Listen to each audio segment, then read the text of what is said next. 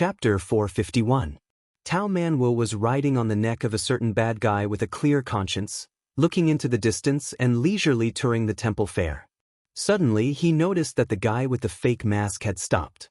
Following his line of sight, he saw a skinny young lady standing in front of him, timidly handing out a thin brochure. Su Fengnian was stunned for a moment and took the brochure from the skinny young lady. This kind of brochure was a small trick used by storytellers to attract business.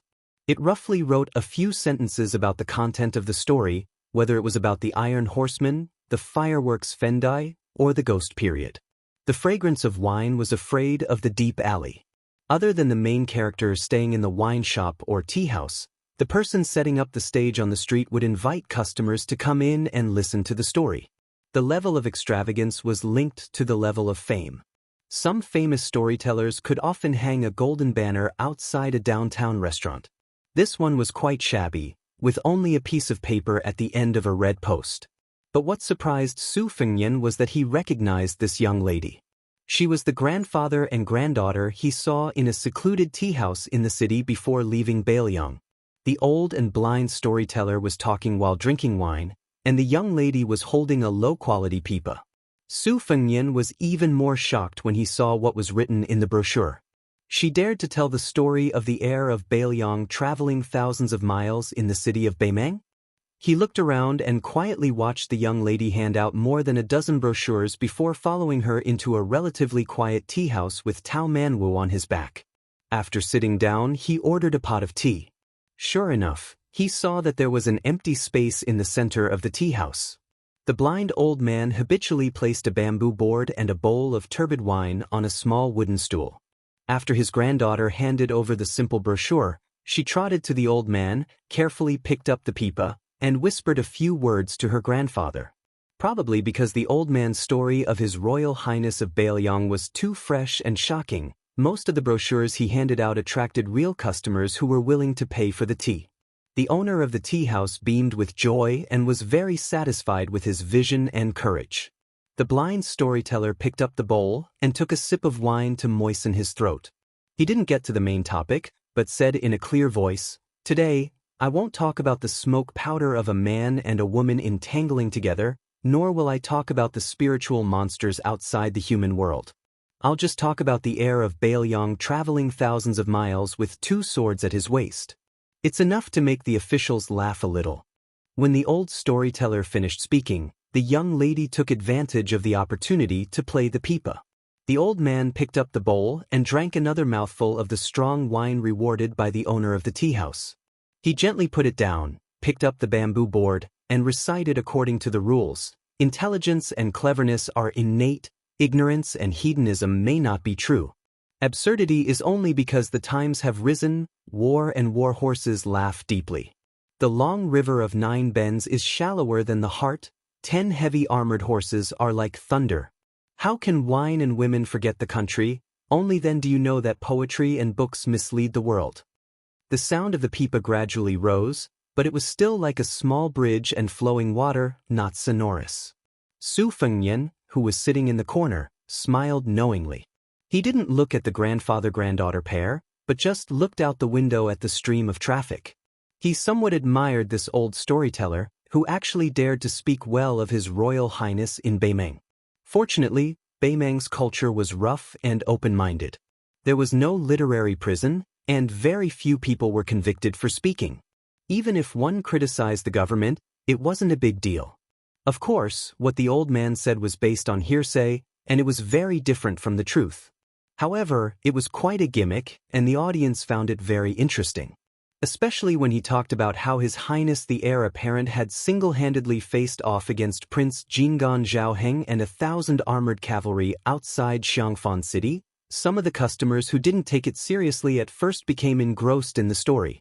A few of the audience members who originally wanted to leave also returned to their seats and asked for another pot of tea from the waiter. The blind old man also pretended to stop at this moment. The customers knew that he was going to collect money. There were a few tables that threw some copper coins into a large white porcelain bowl. Ding ding dong dong, it was very pleasing to the ear. The elder no longer kept them in suspense and continued to speak tirelessly. When he reached the part where the Prince of Northern Liang used a spear to stab a valiant cavalry general to death, the guests immediately gasped in surprise and clicked their tongues. They first looked at each other in dismay, and then began to discuss spiritedly. Most likely, they didn't believe that this prince had such ability in a horse battle. As for the Prince of Jinggan, Zhao Heng, the northern Mang people had heard about it because the storyteller had told them too much about the Liang dynasty's prince's struggle for the throne. They knew that this vassal king was only unlucky, unable to become the supreme ruler of the 9 and 5. Su Fengnian saw that Tao Manwu was speechless, and his eyes were wide open. He looked like he wanted to rush over and urge the old man to quickly talk. Su Fengnian pricked his finger under the table and dripped a drop of blood to nourish the sword. After keeping the sword in his sleeve, he poured himself a cup of tea and closed his eyes to concentrate. The blind old man was very clever. When the audience was a little impatient, he finally talked about the ancestral court of Taoism, Mount Longhu. He talked about the great General Su Zhao's deeds in Jianghu. The audience was immediately intrigued again. Su Fengnian couldn't help but laugh. There weren't many people who survived the battle on the snowy plains, and those who survived would never reveal the secrets of heaven. The old man was very mysterious. When he talked about the Mount Huiyu's Purple Thunder formation, he only said that it was the supreme divine ability of the sword god Li Chungang. Most of the audience scoffed.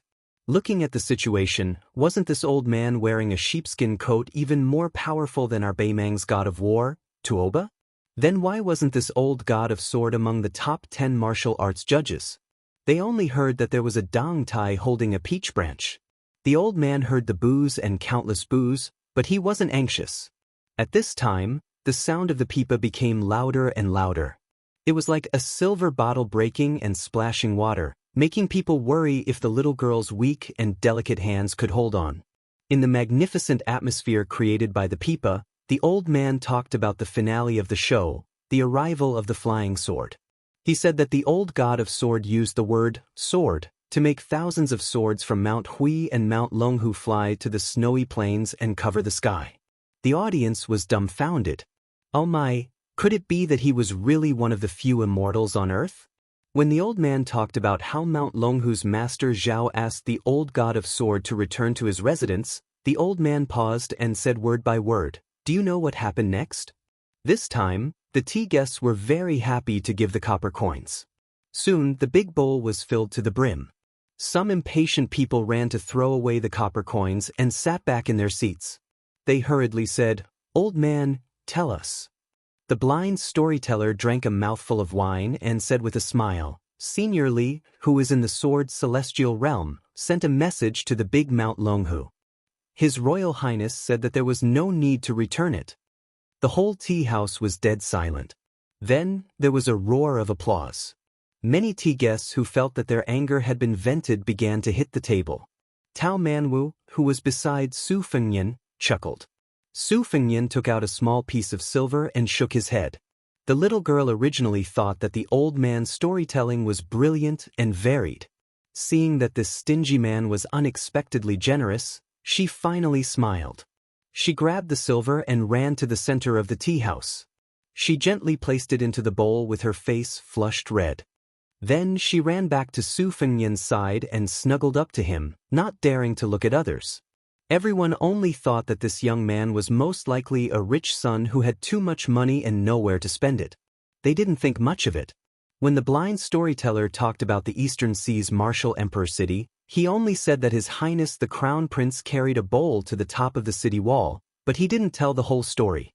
The guests in the tea house were shocked to the core. They all thought that this hereditary crown prince of the northern Liang was really daring. They didn't investigate the details and heard that the storyteller was telling a story. When the old man said that the world's number one, Wang Xinji, flew to the surface of the East Sea, opened the gate of heaven with sword god sword, and made the East Sea rise, the tea house suddenly became silent. Beimang's people were valiant. No matter how feminine the Flying Fox City was, it was still in comparison to other cities. After all, the blood of warriors still flowed in their bones. They could look down on the emperors, dukes, and marquises of the Liang dynasty and look down on those soft and romantic scholars. However, they definitely wouldn't look down on the famous General Gu Jiantang from the spring and autumn period. They also didn't dare to look down on the city master of Martial Emperor City who had dominated Jianghu for 60 years. Everyone in Beimeng only regretted that this old warrior wasn't from their dynasty. However, they wouldn't doubt that Wang Xianji could be ranked above Tuoba and become the world's #1. It was to the extent that they felt great reverence towards the mortal enemy of northern Mang, the butcher Su Shao. There was no lack of people in northern Mang who sincerely admired Su Shao, regardless of whether it was in the marketplace or in the imperial court. When the rumor spread that the emperor was willing to marry Su Shao, they angrily scolded the arrogant lame Su for not knowing what was good for him. In the end, few people said that Su Shao didn't deserve to share the world with the empress. In Beimeng's view, who else in the world was more worthy of their empress than the butcher? The emperor of the Liang dynasty? Get out of here and F***ck off. In the end, the tide rose on the banks of the Guangling River. His Royal Highness cut off his flesh. Li Chungang cut off 2,600 armor with his sword. The tea house was so quiet that you could hear a pin drop. Only the sound of the pipa could be heard. Even the manager of the tea house was dumbfounded. He slowly took out a few pieces of silver that hadn't even warmed up yet and had the waiter put them in his bowl. He didn't feel the slightest bit of heartache. Luckily, he had invited this grandfather-grandson pair to tell stories today and earned a lot of extra money. He had made up his mind to let them continue to tell stories for a few more days. He was sure that business would be booming and money would flow in. After the story was finished, some of the wealthier customers added a bit more money to spare. Su Fengnian patted Tao Manwu's little head and said with a smile, "Go, tell that sister who plays the pipa that I'm inviting them to tea." Chapter 452. Tao Manwu ran over cheerfully. The grandfather and grandson pair usually did not go through these formalities, but perhaps because they saw that the young lady was innocent and looked kind, and that the young master sitting by the window did not seem like a bad person, they agreed. Su Fengnian beckoned for the waiter and ordered a pot of good tea and wine. Tao Manwu sat beside Su Fengnian and looked at her sister with admiration. She had only learned the zither and knew nothing about the pipa. She only felt that this young lady was very impressive. The blind old man drank a mouthful of wine and took a sip, slowly savoring the aftertaste. A knowing smile appeared on his weathered face. "Thank you, young master, for the money and wine. It's a pity that this old man only knows how to tell stories and has no way of repaying you." Su Fengnian smiled. "I just thought that the stories were good to listen to and had some money on me. It wasn't easy for me to pass the time, so it's a pleasant surprise. Old sir, you don't have to take it to heart. Just treat it as meeting an old friend in a foreign land. It's normal for the one who has more money in his pocket to treat you to some wine." The old man laughed heartily. "That's true. Young master is magnanimous, so this old man can't be unreasonable. Come, let's have a toast. Although this wine is not as authentic as the green ant from Beiliang, it's still good wine." The two drank the wine in one gulp. As for the young and young ladies, they drank tea. The shopkeeper also gave them some cakes and fruits that did not cost much. They were also in a relaxed mood. Su Fengnian smiled and asked, "Old sir, aren't you afraid of getting into trouble by saying good things about the heir of Beiliang in Beimeng?" The old storyteller shook his head. "What's there to be afraid of? In today's world, if you want to earn more money than your peers, you can't be afraid of trouble." Su Fengnian saw the scars on the back of the old man's hand as he held the bowl. He asked, "Old sir, were you once a soldier of Beiliang? The knife wound on the back of my hand was not light." The old man probably had a fiery temper when he was young. Now that he spoke without any scruples, he laughed straightforwardly. "Isn't that so? At that time, I was in so much pain that I almost cried for my parents. At that time, I had just joined the Northern Liang army and was laughed at by the old sergeant. Later on, I suffered more serious injuries, but I gritted my teeth and endured it. Now that I'm old, I really admire myself. However, young master might not know about the Northern Liang army at that time.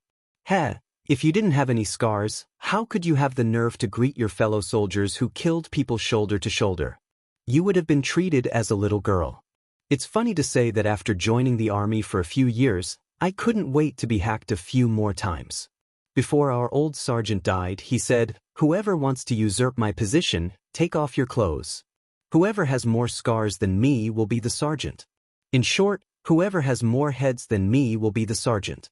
In short, whoever has more heads than me will have to be the sergeant."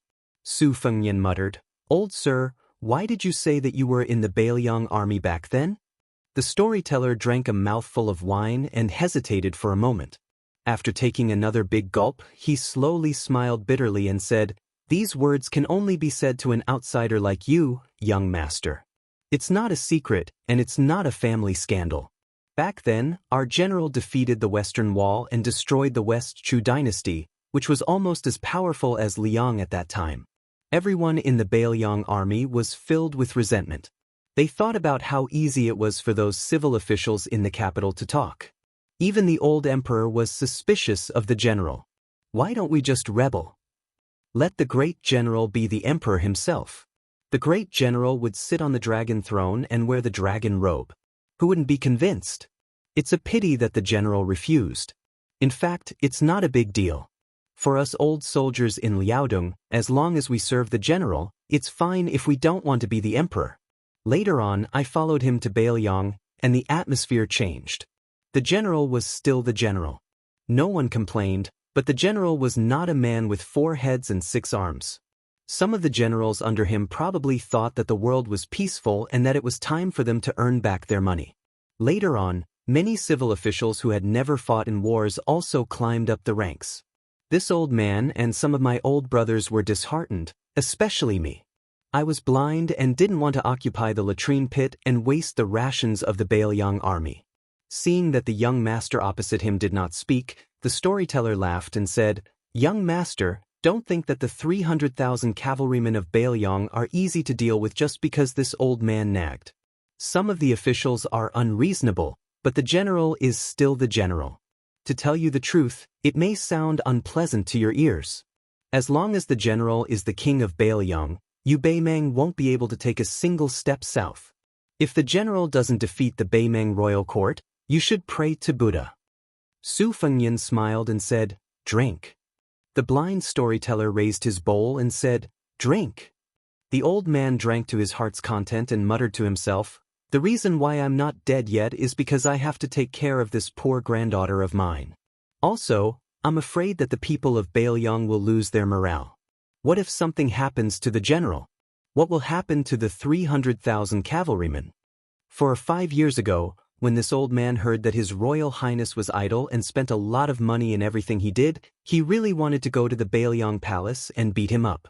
Only later did I find out that this was not the case. Thinking that since I don't have many years left to live, I'll visit as many towns as I can in Beimeng and have a good talk with the Beimeng people about our future king of Bailiang. That way, you northern barbarians won't be able to sleep well. At most, this old man will be scolded and beaten a few times. I won't die. If I really die in Beimeng, it won't be worse than those old brothers who died on the battlefield. The old man came back to his senses and said with a guilty smile, "Young master from Flying Fox City, this old man is babbling nonsense. Please don't take it to heart. I drank too much this time."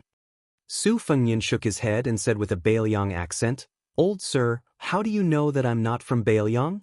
The storyteller was stunned and thought quickly. He guessed that this was a descendant of a Bailiang merchant who came to Beimeng to do business. However, to be careful, he lowered his voice and said with a smile from the bottom of his heart, "No wonder you said that you met an old friend in a foreign land. Don't worry, this old man knows what's important. Today, I'll just treat it as drinking a pot of good wine with a young master from Flying Fox City." Su Fengnian said with a smile, "In the future, if this storyteller annoys the petty-minded Beimeng people, you can scold the king of Bailiang and the crown prince of Bailiang. It doesn't matter. The world is big, but staying alive is the most important thing. Your granddaughter hasn't found a good man and is still relying on you to earn money." The storyteller shook his head and said, "What's there to scold? The great general has never done anything wrong in his life. If I scold the great general, I'll be rolled to death by the old Dekarches in the underworld. His Royal Highness can't bear to scold him. He was blind in the past and scolded him so much. If he scolded him one more time, I won't be able to die in peace. Since my granddaughter was born into the Song family, this is her life. There's nothing to complain about. The young lady holding the pipa smiled gently. She accepted her fate and was calm. Su Fengnian put down his wine cup and said softly, "Old sir, if you trust me, can you lend me your granddaughter's pipa to try playing? My second sister is especially good at martial pipa. I'm not as talented as her, but I've been influenced by her and know a thing or two. Maybe I can give you some simple insights." The old man said with a smile, "What's there to be reluctant about? Ariu, pass it to the young master." Su Fengnian smiled, "Miss, please pass me the zither wiping cloth as well." The young lady blushed and stood up. She carefully handed over her beloved pipa. After Su Fengnian carefully wiped the pipa, he sat upright and thought for a while. Then, the 4 fingers of his right hand were lined up. From the zither string to the winding string, he quickly flicked it to the right. Then he withdrew 3 fingers and only used his right index finger to wind the string. The 3 strings of the old zither were played one after another. 1 stroke and 1 hook. The eyes of the young lady who had played the pipa for many years lit up. This pipa was only the lowest grade of whitewood pipa. Compared to those high-grade pipas made of red sandalwood, rosewood, and rosewood, it was far from being strong enough to reach 2 or 3 li away. Su Fengnian gently demonstrated the strokes one by one. Then he raised his head and smiled at the young lady standing next to him. For a whitewood pipa, the sound quality is considered good. If money allows, you can add a little glue. Old Sir said that the content of the book is especially critical of the pipa's brittleness. Also, the first string is not far from breaking. But in my opinion, since you're playing the pipa for the audience to enjoy, breaking the strings is also a beautiful thing that everyone will be happy to see. There's no need to rush to change the first string. I'll tell you more about the Chow family's pipa techniques. You can remember as much as you can. One spoke, the other listened. The blind old man sipped his wine slowly and leisurely. After Su Fengnian finished teaching the Chow family's techniques, which were recognized as almost extinct, he stood up and bid farewell. Holding Tao Man with small hand, he left the tea house. The young lady took back the pipa and muttered, "Grandfather, who is this young master?" The old man drank the last mouthful of wine. His face was rosy and he smiled. "He's probably a good person I met by chance." The old storyteller might not know in his life that he had once spoken face to face with the king of Bailiang about Bailiang. Chapter 453. Tao Man was small head rested on top of Su Fengnian's large head as they returned to the inn together. It was better to be happy together than to be happy alone. The little lass was prepared to show the young lady the ingenious spider box in her hands, but she didn't expect that when she arrived at the entrance, she would see a ruckus outside. There were many green-skinned scoundrels cursing outside, their mouths full of vulgar words. Shopkeeper's son was standing on the stairs, bowing and smiling apologetically to a burly man. The burly man secretly handed over a pouch of silver to the shopkeeper. His originally cold smile suddenly changed as he threw the pouch of silver onto the ground and punched the old man in the chest. Shopkeeper's son's wife and 2 daughters were hiding in the inn's entrance, crying endlessly. When they saw the pillar of their family being knocked to the ground, they were stunned and didn't dare to support him, fearing that they would provoke these vicious villains. Su Fengnian asked the bystanders around him, and only then did he know the general situation. Shopkeeper's son's wife and eldest daughter were sightseeing in the city's western district when they encountered a scoundrel who wanted to take advantage of women. His eldest daughter's skin was thin and her temper was fierce, so when her bottom was touched, she immediately slapped him. The green-skinned scoundrel was thin and weak, so he didn't expect the young lady to be so fierce. After being slapped to the ground, he lost face. Seeing that she was an unfamiliar face, he didn't dare to act on the spot. He called a few of his idle neighbors and followed her to the Eastern District restaurant. After arguing with the local hoodlums, they found out that shopkeeper's son didn't have any backing. Thus, they called a big brother from the underworld and called over 20 of their friends to kill him. They were determined to cut off a large amount of fat from shopkeeper's son's body. How could 7 or 8 taels of silver enter their eyes? After shopkeeper's son earned some money, he didn't have to worry about food or clothing. He had read a few books, so he had a scholarly air. He wanted to save face, so when he was hit by a single punch, the pain was secondary. In the eyes of his neighbors, he felt even more embarrassed. Especially when the three women in his house saw this, he felt even more aggrieved. He crawled up and picked up a wooden stool, wanting to fight the hoodlums to the death. The leader of the group, the green-skinned scoundrel, had practiced martial arts for many years. He had a lot of skills, so why would he care about a wooden stool? He used a kick and the wooden stool was split in half. Shopkeeper's son, who was full of hot-blooded blood, was dumbfounded. Just as he was hesitating whether or not to go to the kitchen and get a kitchen knife, a skinny scoundrel sneaked up behind him and kicked him in the butt, causing him to fall flat on his face. The skinny scoundrel's cheekbones were prominent, and his eyes were small and deep. Usually, when the gangs fought, they would use their mouths instead of their hands. He felt that this sneak attack was quite heroic, but it was a pity that he stretched his leg too far, causing his leg to cramp. He could only limp to the side, which attracted a lot of ridicule. The skinny scoundrel was about to flip out, but from the corner of his eyes, he saw that the leader of the gang, who had stolen the limelight, was frowning. He immediately shut his mouth and retreated to the side. Su Fengnian put down Tao Manwu and walked to the green-skinned scoundrel while holding his hand. He very nimbly handed over a few 10-taels banknotes and said with a smile, "This leader, I don't know how brother's son was disrespectful. I hope that you can give me a chance to spend money to avoid disaster." He didn't have to give face to anyone, but he had to give face to money. The green-skinned scoundrel, who had a ferocious black tiger tattooed on his arm, coldly asked, "Brat, which gang are you from?" Su Fengnian smiled and said, "This lowly one cannot compare to First Master's domineering demeanor and is only doing odd jobs for the City Lord Mansion's second young master. I'm not considered anyone important." Second young master took a fancy to this restaurant's 5-sprout soup, and as a result, I developed a friendship with Manager Sunday. Thus, I came here to ask for this restaurant's signature vegetarian dish. First Master is magnanimous, so please forgive Manager Sunday. If this lowly one fails in this matter, even if Second Young Master hears about it, the restaurant will not be in the right. Second Young Master has a lot of matters to attend to, so he absolutely won't care about such trivial matters.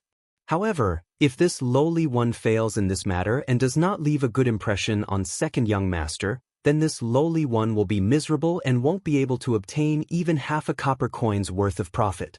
Therefore, these 30 to 40 taels of silver can be considered as a token of my respect to First Master. First Master is benevolent and does not cut off this lowly one's path to wealth. What do you think? The leader's face was gloomy and uncertain. In the end, he smiled and put the banknotes into his pocket. He patted Su Fengnian's shoulder and said, "Since little brother has admitted his mistake, this matter isn't a big deal. I'll give you face and let it go. In the future, when you go to the western part of the city, find me for a drink.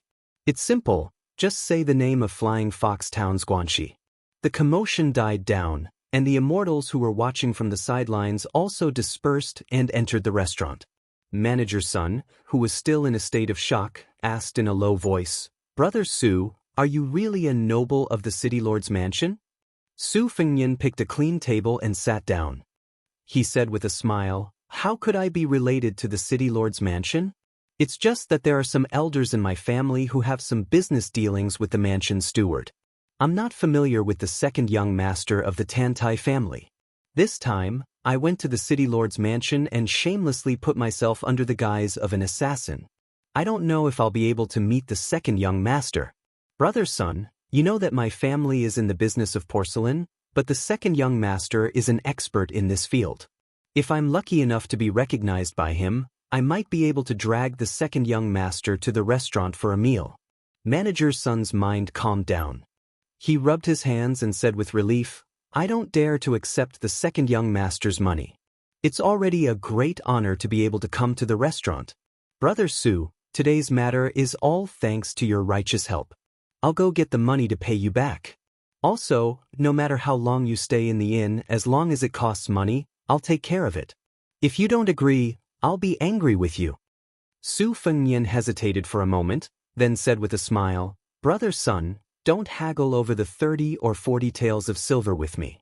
I'm the descendant of a merchant who went to Guanghan House. If you're stubborn, you won't recognize me as your brother. In the future, as long as I go to Flying Fox City, I'll definitely come to your place to eat and drink. I won't be careless about this. I'm not joking with you, so don't feel bad." The anger in Manager Sun's chest was swept away and he laughed heartily. After sitting down, he waved to his wife and daughter who were standing in the distance and said, "Come, say hello to Brother Su." Chapter 454.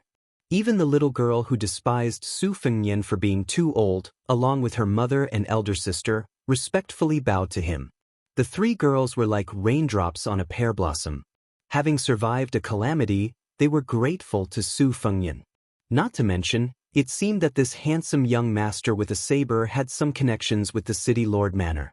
This made them feel that Manager Sun had such a young master who called him brother, and that they shared his glory with him. The eldest daughter was originally embarrassed that her father had been beaten to the ground in 2 or 3 moves. She wished she could dig a hole and hide in it. But now, she only felt that her father was brave and had the ability to recognize people. She didn't have the slightest bit of complaint.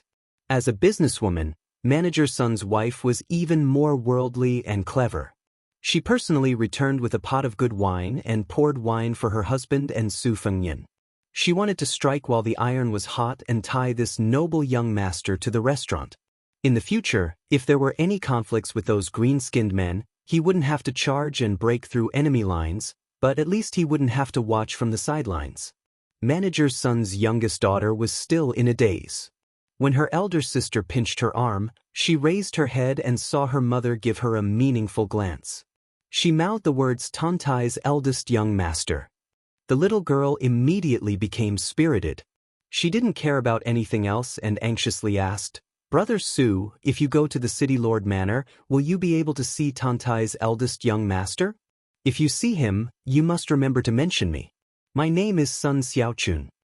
The little girl's arm was pinched again. She immediately came to her senses and said with a smile, "There's also my elder sister.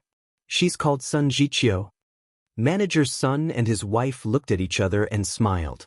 They felt somewhat helpless towards their daughter who had gone mad. The two sisters' eyes were filled with hope and expectation. They didn't care about being reserved or shy.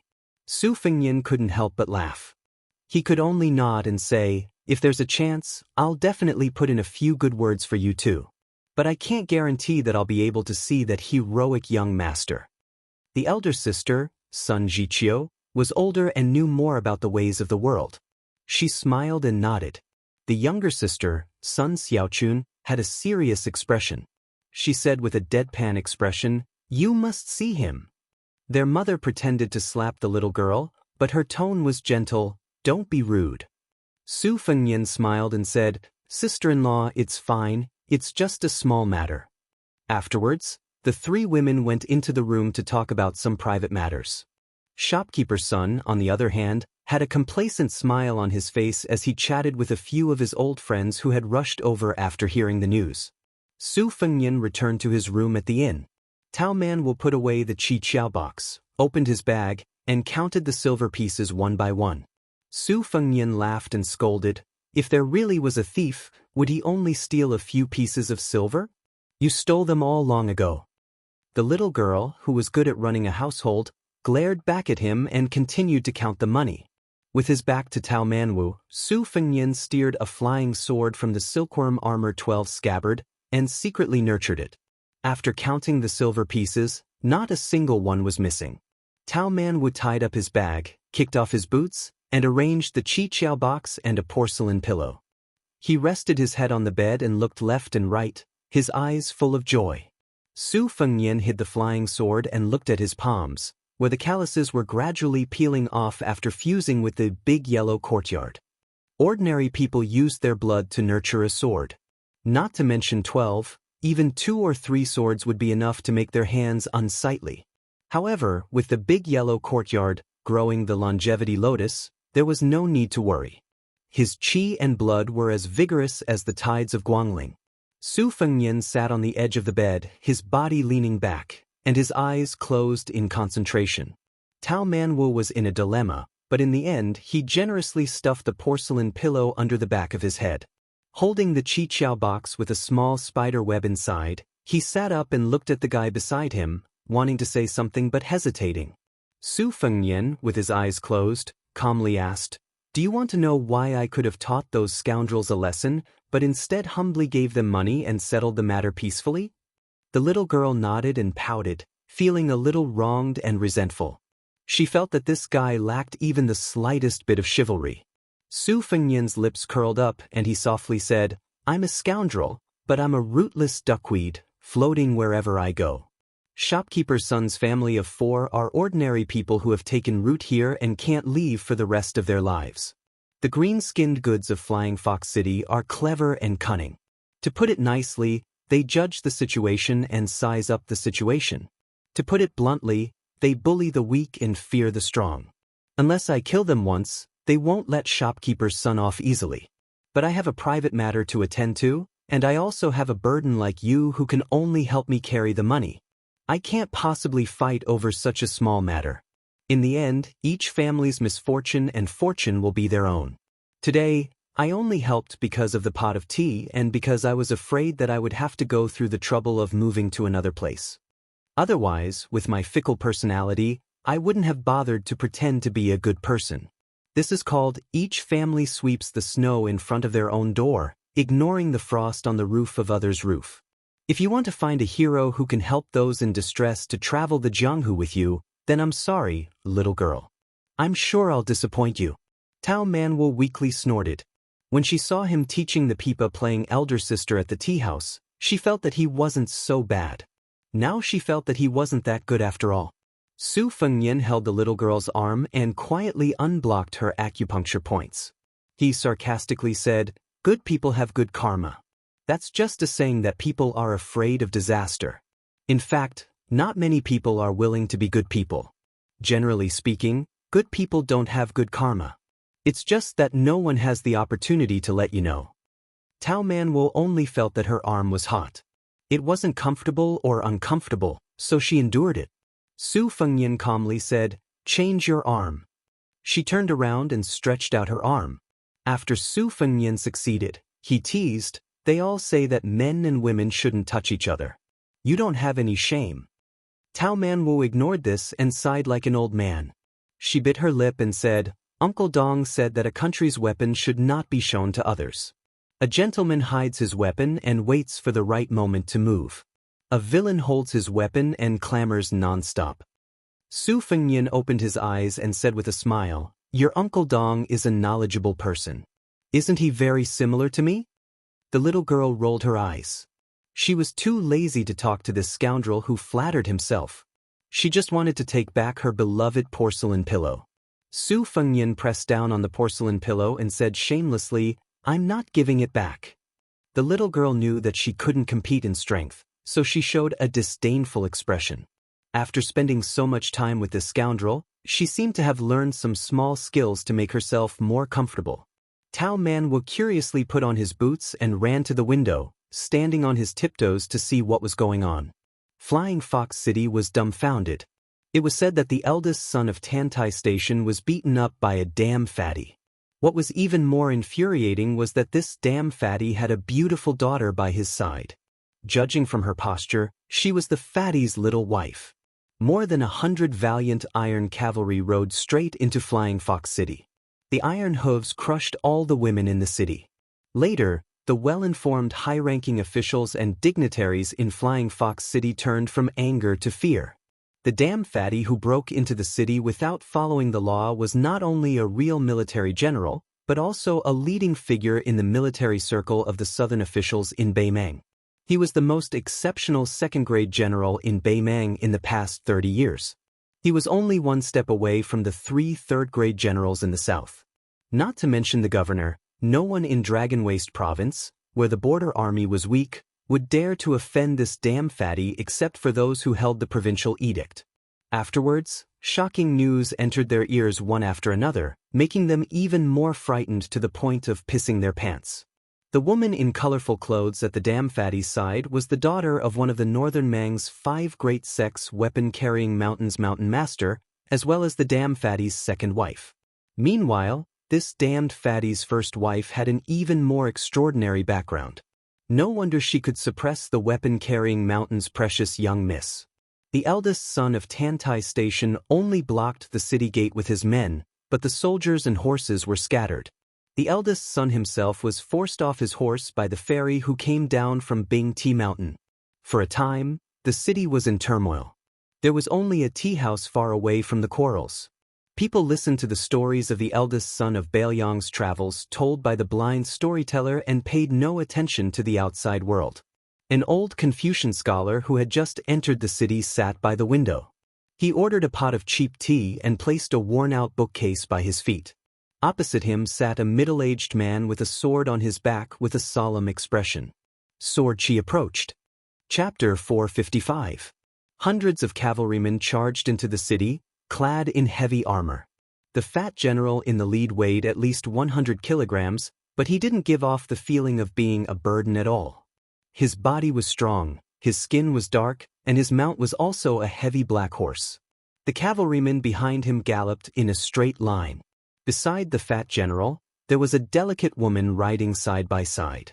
She had a lively temperament, and her colorful clothes fluttered in the wind, making her look like a fairy. The young woman wore a dark and serene green skirt with a soft and delicate yellow inner garment, which was exquisite and elegant. An ancient sword with a peacock green scabbard hung on her waist. Even when she galloped with the Baimang's #1 cavalryman, she didn't look like a vase at all, which made the fat general's personal cavalrymen look even more majestic. The Baimang dynasty had a vast territory, but ever since the Liang dynasty unified the spring and autumn period, it had launched 6 grand wars with all its might, but only one of them involved the central line of the Dragon Waste State. The main battlefields were the eastern line of the 2 Liao provinces and the western line of the Baimang Gusai province and the Liang Liangzhou province, which was 100 steps away from Flying Fox City.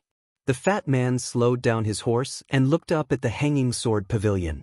The travel-worn fat man spat out a mouthful of thick phlegm and cursed in a low voice.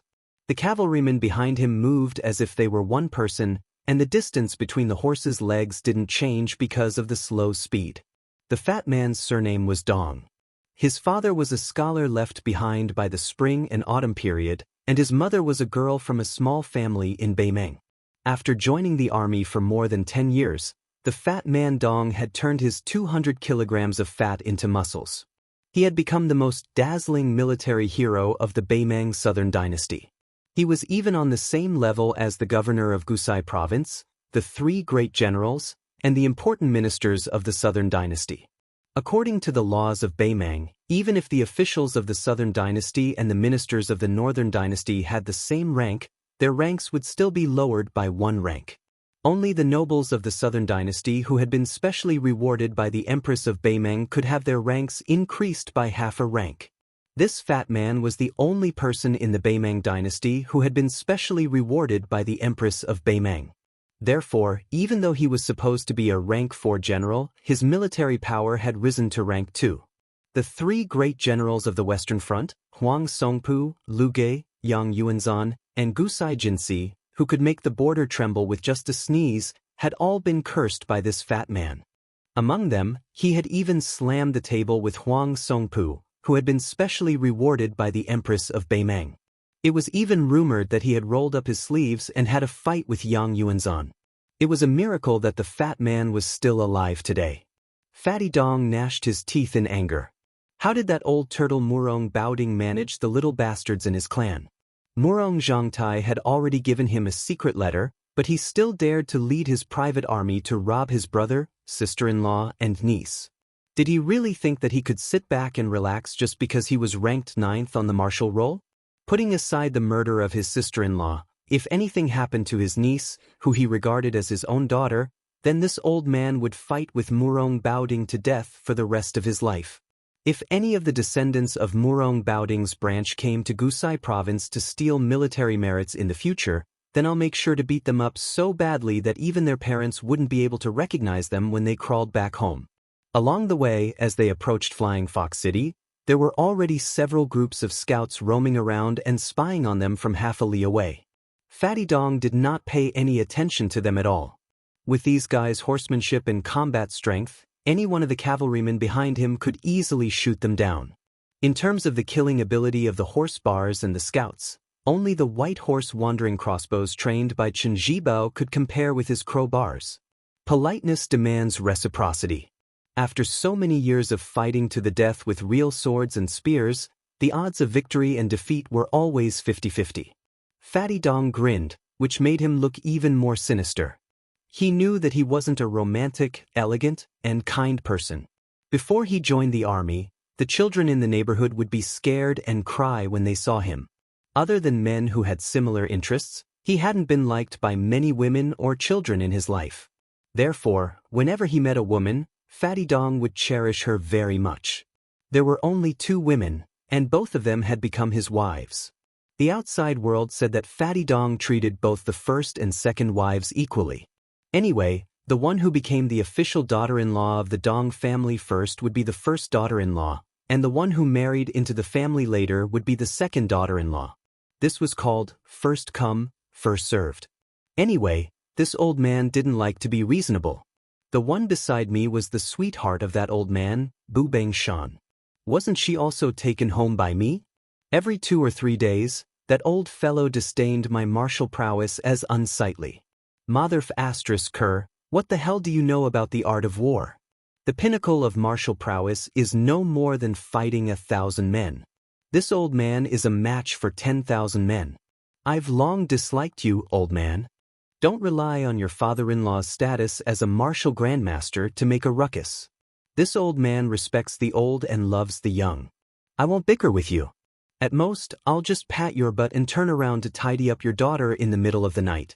This is called everything has its vanquisher. When the woman beside Fatty Dong saw that all too familiar smiling face, she helplessly said, "Husband, are you up to no good again? Who's going to suffer this time?" The damned Fatty laughed and said, "Your husband has always won people over with virtue and has always been kind to others." The beautiful woman with wide sleeves that fluttered like an immortal from the heavens wrinkled her brows. "You like that Tao man Wu so much? In the future, you probably won't be so nervous about the children of me and that person, right?" Fatty Dong chuckled and said, "You're treating me like an outsider. Tao Man Wu is the only child that your husband truly likes in this life. He's also eldest brother's orphan. What's wrong with feeling a little heartache? It's fine if you don't get along with the princess of Great Yong. It's normal for women to be jealous. But it's not good for you to be blindly jealous of a child. If there's no one around, your husband will have to serve you according to the family rules and spank your butt."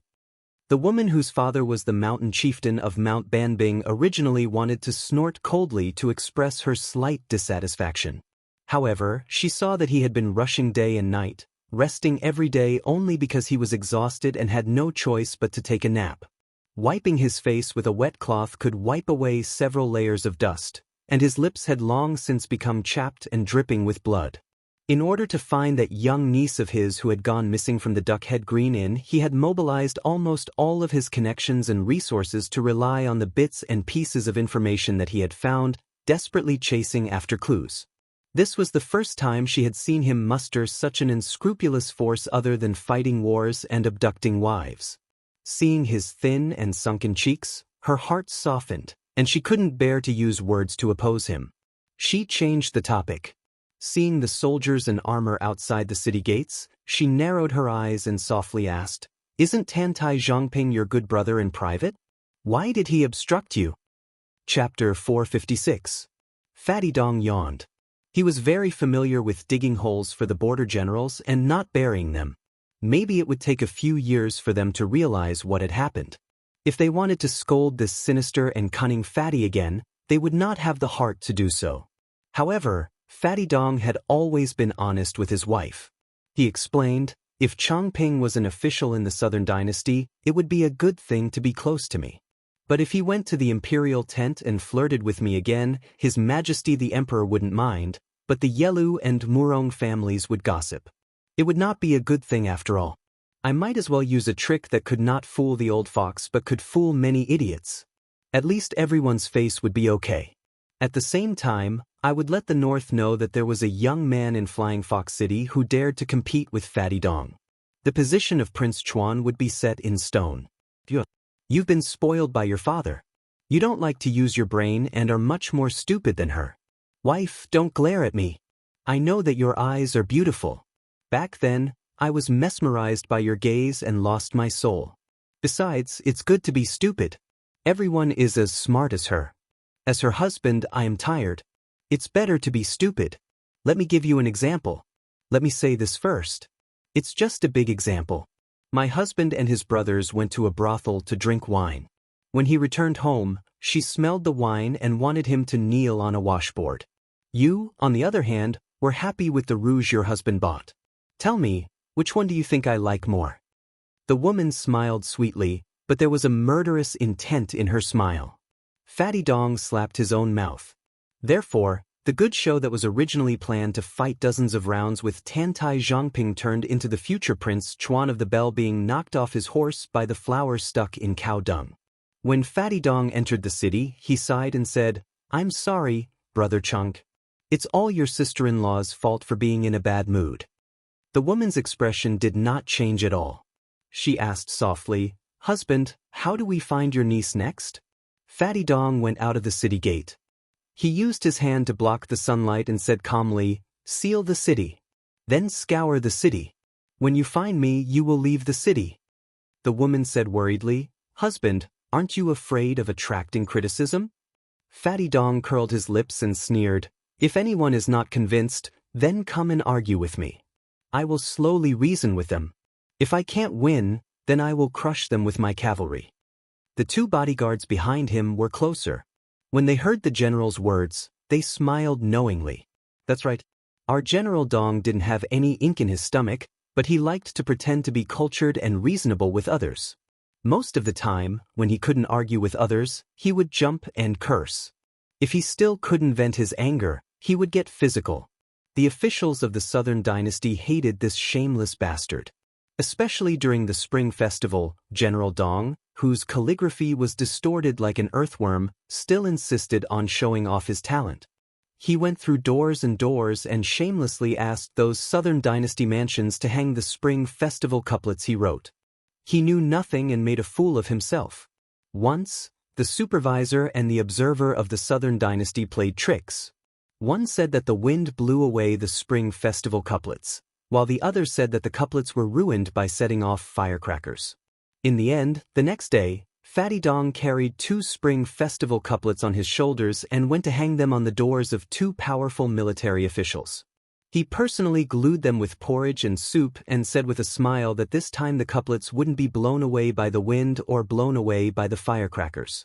In the vast western capital, where there were as many influential officials as there were dogs, only General Huang Songpu dared to directly block this fatty outside the door.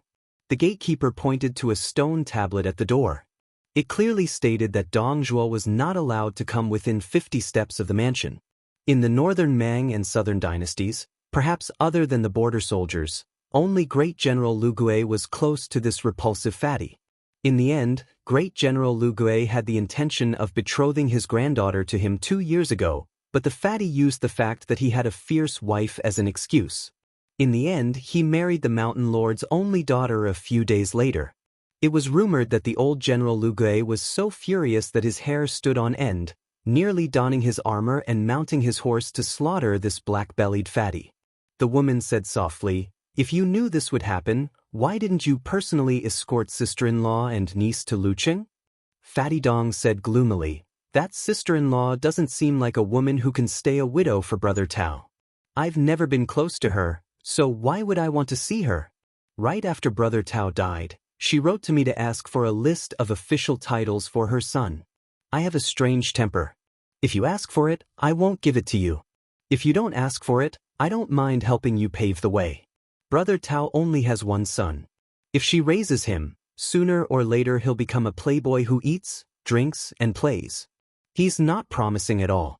If it were up to me, he would have been thrown into my army. If he could survive and become a member of the crow's nest, he'd have your Uncle Dong Zhuo's wealth, and he'd have a bright future.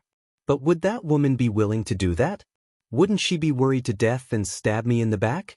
That nephew's temperament doesn't follow Brother Tao's, but his mother's. Therefore, I only like young man Wu." I, Dong Zhuo, swore that I wouldn't visit old Corporal Wu until I became a first-class general or minister in Beimang. Fatty Dong snorted coldly. As long as I find young man Wu, I'll make sure that my youngest daughter can live more freely than any princess or infanta. Whoever dares to bully her must be tired of living. The woman rubbed her black hair and said softly, "From the news, it's a young man with a saber who's traveling in Dragon Waste State who kidnapped young man Wu. When you meet him, how are you going to deal with him?" Fatty Dong's expression eased a little, and he said with a smile, "I don't care who he is or what his identity is. As long as he doesn't let young man Wu down, as long as he dares to ask, I'll dare to pay him." The woman from Bubang Mountain said with a smile, "That's what I like about my husband." Fatty Dong laughed and said, "Wife, I like a lot of things about you." The woman, who was born to live at the top of Jianghu and enjoyed the scenery, was born to be indifferent to the world. Only to Fatty Dong, who was her nemesis, she threw a coquettish glance that only showed her true love. Fatty Dong squinted his eyes and looked at the city. He didn't like this flying fox city. It was too effeminate and annoying. When the cavalry entered the city, they didn't go straight to the mayor's mansion. Instead, they symbolically circled the city and passed by a restaurant in the northeast corner.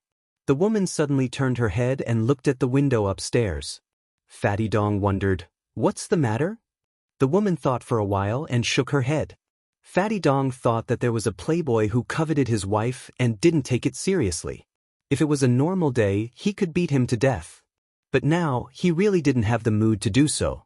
He only brought 100 cavalry, and he couldn't look for young man Wu all over the city like a headless fly. In the end, he still needed the help of the government. Dong Zhuo exhaled a long breath and said softly, "Young man Wu, wait for Uncle Dong for a while." F***CK, that damn Win8 system, it made me lose 2,000 words of my manuscript. This one should have been 6,000 words. The next chapter will be at 2 or 3 in the morning. Chapter 457. The blind storyteller had to tell the story of the heir of Baoyang's travels 3 times a day. 3 times was already the limit of the old man's physical strength. No matter how stubborn he was, he couldn't compete with the heavens. Maybe one day the heavens would be unhappy and take his life. Moreover, the storyteller could only move his lips and drink a few mouthfuls of wine to moisten his throat. His granddaughter, who played the pipa, had to suffer a lot. Her life was poor and she couldn't bear to spend money to use the peach rubber finger protector. After only one storytelling session, the little girl's 10 fingers were bruised and blue. Now that she was resting, she was afraid that her grandfather would be worried, so she only dared to secretly rub the corners of her clothes to ease the pain in her fingers. The shopkeeper of the tea house saw the second group of customers enter the tea house in high spirits. They sat behind the counter and happily sipped tea from the spout. Doing a small business related to eating was all about the flow of people. If the old customers didn't leave, the new customers wouldn't come. The shopkeeper subconsciously glanced at the customers at the table by the window and no longer paid attention to them. The old scholar seemed to have made up his mind to listen to another storytelling session. He tactfully asked for a pot of tea from the tea house's waiter. He didn't drink much, but most of the tea was smeared on the table by him. The man with the sword didn't look sideways. He was like a clay bodhisattva in a small temple. His chi cultivation was first class. The old scholar smiled and said, "Xiaopu, want to drink a cup?" The middle-aged man shook his head and respectfully said, "I don't dare." The old scholar seemed to have heard the biggest joke in the world. He pointed at the junior and said, "Even Li Mibi dared to openly assassinate him. Is there anything in the world that you, son Xiaopu, don't dare to do?" The man with the sword didn't smile, nor did he know how to joke. He said seriously, "Then let's drink a cup." The old scholar shook his head and said, "I won't let you drink, you idiot." The old man rubbed his cheeks and said slowly, "I scolded Old Li for having evil intentions and wanting to bring disaster to Beimang for 100 years. He scolded me for being pedantic and unworthy of being the emperor's teacher. These are all disputes in the court under the emperor's eyes. They are all on the table and can barely be called disputes between gentlemen. Xiaopu, don't go to Li Mibi's side in the future. A saber only has a single edge and its foundation is biased. Therefore, it is a sharp weapon for killing people.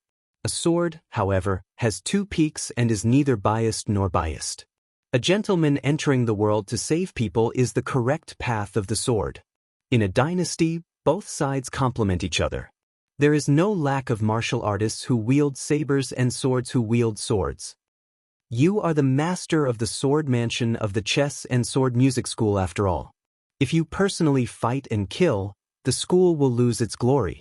You have to rely on the talented juniors to earn your reputation. You have to rely on the support of the few of you. Just as the storyteller said, Li Chungang is the number one in the way of the sword.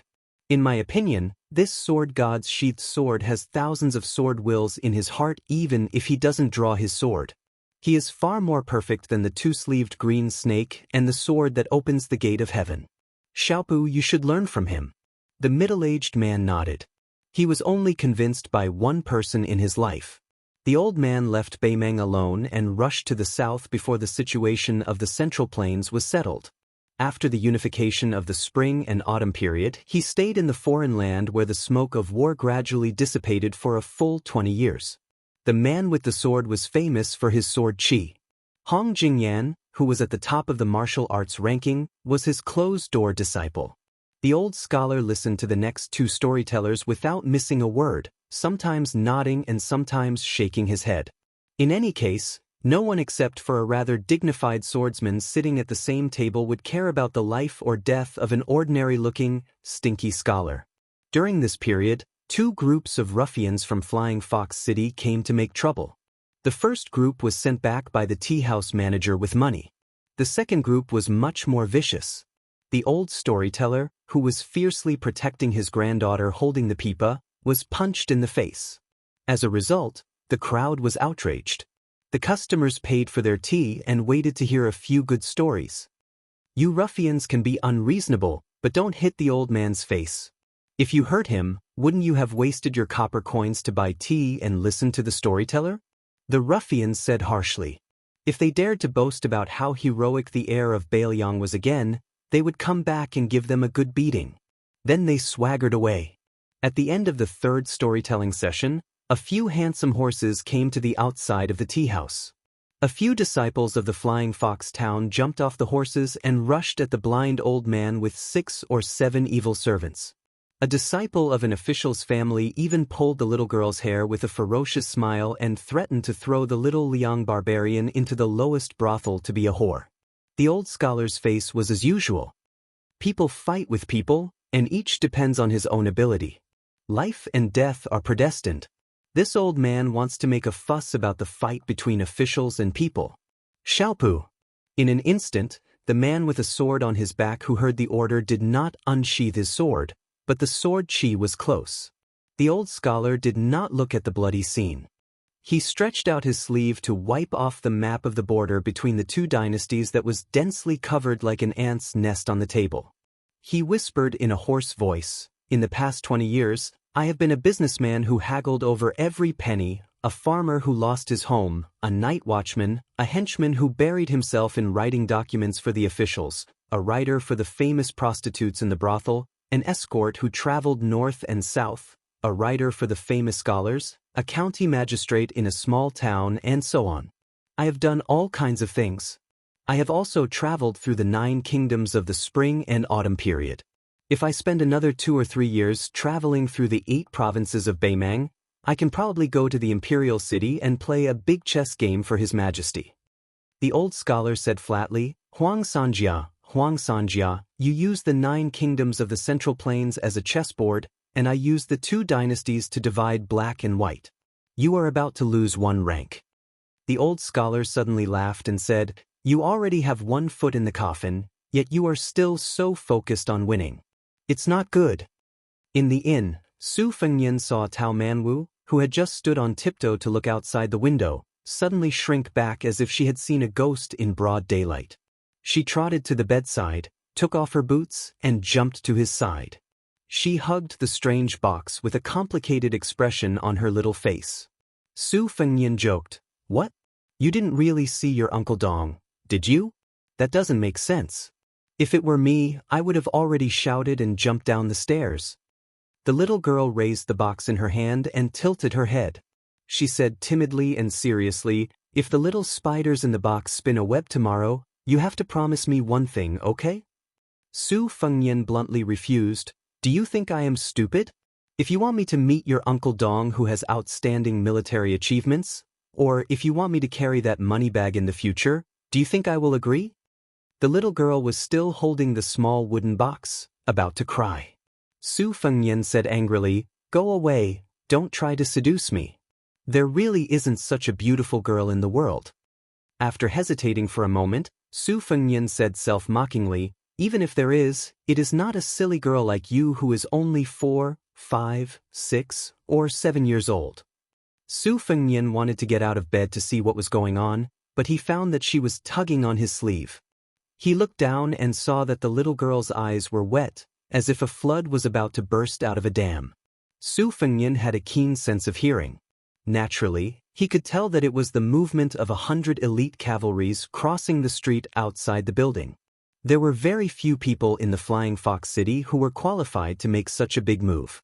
Tantai Zhongping was one of them. However, the eldest son of the city's official had always been reserved, so he would not bring an army to the northeast corner of the city to show off. Connecting this to Tao Manwu's strange expression, the truth was revealed. She was just an ignorant little girl who had only known each other for less than a month, so what kind of unforgettable feelings could there be? Su Fengnian felt like she would just suffer a bit of pain for a while. Once she saw that Uncle Dong who had a meteoric rise in Northern Mang's political arena, it wouldn't take long for her to forget about him. Just how many oaths of undying love and undying love were nothing more than this. In reality, the two of them were entangled in gratitude and grudges, one big and one small. This kind of affection couldn't withstand a few blows of wind and rain. Chapter 458. Su Fengnian did not expose the truth that was close to the truth. He said softly, I intend to entrust you to Tantai Chang'an. Later, I will ask shopkeeper's son to take you to the bottle alley. Stay in Shi first. After that, you can tell the second son of the city overseer to come to the restaurant for a meal.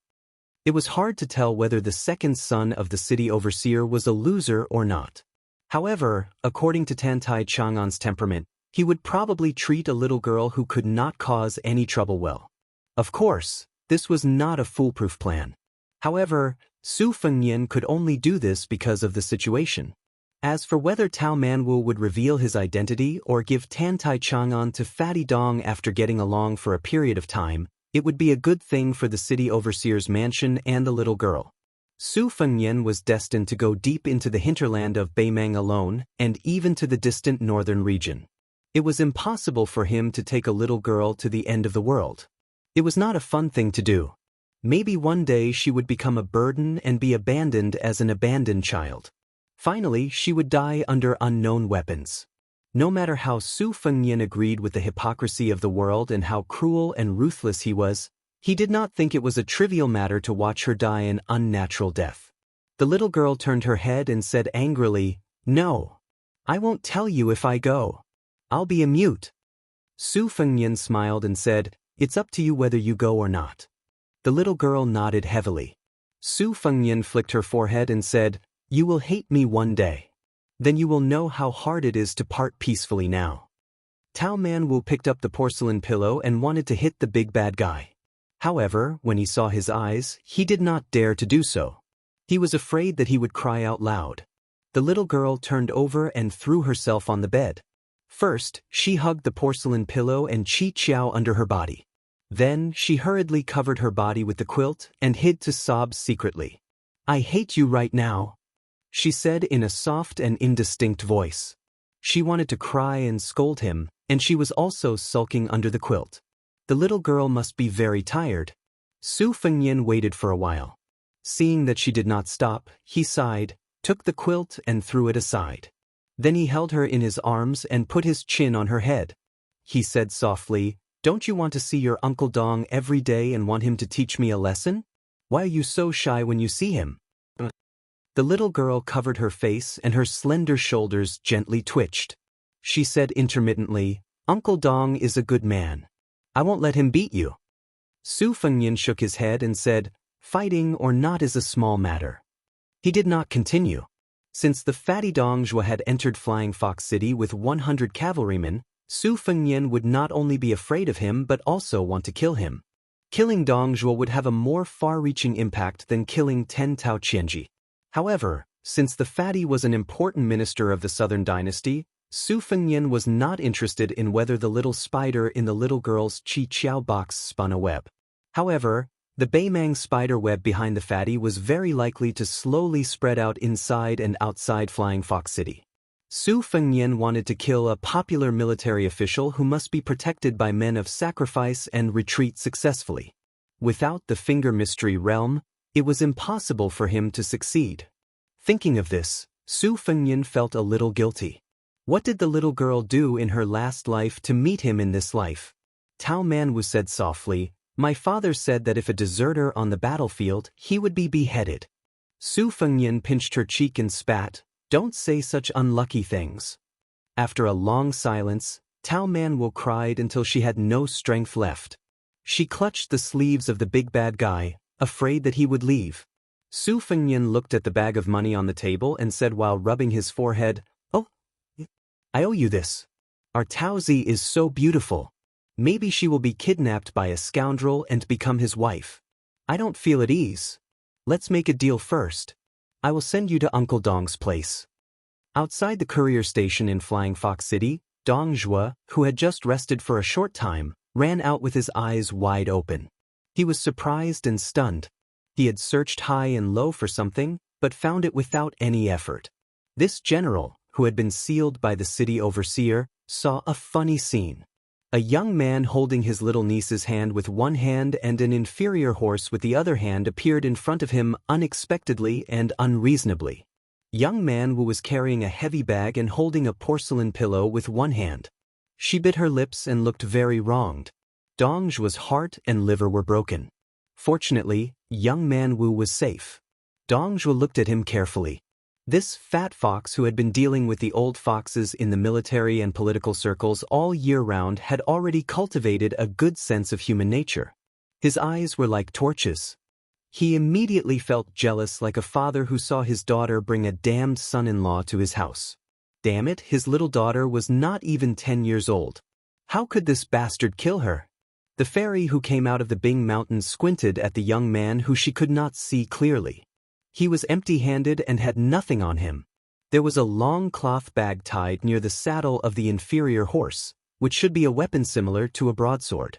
The more she could not figure out, the more she dared not take it lightly. Her family was well-learned, her martial arts were good, and her eyesight was superb.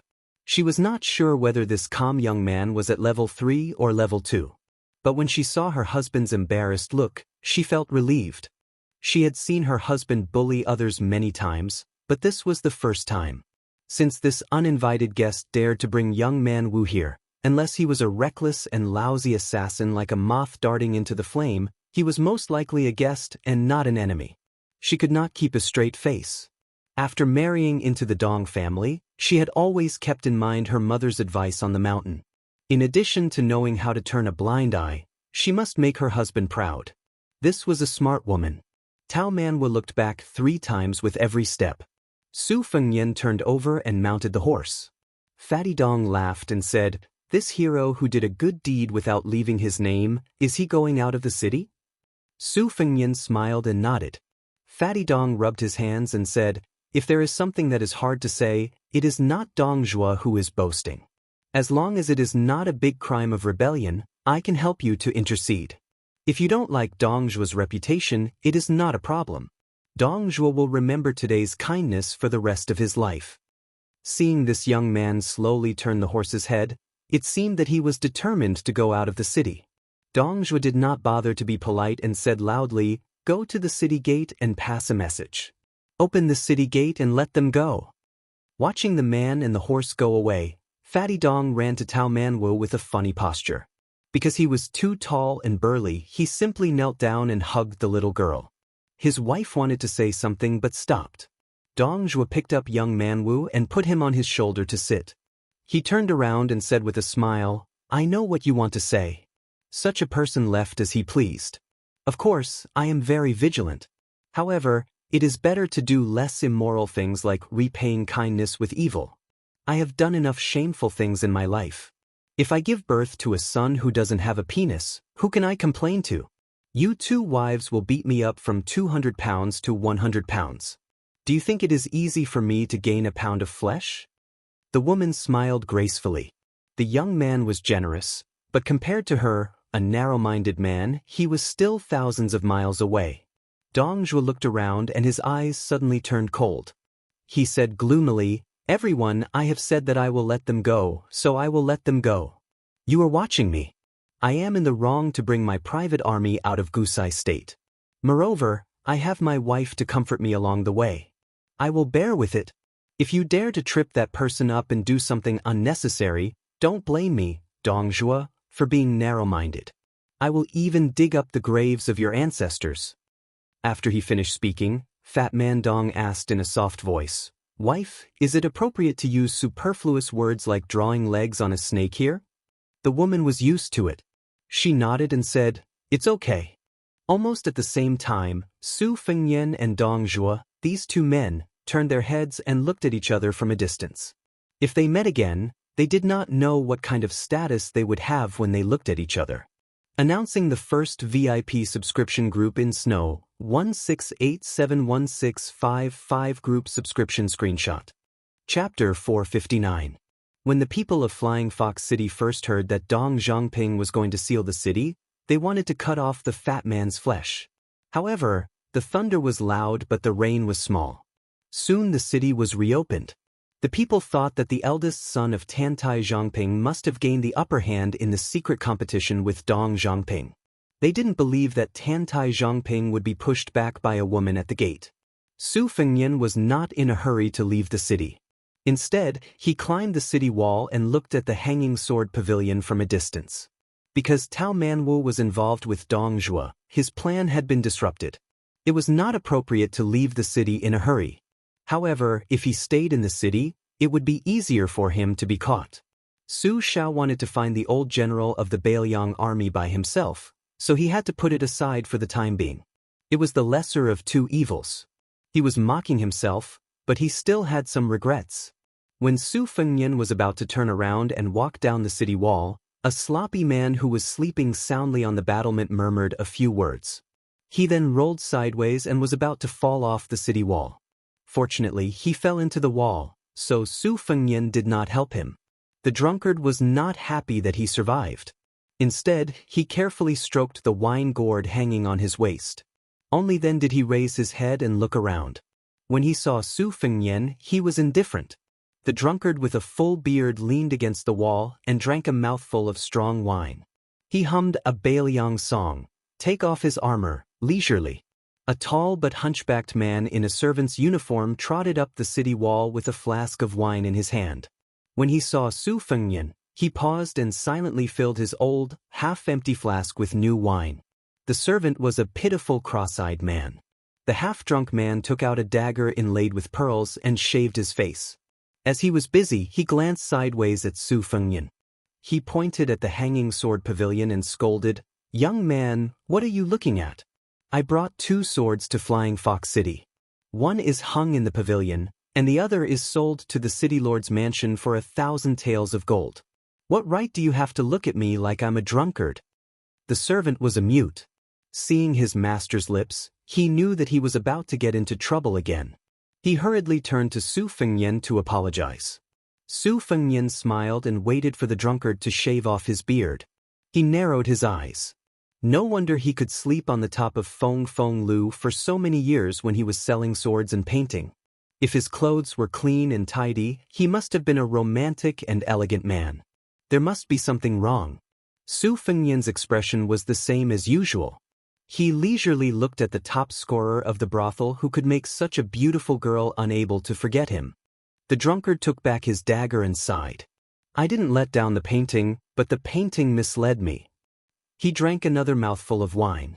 Su Fengyan was not in the mood to beat around the bush. He asked directly, "Are you waiting for me?" The drunkard glanced at the servant as if he had heard a joke.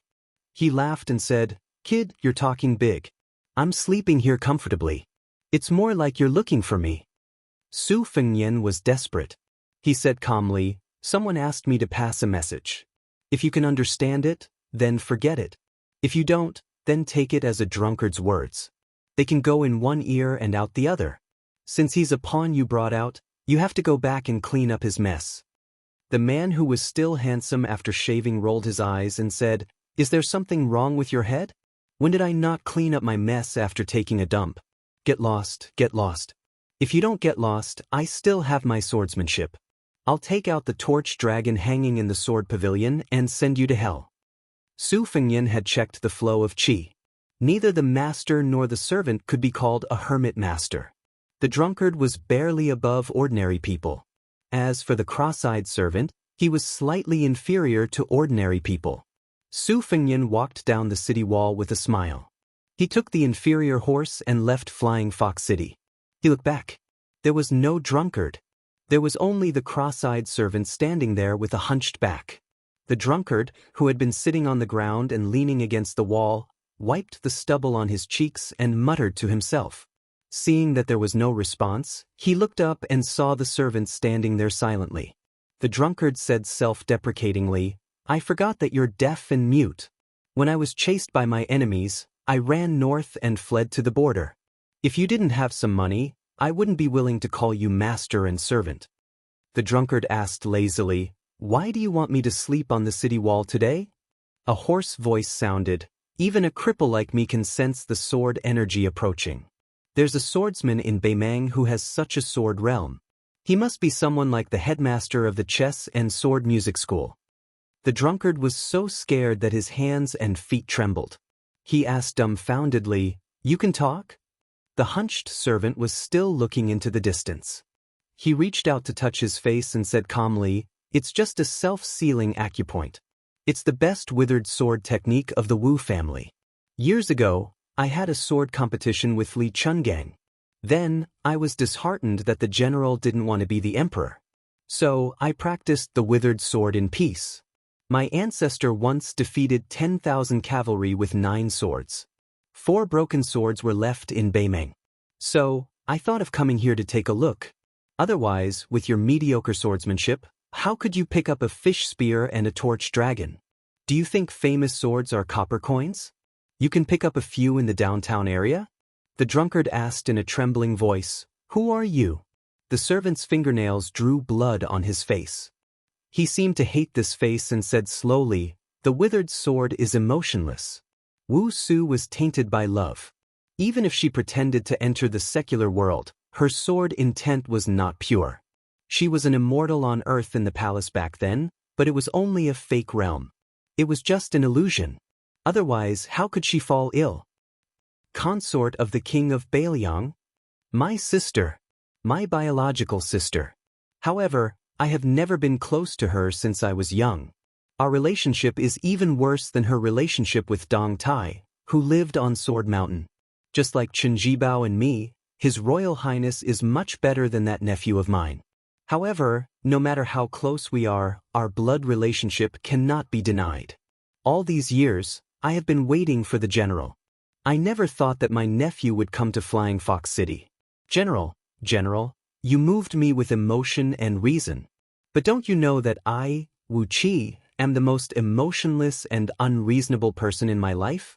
How do you know that Chen Jibao has never come to find me? It's too late. You don't kill me. I won't say anything. There are so many romantic people, but they all die because of romantic people. On this day, the top scholar died drunk in Sword Pavilion. All the brothels in the city mourned and paid for the burial of this legendary man who made countless girls fall in love with him. Those middle-aged women whose children had already grown up were secretly grieving. To the north of Bailiang was Beimang. Bailiang was desolate, but its heart was not cold. In the past few years, the battles in Liangmang had not been as grand. Most of the battles were between small groups of roaming cavalry. Bailiang's crossbowmen had become the most coveted type of soldier. To be able to cut off a few heads and hang them on the side of the saddle, even the old soldiers would be envious. Not to mention the hot-blooded new soldiers. This was a real meritorious service and could not be faked. Those rich playboys on the Eastern Front might even kill civilians and pass them off as Beimang barbarians. Beiliang's military law was strict, so they would not dare to do such a thing.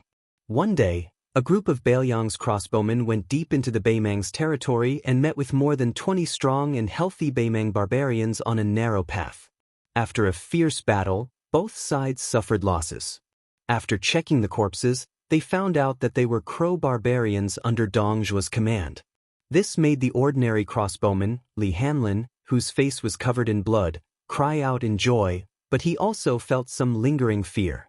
Beiliang's military system consisted of 10 to 50 men. To be able to be a crossbowman's commander was more qualified than a general in the military. Li Hanlin's commander was an old and steady burly man. He wore light armor and his horsemanship was superb. Not only did he have extraordinary strength, he could also draw a bow with both hands and shoot. However, no matter how calm he was, whenever he saw a Beimang person, his eyes would turn red. He had broken many military rules and had been demoted several times. Otherwise, he would have become a general long ago.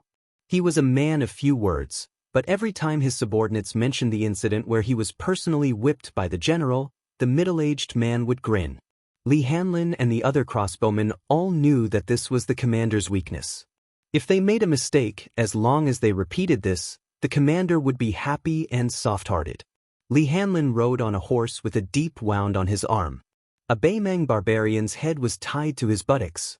Blood flowed down the side of the horse's back. In this small-scale battle, they had lost 3 men and completely wiped out the enemy.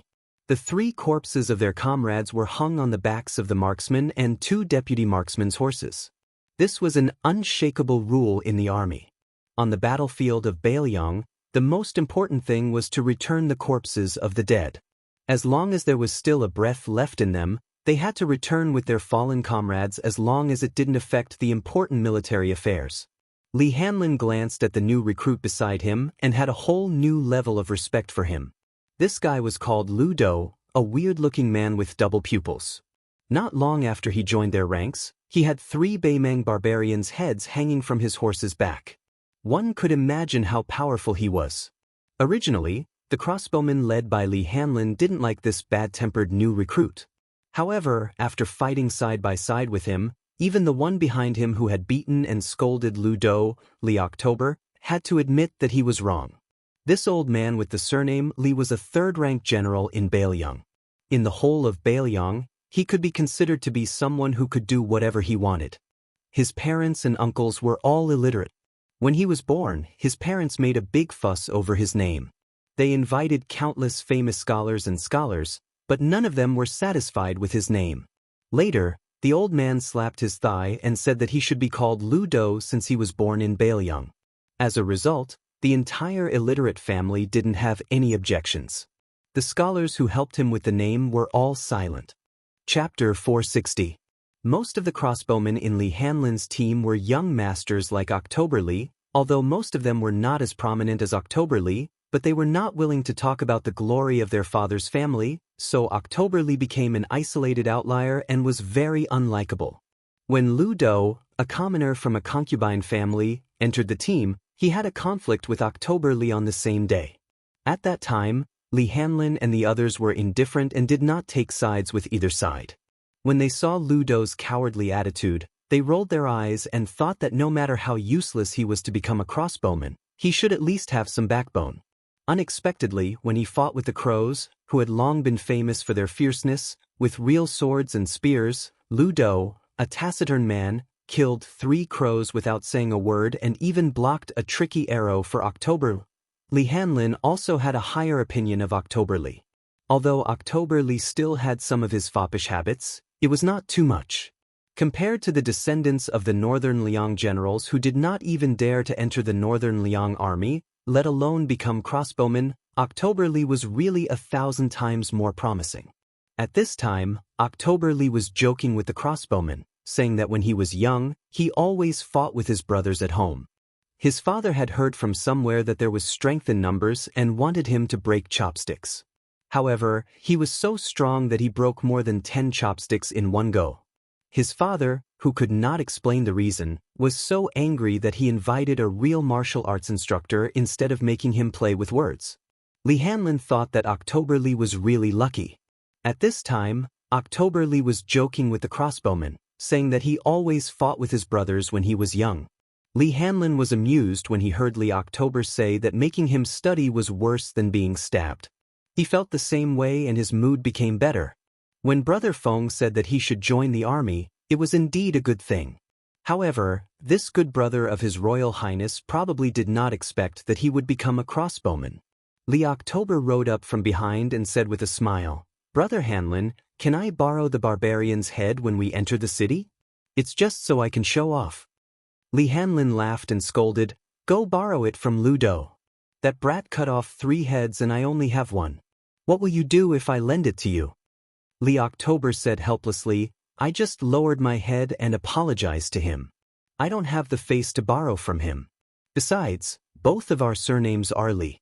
We were a family 500 years ago." Li Hanlin yelled, "Ludo, October Li wants to borrow a barbarian's head from you to show off. Do you want to lend it to me?"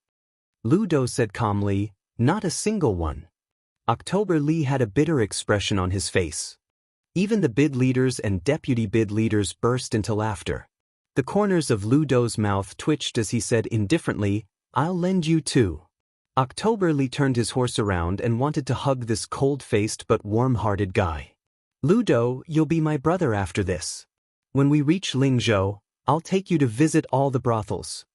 Li Hanlin teased, "What's the big deal about visiting a brothel? Don't you have a younger sister who's always praised as a captivating beauty? Why don't you just acknowledge him as your brother-in-law? In the future, you can even borrow 200 barbarian heads, let alone 2. October Li said heroically, "Sure, Ludo. Why don't we agree on this?" Ludo rolled his eyes and said, "Get lost. With your shabby appearance, how good can your sister be?" October Li, who didn't look ugly at all, was instantly annoyed and caused another round of hearty laughter. The bid leader said, "A bunch of brats. You still have the energy to talk nonsense here. Don't you know how to vent your energy on the bellies of your women later? I see that your trip this time wasn't bad. When we return to the city, I'll shamelessly ask for a leave from General Zhao and let you guys enjoy yourselves. However, it'll only be for a day or 2 at most. If anyone dares to come to the camp late by even a moment, I'll personally whip you." Li Hanlin came to the bid leader's side and said softly, "Bid leader, I've already discussed with Hong Jin and the others. We'll each give a barbarian's head to the 3 brothers. As for the reward, it'll all be given to their families." The bid leader frowned and said, "It's a serious crime to give away military merits without authorization. Li Hanlin, I know your background isn't ordinary and isn't inferior to October Li and the others. However, if the higher-ups find out about this, the military law will be like a mountain. A happy occasion will become a disaster. Do you really dare?" Li Hanlin said with a mischievous smile. "Back then, Chief Biao dared to stab a northern Mang general to death with a single blade. Just how heroic was that? We are all pawns you brought out, so why wouldn't we dare?" The bid leader cursed and said with a gratified smile, "You guys don't need to get involved. I've already discussed this with the 2 deputy bids. You guys have no part in this. You just need to focus on killing the enemy and accumulating military merits. Since you've entered our ranks, I and the 2 deputy bids have no reason to treat you unfairly. In the Bailiang army, a day's worth of comrades, a lifetime's worth of brothers. On Mount Wudong, the morning bell rang. On the summit of the 81 peaks, in the square in front of the main peak's Daoist temple. When Martial Grand Uncle Qing became the chief, he was the one who led the practice. However, the chief was no longer in this world. Someone else was in charge of the practice, but he was just as young. Li Yufu was only 1 generation younger than the chief Hong, but he was even younger. The summit was filled with smoke. Hundreds of Wudong Taoists practiced together. Their robes fluttered in the wind and clouds surged. The 108 styles created by the young chief were simplified into 72 styles by Martial Grand Uncle Li Yufu. Not only did they not lose the essence of Taoism, but they also became more complete. Even a Taoist child who just came up the mountain could do the same without any difficulty. After Wudong closed the mountain, only pilgrims were allowed to enter the mountain to burn incense. The Taoist temple on the mountain didn't care about the height of the peak. The Taoists on the mountain didn't care about their seniority. As long as they were willing, they could practice with Li Yufu twice a day. Those who arrived early could stand in the front row. Senior Martial Grand Uncle Song Jiming and Yu Xingrui could casually stand in the back row if they arrived later. Regardless of wind and rain, they practiced on the summit for a day without rest. After the practice, Li Yufu and some young Taoists patiently explained their doubts. Master Yu Xingrui, who had been quietly waiting, walked to the little lotus peak and came to the tortoise camel tablet. The old Taoist whose inner strength was only inferior to big senior martial brother Wang Zhonglo said with emotion, "Yufu, do you blame your martial grand uncle Hong for not leaving ancestor Lu's sword to you but giving it to the outsider Qi Xianxia? And this person is a Taoist from the Taoist mansion of Dragon Tiger Mountain." Li Yufu put his hands in the cuffs of his Taoist robe and smiled. When Martial Grand Uncle taught me this set of boxing, he had already made it clear that he would give Ancestor Lu's sword to Dragon Tiger Mountain's Qi Xianxia. He also asked me if I had any worries. Yufu didn't dare to lie, so I told him the truth. Martial Grand Uncle said that if you were not convinced, then you could go to Qi Xianxia and ask for it back if you were to surpass Martial Grand Uncle Wang. But I'll tell you in advance that I'll practice swordsmanship halfway, but if I don't have any achievements in the future, you can't laugh at me. Yu Xingrui walked to the edge of the cliff and stepped on the soft soil. He smiled and said, "If you don't succeed in practicing swordsmanship, you can't let us laugh at you, can we?" Back then, except for the eldest senior brother who cultivated the big yellow court and Wang Xiaoping who practiced the silent sword, the rest of us were useless. The only fun we had was to laugh at your martial grand uncle. When we found out that he was reading the forbidden book, we laughed and scolded him. When he dozed off while riding the green ox, we scolded him with a few words of wisdom. Thinking of the red clothes he wore in his youth, we laughed and mocked him. Today, it was not good to go down the mountain for fortune-telling. We old men couldn't help laughing again. In fact, as time went on, your martial grand uncle and I felt that it was better not to go down the mountain. What's the point of going down the mountain after becoming the best in the world? But in the end, your martial grand uncle still went down the mountain. Yu Xingrui sighed and said in a low voice, "Riding an ox and reading Daoist books, rowing a waterfall with peach trees, watching the clouds rise and fall among the peaks, let nature take its course. This should be your martial grand uncle's way of heaven. But riding a crane down the mountain, cutting fate with a sword, and letting a woman ascend, how can he let nature take its course? If I was there at that time, I would have pulled his ear and scolded him. We old men are not regretting whether Wudong will prosper or not, we just feel sorry for him." Li Yufu murmured, "A white-haired person sending off a black-haired person." Yu Xingrui sighed heavily and said with a smile, "So you don't have to torment yourself anymore, and don't have any burden. Regarding the matter of Sect Master's junior brother, don't look at how those martial uncles appear to be calm and collected these days. I reckon that they were all in a daze when they were eating. Fortunately, my junior brother Wang wasn't on the mountain. Otherwise, there's an 80 to 90% chance that he would have made a move to stop Shi Xiang's flying sword from opening the heavenly court. And your martial grand uncle Song, he can't calm down to practice alchemy for a year.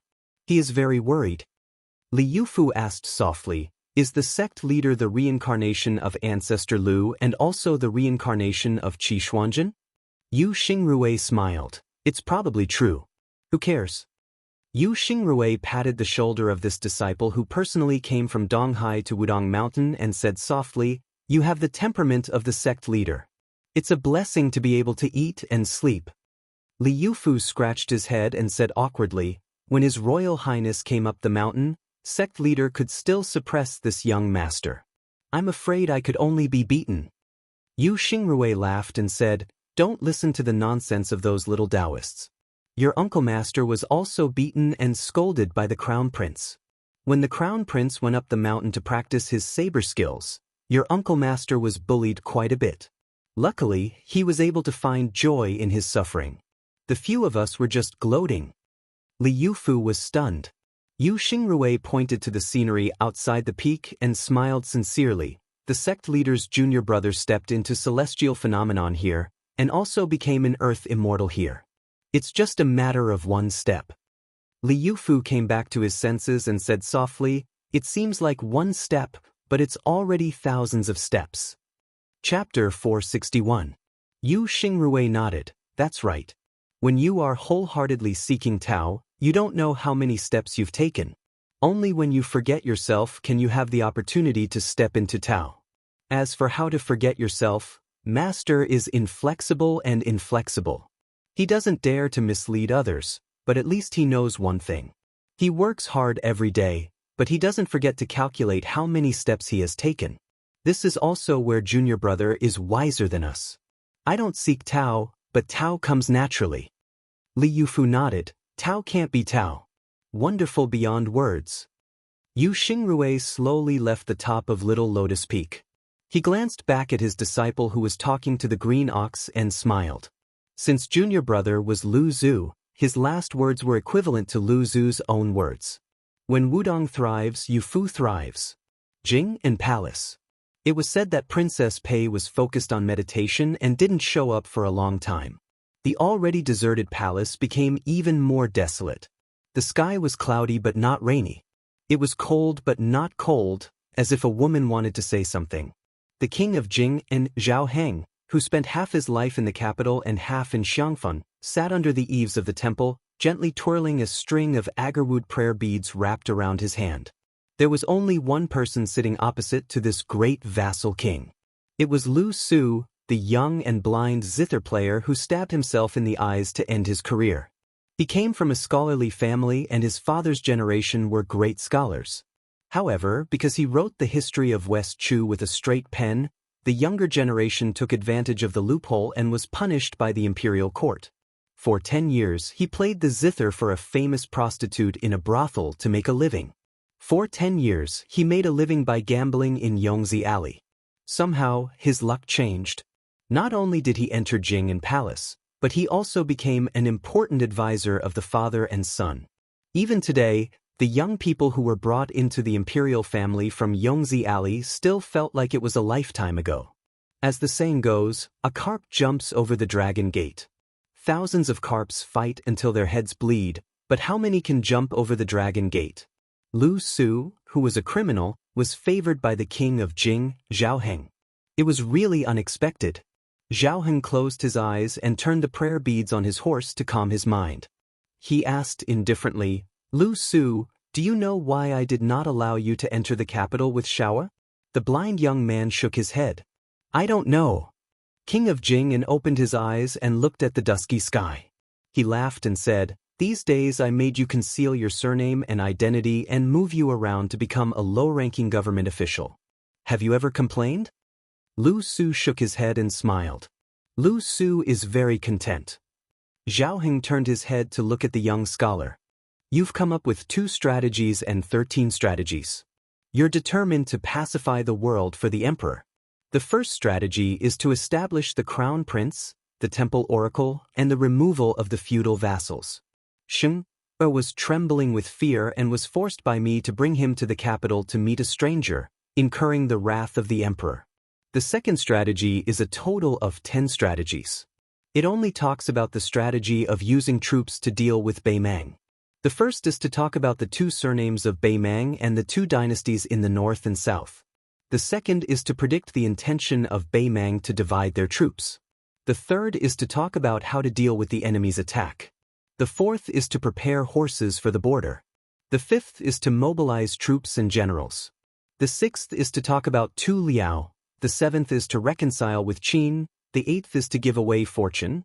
The ninth is to reclaim Longyao Prefecture. And the 10th is to eliminate Beimang. The emperor was furious again. However, Shang sent a secret letter back to Xiangfen, saying that even Zhang Julu and Gu Jiantang attached great importance to it.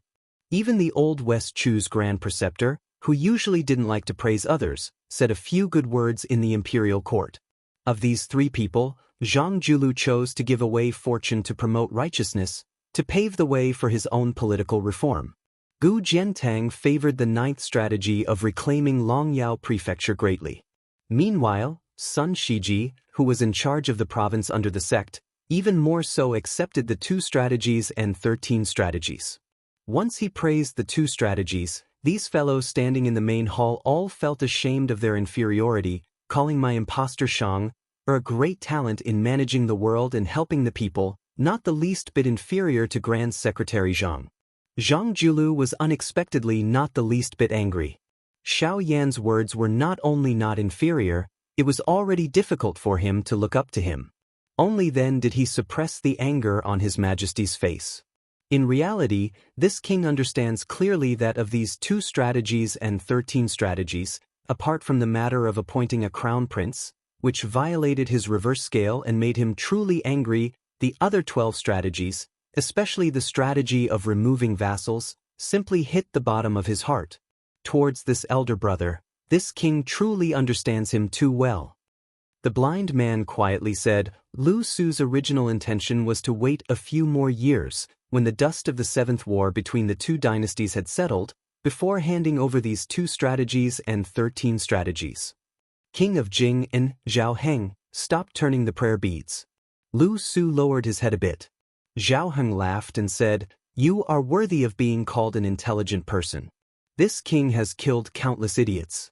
In this lifetime, only you and a youngster were able to see that this king would press the prayer beads before killing people. But don't worry, I can't bear to kill you. If I did, half of the Jing'an palace would collapse. This time, my killing intent surged only because of my gloomy nature. I don't really want to kill you. This king can't wait until the 7th war is over. He is afraid that he will lose the bet. Lu Su, you are a smart person. Can you guess the meaning of this king's words? Lu Suan clenched his teeth, got up and knelt down. He said in a low voice, If our dynasty loses, the 13 strategies can still benefit Jing'an Palace. But if we win, they will become 2 pieces of useless paper. In this way, His Royal Highness will have no chance of being passed down from generation to generation. Zhao Heng laughed and said, Get up and talk. Lu Su got up and sat down again. Zhao Heng said softly, This king has always been unlucky in gambling. Back then, in that big gamble, he lost the world. That's why he asked Xiao Erzong to move to the capital. It's just a small gamble. People say that small bets are good for the mood. He thinks he can win. Lu Su suddenly broke out in a cold sweat. Zhao Heng continued to turn the prayer beads and said with a smile, You thought of it? That's right. If this king doesn't die, or slowly dies of old age, this gamble, even if I, Zhao Heng, win, it will be useless. Xiao won't be able to become king of Jing'an. He will only be demoted by 1 rank and demoted to a duke. Lu Su knelt down again. Was it fun to indirectly kill a duke who had no illness and no disaster? How many lives did a mere aide like Lu Su have? Zhao Heng got up and said, Don't kneel. This king only wants 1 person to kneel in front of him. Who is that person? You and I both know it. Of course, it won't be you. Prince Jingon personally helped the blind young man from the estate up. He smiled amiably and said, Back then, that person relied on the scholar Sun Ping, who could be considered a peerless scholar, to achieve what he has today. With you, father and son, presumably, we won't be too far behind. Let's go. You've seen the splendor of Jing'an Palace. This king will take you to see some filthy things. Lu Su was brought by the king of Jing'an, Zhao Heng, to a secluded private house in the city. After getting out of the carriage, the king of Jing'an, who was the most proficient in both the pen and the sword, revealed an imperceptible bitter smile. Zhao Heng gently pushed the door open and entered. The small courtyard was filled with orchids. A woman was lazily leaning against the wooden railing under the eaves. She was graceful and refined. Zhao Heng said indifferently, When ordinary people see this woman in the courtyard, they will most likely mistake her for Pei Nanwei. When Lu Su heard this, he was stunned for a moment. After confirming that the woman in the courtyard was not the Princess Jing'an, Pei Nanwei, he was shocked by Crown Prince Zhao Sun's rebellious behavior. For someone as rich as His Royal Highness, it was normal for him to keep a mistress in a golden house. Even if he had a crown prince consort and kept a beautiful woman, no one would see it as rebellious. However, when this woman looked too much like a crown prince consort, it was somewhat shocking. Lu Su immediately understood why the king of Jing and Zhao Heng would say that it was a filthy thing. He looked down and no longer looked at the beautiful woman who was in a daze. The woman finally woke up. When she saw Zhao Heng, who looked 70 to 80% similar to Zhao Heng, she immediately knelt down. Her delicate body trembled and she couldn't say a word. Zhao Heng slowly walked to her side and reached out to hold a string of wind chimes under the eaves. He didn't say anything. The woman's face was covered in tears. After trembling for a long time, she raised her head and bit her lip until it bled. She said, "I'm not afraid of death, but I beg the king of Jing and not to punish his royal highness." Zhao Heng released the wind chimes and gently flicked them. They jingled. He didn't lower his head to look at the woman who was crawling on the floor. He sneered softly, "Are you worthy of speaking to this king?" The woman lowered her head and tears streamed down her face. The king of Jing and listened to the sound of the wind chimes and slowly said, "This king already knew from the first day you stepped into the courtyard. However, this scandal is nothing to this king. Didn't cross the line." The woman was still trembling like a delicate orchid in the wind and rain. Zhao Heng continued, "Now, for Su, you have to die. Are you willing?" The king of Jing'an and Lu Su walked out of the courtyard. Before Zhao Heng boarded the carriage, he paused and laughed softly, "This king treats you like a scholar." Lu Su, who didn't speak, bowed deeply. The woman waited until the sound of the door closing. She wiped away her tears and went to the jewelry box to choose a pearl hairpin that Zhao Sun had given her. She came under the eaves and lay on the floor with him. She raised her head and looked at the wind chimes. Before the hairpin pierced her neck, she said softly, "Sun." When the king of Jing'an's crown prince, Zhao Sun, was in the capital, there was a piece of news that shook the world. The king of Jing'an, Zhao Heng, died of a chronic illness. Princess Jing'an, Pei Nanwei, committed suicide. The news spread to the capital. It was rumored that the crown prince, Zhao Sun, vomited blood and fainted. That day, the emperor's grace was vast and mighty. The emperor decreed that Zhao Sun was to be the king of Jing'an. Among the 7 vassal kings, he was the second to be granted a hereditary title. However, he was the first to become a vassal king, His Royal Highness. After Zhao Sun thanked the emperor in the palace, he quickly returned to Xiangfan City. After meeting Lu Su, he put on mourning clothes. In the dead of night, Zhao Sun, who was about to become the new vassal king of the dynasty, sat alone in the morning hall. He expressionlessly threw a handful of yellow paper into the brazier. After the mourning period was over, Zhao Jie, who was now Prince Jingan, had his maidservants wait on him and put on his official robe. He dismissed the servants and stood in the room with his hands clutching his face. His expression was twisted and sinister, as if he was crying but not crying, as well as smiling but not smiling. He covered his face and lowered his head in tears. If there was someone watching, His Royal Highness would have an incomprehensible expression at this moment. It was a pity that the new noble Lu Su could only stand outside the door. Moreover, he was blind.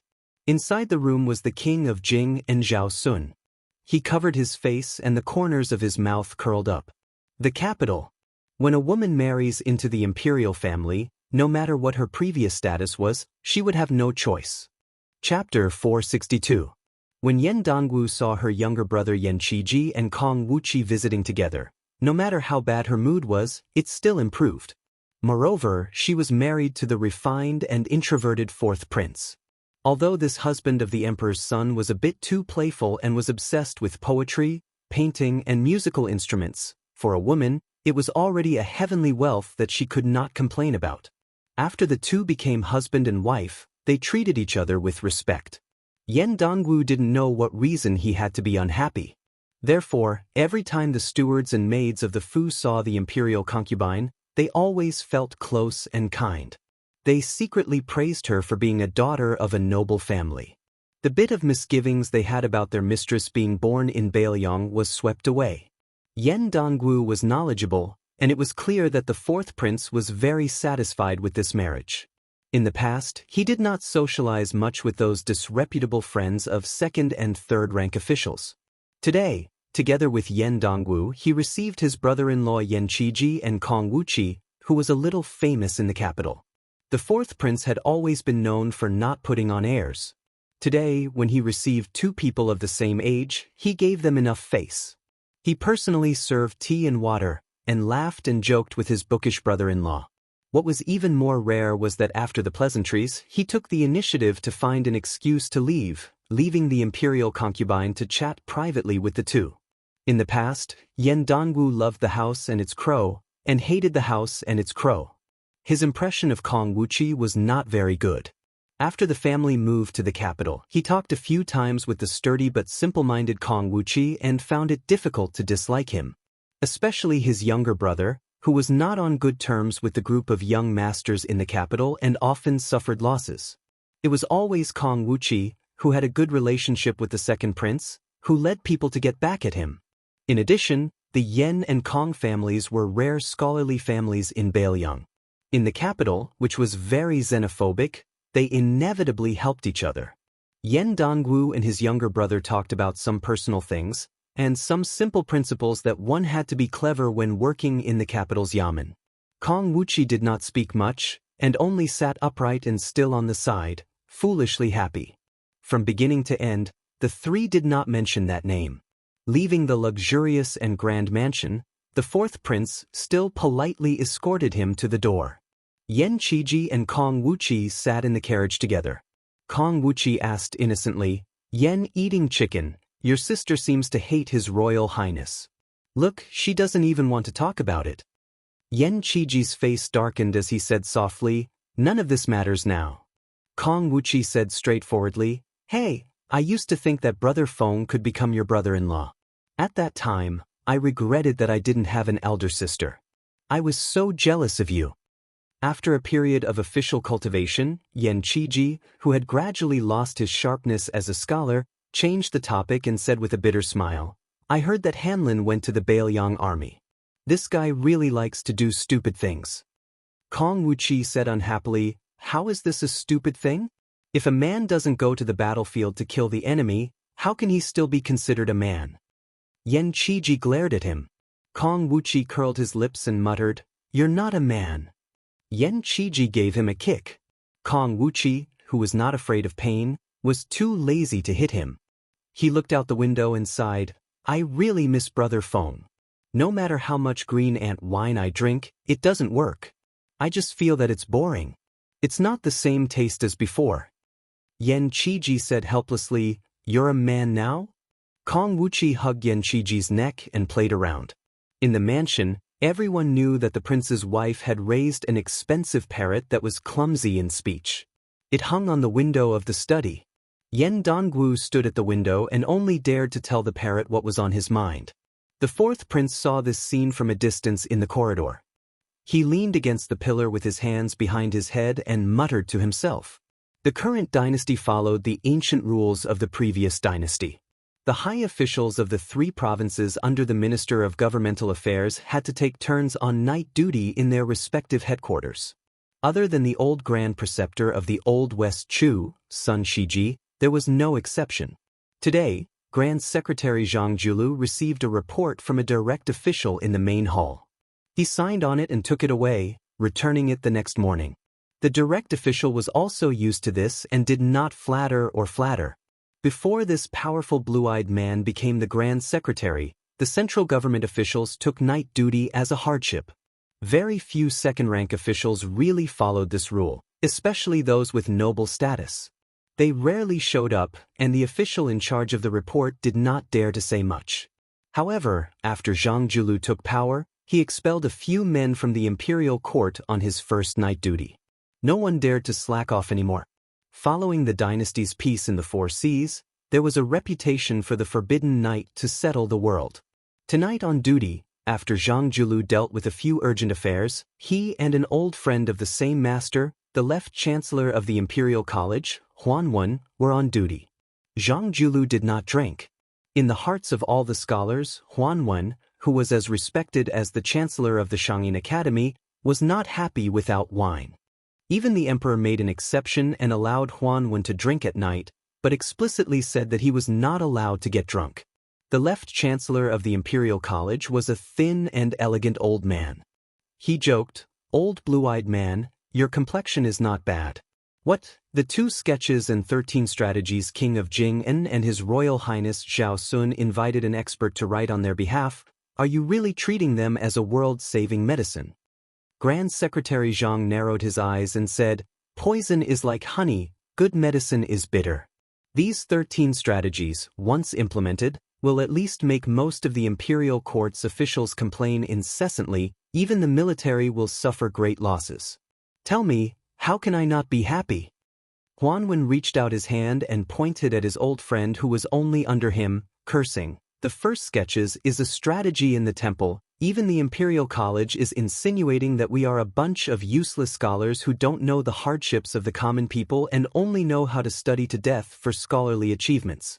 I'm still fine, since my skin is thick, not scared of being spat on by others, but the newly appointed Chancellor Song you will definitely be angered badly. Zhang Julu sneered and said, that literary giant with good handwriting fortunately only went to your Imperial College. Now that I've met him, he can still be considered a smiling face. If he went to the Secretariat or the Minsha province, I would still have a headache, unable to escape from becoming a political enemy of his. Huan Wen chuckled and said, this Song family father and son pair is a great literary giant who is going to dominate the literary world for 100 years. Old blue-eyed man, you should take it easy. If they hold a grudge against you, just wait for them to splash dirty water on you after you die. The blue-eyed purple-bearded Grand Secretary Zhang stooped down and reached out to warm himself by the fire, calmly saying, pen knife, pen knife, pen knife. A pen is a knife, killing people without spilling blood. In my opinion, he isn't inferior to Great General Gu Jianting. Huan Wen drank a small mouthful of wine, narrowing his eyes and lowering his voice, saying, the Green Party has already fallen apart, but the Gangnam-do Lu family brothers, one has become the Minister of Rights, the other has become the Assistant Minister of War. The atmosphere is gradually rising, aren't you nervous? Grand Secretary Zhang said indifferently, what's the point of being nervous about these things? I am only worried about things like drought, floods, locusts, and other things. Huan Wen shook his head, not saying anything. He only feared natural disasters, not man-made disasters. With the officials in power, what more could he ask for? Insignia Mountain's Great Bull Mound, the 2 great guest elders Huang Fangfua and Hong Yu personally watched as that mountain lord woman placed a single hand on the head of a guest elder kneeling on the ground whose inner force wasn't ordinary, absorbing the aura of this man who was still a powerful martial artist a moment ago, not leaving a single drop behind. When she released her hand, that guest elder's body and blood essence didn't change, but his life force was already extinguished. The 2 guest elders who secretly captured this person to help the tyrant smiled at each other, their faces full of bitterness and horror. Even though they had already seen this scene many times, each time her absorption speed became faster and faster. The faster the mountain guest elder died, the more terrified they became. The woman who became Xianyuan family's master asked with a smile, Uncle Huang, Uncle Hong, what number is this? Huang Fangfua steadied his mind, doing his best to remain calm as he said, 39th. It was precisely Xianyuan Qingfeng who had brazenly ascended to this position during the Great Snow Plains upheaval. She bent down her slender waist, looking at that corpse that died with remaining grievances, her smile as innocent as a young girl's, saying with a smile, 2 uncles, please be at ease. No matter how vicious Qingfeng's heart is, I still won't act against you too, my father's good friends. Huang Fangfua said softly, my only wish is for Miss to reach the pinnacle of martial arts as soon as possible. Xianyuan Qingfeng retracted her gaze and stretched her body. Not only was her face glowing, but there were also wisps of purple qi lingering around her body. She said faintly, if my father were still alive, he would never say such words. Perhaps he would regard me, his own daughter, as a devil that could be killed, and would no longer be willing to release a jar of red osmanthus wine for me every year. Huang Fangfua didn't dare to say anything else. Hong Yu crossed his arms and began to close his eyes to rest. Xianyuan Qingfeng frowned and asked, if I'm not mistaken, Yuan Tingshan must have somehow obtained Xianyuan Pan's martial arts experience, and his blade technique realm skyrocketed. Otherwise, with his temperament, he would never compete with Gu Jiantang. On the other hand, our neighbor of Mount Hui, a young Taoist from the Taoist master residence with the surname Ning, on Mount Longhu was able to block the sword of the peach blossom sword god Dong Tai. Compared to these two men, who's better? Also, during the Buddhist debate on the Golden Lotus Peak, a man with the surname Zhao brought a bald woman. Not only did she discuss Zen with Li Dongxin, she was also said to be the second person in the Vajra realm other than the white-robed monk. When can I be compared to her? Huang Fangfu didn't dare to speak nonsense, so he shook his head and said, "It's hard to say." Xianyuan Qingfeng suddenly smiled and said, "Let's not bother about these troublesome matters. Oh right, there's an old saying that rabbits don't eat the grass near their burrows. It's not appropriate to always act against the guest elders on the mountain. I'll have to trouble the two uncles to go to the Jianghu and catch some martial artists. What do you think?" Without waiting for Huang Fangfu to speak, Hong Piao opened his eyes and bowed, saying, "I'm going down the mountain today." Xianyuan Qingfeng waved his hand, and the barefoot woman walked to the left side of the spacious main hall by the cliff. The mountain wind whistled, and her sleeves fluttered. She slowly walked back to her boudoir and put on yellow flowers in front of the mirror. After drawing her eyebrows and putting on makeup, she held the bronze mirror with one hand and pointed at the person in the mirror with the other. She laughed inexplicably and said, "What an ugly woman." The northern Liang mansion had silently lost a man and a woman, who seemed to be dispensable. One of them was Murong Tonghuang, who wore the skin of a transcendent god, and headed north. The other was Xu Xiu, who headed south. And Su Fengnian, who was alone, slowly headed north again after leaving Flying Fox City. Chapter 463. There were as many horse gangs at the border as locusts, but once they entered the hinterland of northern Mang, their numbers quickly decreased. Using wooden sword when Hua's words, His Highness the Crown Prince was very depressed at the moment. Only in the turmoil of war could people be forced into prostitution and become bandits. If the world was too peaceful, who would be willing to tie their heads to their belts and become bandits? This showed that northern Mang's territory was far from the so-called poverty of the people as described by scholars and celebrities. After seeing that Flying Fox City was as prosperous as the south, Su Fengnian became even more worried.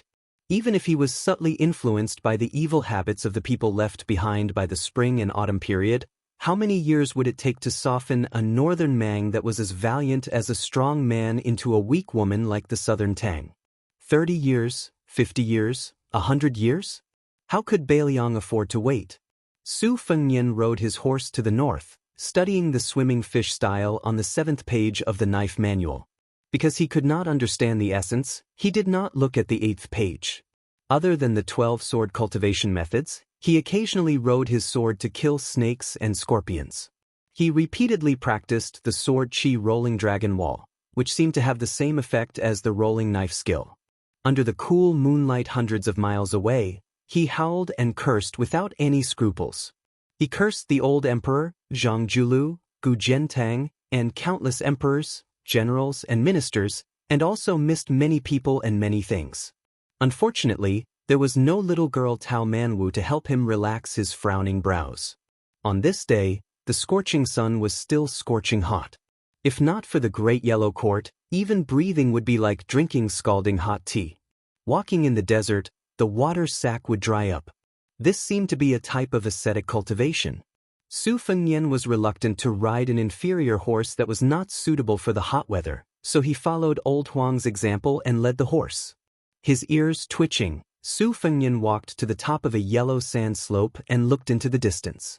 He could vaguely see blurry figures under the scorching sun. 2 people were galloping over. Probably because they saw Su Fengnian, they suddenly changed their course and galloped over. Su Fengnian smiled. He finally bumped into horse thieves. This had nothing to do with his eyesight. It was just that these 2 young horse thieves were too obvious. Their upper bodies were bare, and they wore hemp breeches, revealing their lame dragon and tiger tattoos. They were only short of tattooing the word bandit on their faces. When they saw Su Fengnian, their eyes lit up. These 2 did not seem to be in a hurry to kill him and rob him. They whispered to each other. Su Fengnian's ears were sharp. After he heard what they said, he laughed involuntarily. They were not robbing him, but robbing him. It seemed that the leader of the horse thieves was a female hero who was somewhat in love. She let the horse thieves under her command snatch a handsome man with soft skin and tender flesh, and it would be best if he could read and write, to be her wife. The two horse thieves obviously did not think much of him. They muttered that he had thin arms and legs and would not be able to withstand a few blows from the chief.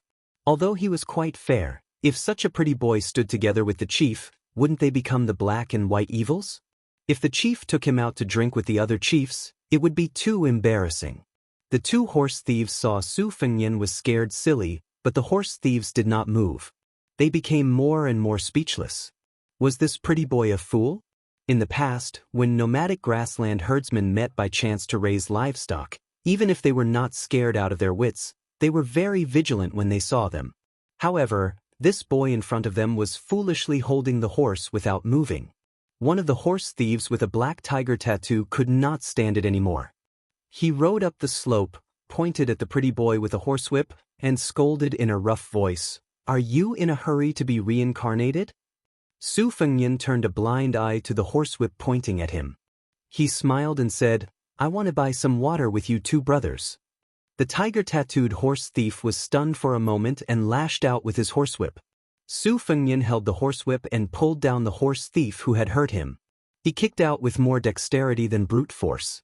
The horse thief's back hit the horse's back. Together with the horse, they flew out of the yellow sand slope. The tattooed horse thief was stunned.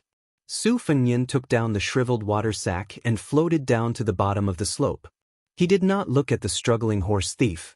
The horse thief's horse was a good horse. He jumped up and shook the dust off his mane.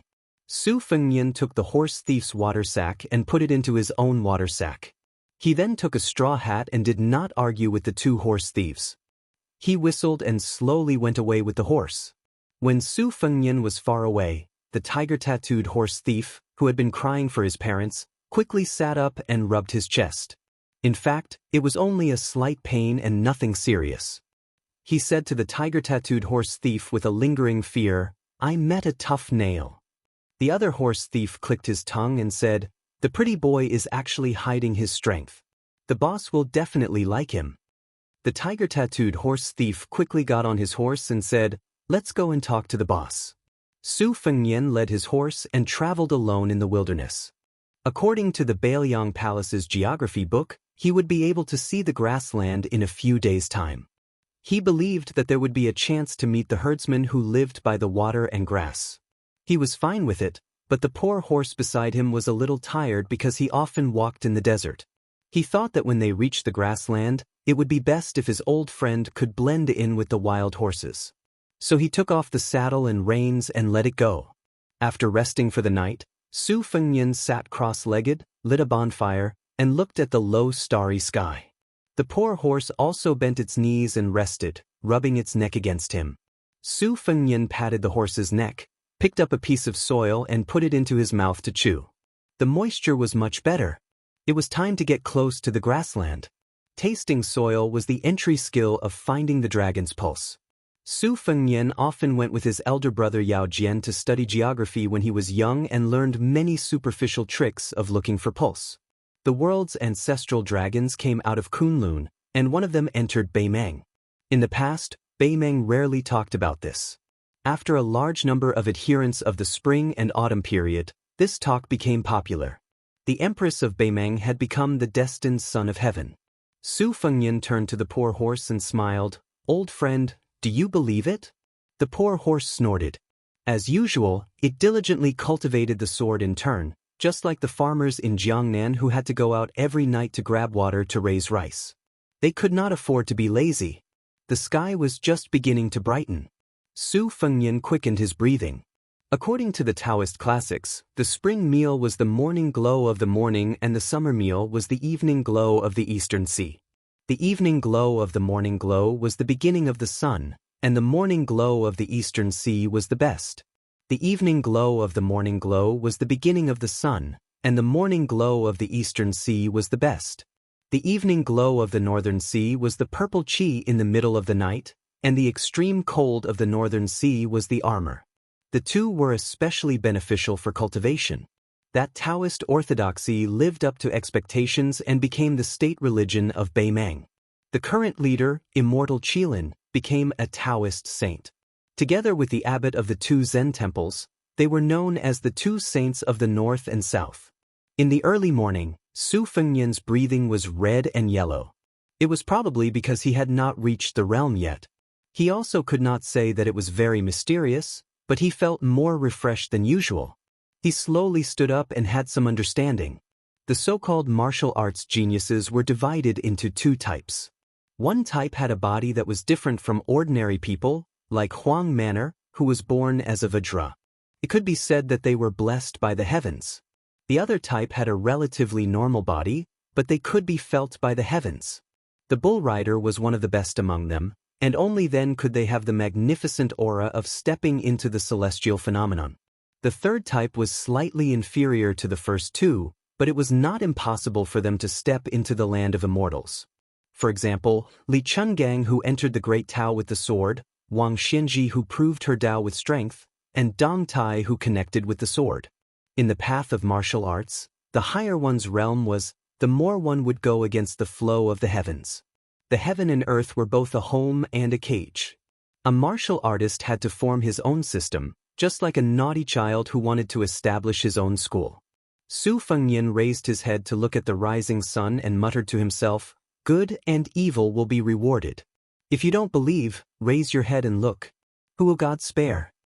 Then he twisted his mouth and said, "It's said that good people don't live long, but evil people live for 1,000 years. When the ancients spoke reason, they liked to slap faces."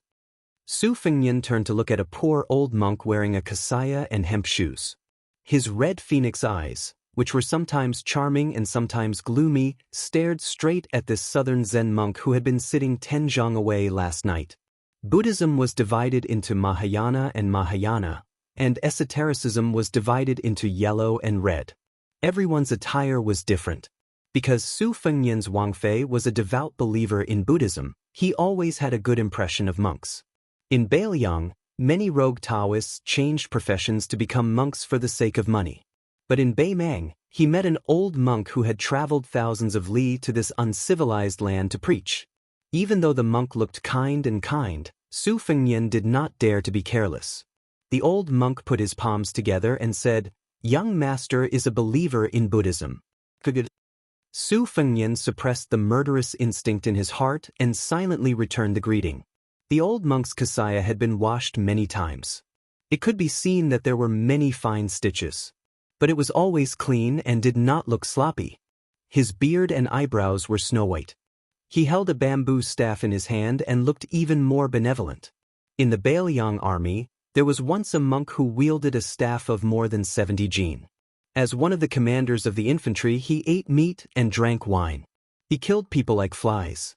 On the battlefield, he glared fiercely and was very bloodthirsty. He was highly regarded by Su Shao. Unfortunately, because the Beiliang cavalry entered Jianghu, the monk retreated into the mountains.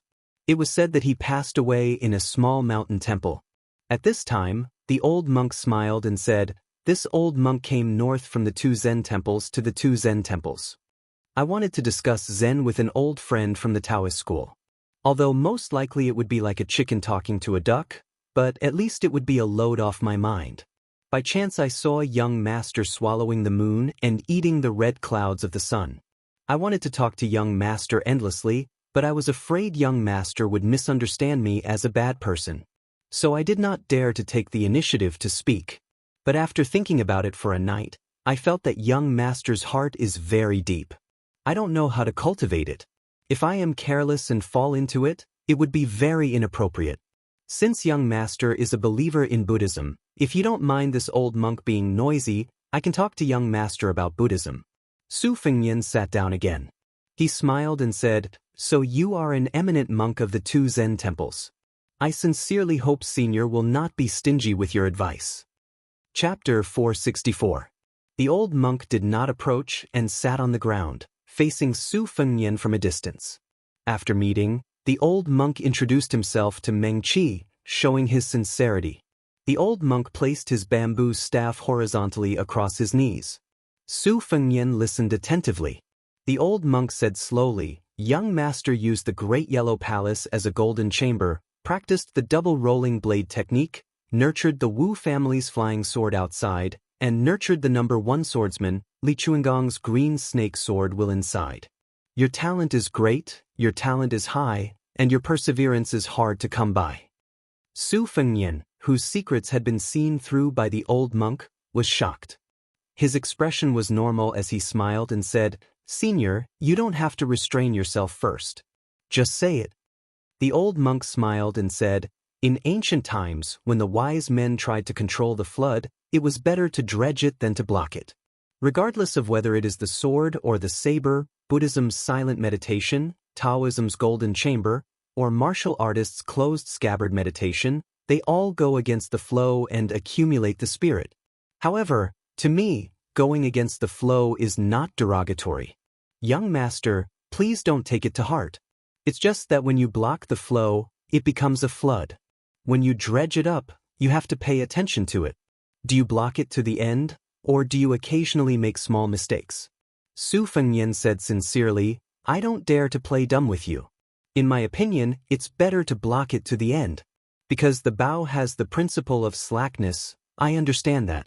However, if closed scabbard meditation is like a woman taking a stroll, walking and stopping, bashful and resting, I don't think it's a big deal." The old monk was not like those famous scholars who argued about the flow of the river. If there was a slight difference in opinion, they would be as aggressive as if they had killed their father. They would want to take all the principles of the world into their own hands. The old monk was not arrogant because he was from the 2 Zen temples. He still carefully pondered over Su Fengnian's words, which were suspiciously stubborn. He said calmly, "This old monk is not good at talking about big and small principles outside of Buddhism. I would like to shamelessly ask for some water from you first. Allow this old monk to slowly think it through before speaking to you." Su Fengnian smiled. He was in a good mood. He stood up, took out his water pouch and leisurely tossed it over. After the old monk caught it, he took out a white bowl from his traveling bag. He poured half a bowl of water and drank a mouthful with relish. In the old monk's opinion, a bowl of very plain water was better than any delicacy. If it was his favorite porridge, it would be even better. Su Fengnian took a step back and stopped arguing. He asked, "What if I'm willing to drain the accumulated water?" The old monk raised his head and said, "It's enough to make love with a woman. Actually, your great yellow courtyard has already reached the realm of consummation. The reason why it's lacking is not because there are a few major acupoints that have yet to be opened, but because it's lacking yin and yang." The corner of Su Fengnian's mouth twitched a few times. The old monk laughed heartily and said, "Don't think that this old monk is a perverted monk. It's just that it's normal for men and women to make love. Although this old monk is an outsider, I don't see it as a scourge. Moreover, when I was young, I often couldn't sleep well at night. I was often beaten and scolded by my master." The old monk restrained his smile and said solemnly, "It's a good thing that you use the world's injustices to nourish your will. There's righteousness in the world.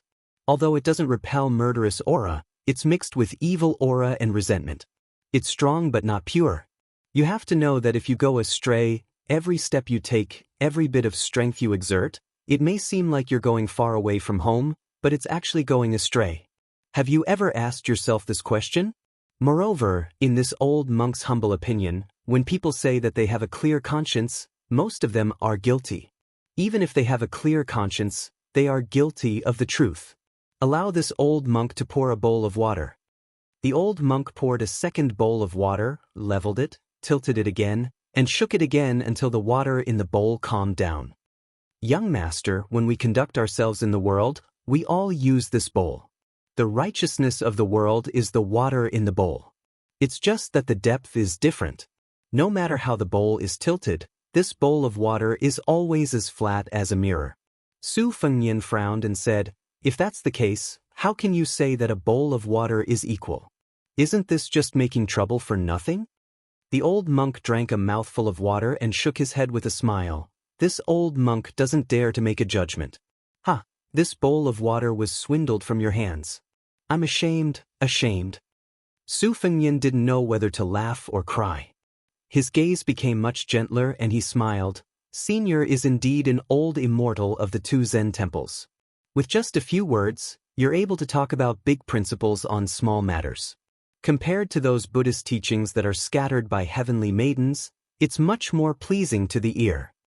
The old monk held the bowl of water in one hand and hurriedly shook it with the other. What old immortal? Young master, you flatter me. I am old, but I'm still far from being an immortal. Other than reading scriptures all year round in the temple, I'm not good at preaching scriptures. In fact, I only know how to do some farm work. Principles and whatnot are all figured out from farming. Su Fengyan asked curiously, the monks of the two Zen temples have been conferred the title of imperial preceptor countless times. Has Senior not been conferred the title of imperial preceptor by the imperial court? The old monk smiled lightly and drank a mouthful of water. He smiled and said, clothes can warm up 10%, rice can fill 7 or 8 stomachs, and tea can be drunk up to 5 or 6 flavors. That's enough. Su Fengyan smiled, then you have. The old monk laughed, reserved.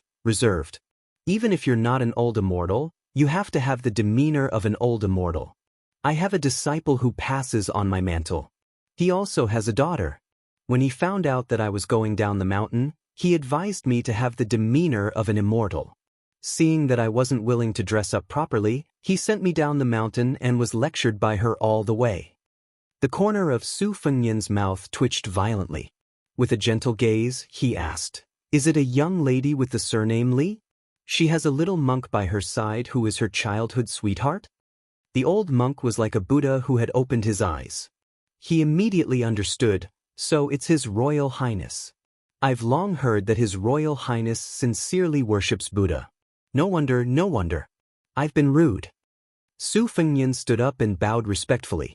He said in a deep voice, Su Fengyan greets the abbot. The old monk stood up and returned the greeting before sitting down again. He slowly drank his water and smiled, Your Highness, you don't have to be so courteous. After Su Fengyan sat down, he asked, Old abbot, are you going to Beimang to destroy Buddha? The old monk nodded and sighed. I'm not going to Beimang to be arrogant and try to influence the Beimang emperor who is bent on destroying Buddha. I just want to talk to the monks about the Diamond Sutra. I don't know the fate of heaven, but I'm doing my best. The Confucian saints have 300 poems. In a word, they are pure and innocent. The old lord rides a green ox and has 3,000 Daoist scriptures to seek peace. Buddha doesn't write words, but this makes us confused. The Beimang royal court wants to destroy Buddha. Without temples, without incense, without Buddha statues, without Buddha's scriptures, in my opinion, it's fine. But if there are hundreds of thousands of monks and everyone loses their Buddhist heart, this won't do. The old monk carefully put the water bowl back into his bag. After standing up, he smiled and returned the water bag to Su Fengyan. Old monk thanks His Royal Highness for giving me 2 bowls of water. It's a good karma. If you're not in a hurry, Your Highness can head northwest for 40 miles. There's a canyon and you can stop there for a while. It might be another good karma. Su Fengyan took the water bag and smiled. Old abbot, I have a favor to ask. Can you take this horse with you? I'm going north alone and I don't need to ride it anymore. I don't dare to give it to anyone as I'm afraid it'll be a disaster. If I leave it alone, I won't be at ease. The old monk, who was worthy of being called the Buddha head saint of Buddhism, smiled kindly. Of course. It's no trouble to have a companion to talk to on the road. Su Fengyan put his palms together. I'll bid farewell to old abbot here. The old monk put his palms together and said with a lowered eyebrow, Old monk's parting words, Your Highness can teach Bodhisattva to grow black hair. Su Fengyan was stunned. He watched the old monk holding the bamboo staff lead the horse away until his figure disappeared from his sight. Exhaling a long breath, Su Fengyan followed the old immortal's instructions and hung his short knife, springtime thunder, and rushed northwest. Now he had nothing to worry about. Sure enough, he saw a deep canyon that stretched without an end. Su Fengyan climbed to the top and walked slowly along the cliff of the canyon. He didn't know where the so-called good karma was. After walking slowly for half an hour, he finished cultivating his sword. His feet trembled. It was as if there was thunder between heaven and earth. Su Fengnian looked back and saw thousands and tens of thousands of wild bulls pouring in from the other end of the canyon. They were like a flood pouring into a grain pot.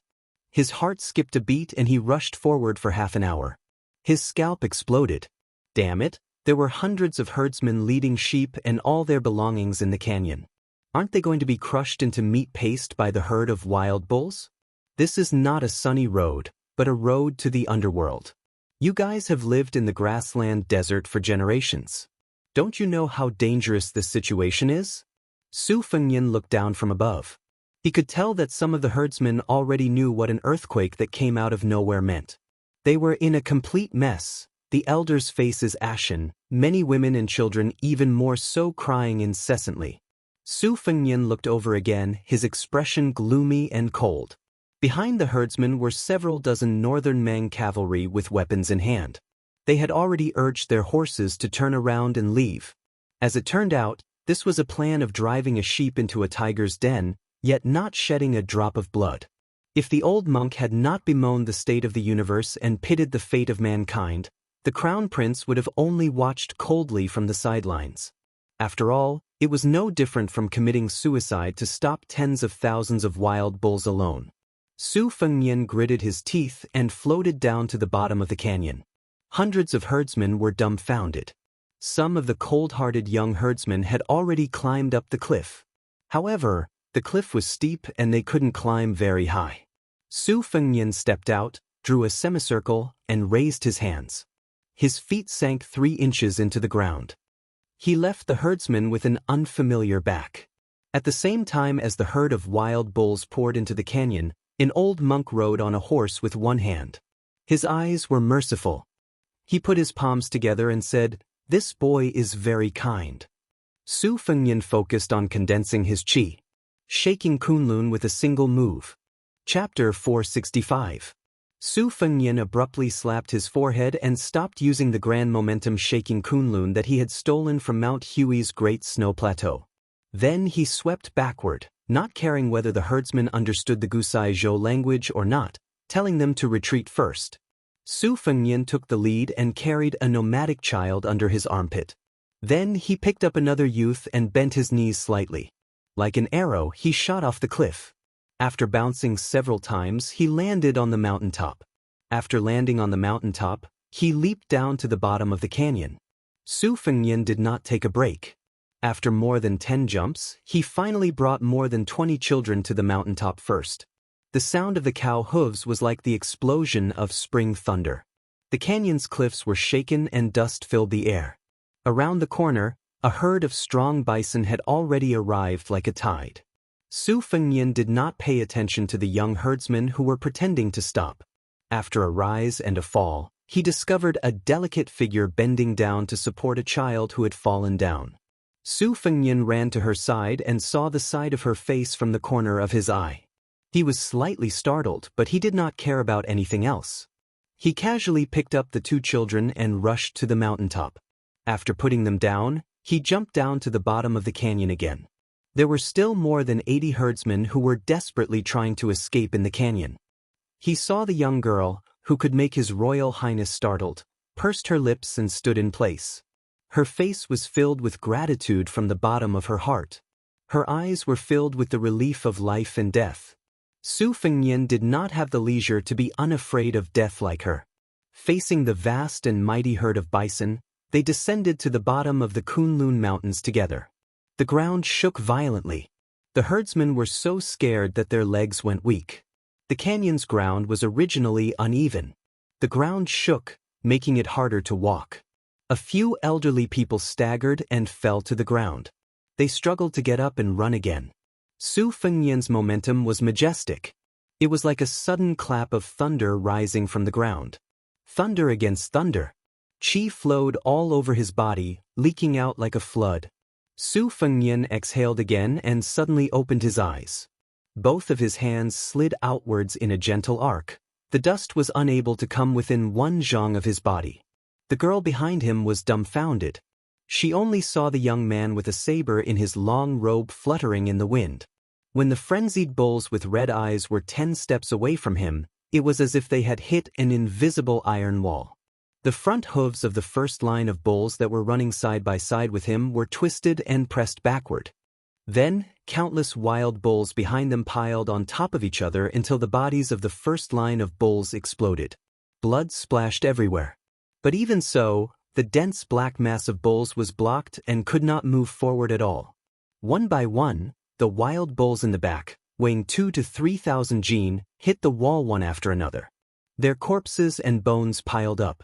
In an instant, a scarlet wall was erected. The thick and blurred blood was shocking. The strong wild bulls had 2 thick, long, and sharp horns that curved into 2 shocking arcs. Their forelegs were white below the knees, and their shoulders and backs were like lumps.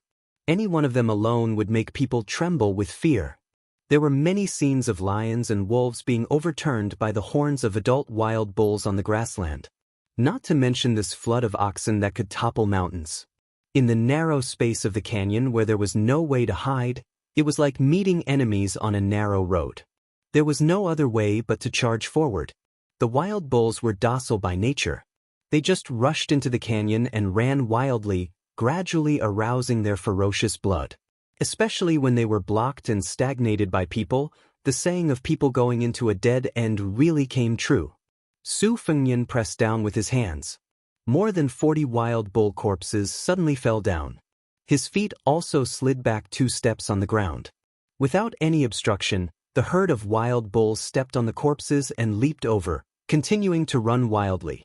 Su Fengnian's sleeves billowed. His left foot slid out a step. He spread out his arms and suddenly pushed forward. The wind and sand in front of him were blown up. Especially the 2 cliffs on both sides were pulled by the momentum. Many large flying stones were forcefully pulled out and shot toward the herd of bulls. Su Fengnian did not care about the blood that seeped out of the corner of his mouth. He knew that the flying stone was just a solution to the urgent situation and could not escape from a drop in the bucket. The previous block and the next block only reduced and compressed the gap between the bulls and their tails. It seemed to be effective now, but when the momentum contained in the torrent completely rebounded and exploded, it would be the real pain. If he reached the Finger Mystery Realm, he could break the cliffs and have a chance to block the canyon. He reckoned that the body of an ordinary Vajra realm martial artist wouldn't be able to withstand the impact of the waves. Unfortunately, Su Fengnian, who was a step away from the Vajra realm, took a few steps back. He quickly took a breath midway and didn't even have time to spit out blood. His long robe moved without wind as he shook Kunlun again. If he could block 1 step, he would block 1 step. Again and again, the cycle of the big yellow court grew. Chapter 466. After going back and forth for more than a dozen times, he had already slid back 60 or 70 feet step by step. During this period of time, Su Fengnian was very anxious. His murderous intent was aroused, and he used the falling rocks to launch a wave of sword chi to roll the dragon wall, dismembering the bodies of more than a dozen wild bulls. The price was that he could no longer suppress his spitting blood. His heart was greatly shaken, and he no longer dared to let his emotions affect his decisions. He only felt extremely sullen, and his hostility skyrocketed. His eyes were crimson red, and the red date mark between his eyebrows slowly turned a light purple, and then a deep purple. He could no longer see and no longer hear. He could no longer weigh the pros and cons of life and death. Gradually, he reached a kind of indescribable state of bliss. There was a gap between life and death. The Confucians believed that there was no evil, that they had a clear conscience and were not afraid of life and death. Su Fengnian shook Kunlun and secretly learned from the Confucian scholar Xinyuan Jingqing in Great Snow Plains. He had an awe-inspiring righteousness. At first, he risked his life to save the herdsman. His heart was filled with an unknown good karma. But after a long time, he no longer had any worries. When he entered the world, he inadvertently gave birth to a desire for the world. He planted a golden lotus in the great yellow courtyard, waiting to bloom, and in a flash, he attained immortality. Su Fengnian opened the Ju Ke acupoints but did not realize it. His right hand was naturally behind his back. He closed his eyes and concentrated, his left palm facing up. He only remembered that when he first came to Mount Wudong, he heard that the hierarch Wang Zhonglo had once cut off the Kanglin River. Su Fengnian's left hand gently swiped and he blurted out, "Break the river." 10 feet in front of him, the ground cracked open and went straight to the cliff. A line of 6 or 7 buffaloes fell into the crack. After being filled by the buffaloes behind them who did not have time to jump, the buffaloes continued to run forward as if they were running on flat ground. Blood splattered everywhere. "You run, I break." Su Fengnian leisurely slid backward, breaking again and again. It was a tragic scene of the ebb and flow of the tide. Su Fengnian seemed to be free and unrestrained. He was indescribably leisurely and romantic, but he was already bleeding from his 7 orifices. No matter how mysterious and continuous the Great Yellow Court was, no matter how famous it was for its rich inner energy, it was not an inexhaustible bottomless abyss. Especially when it was very particular about turning back and forth.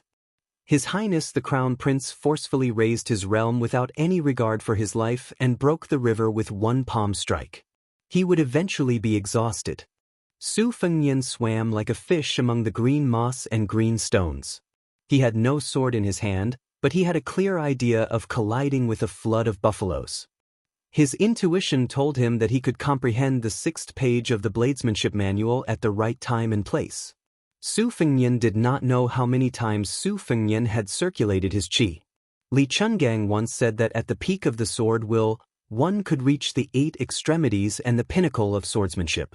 His qi could reach 800 miles in an instant.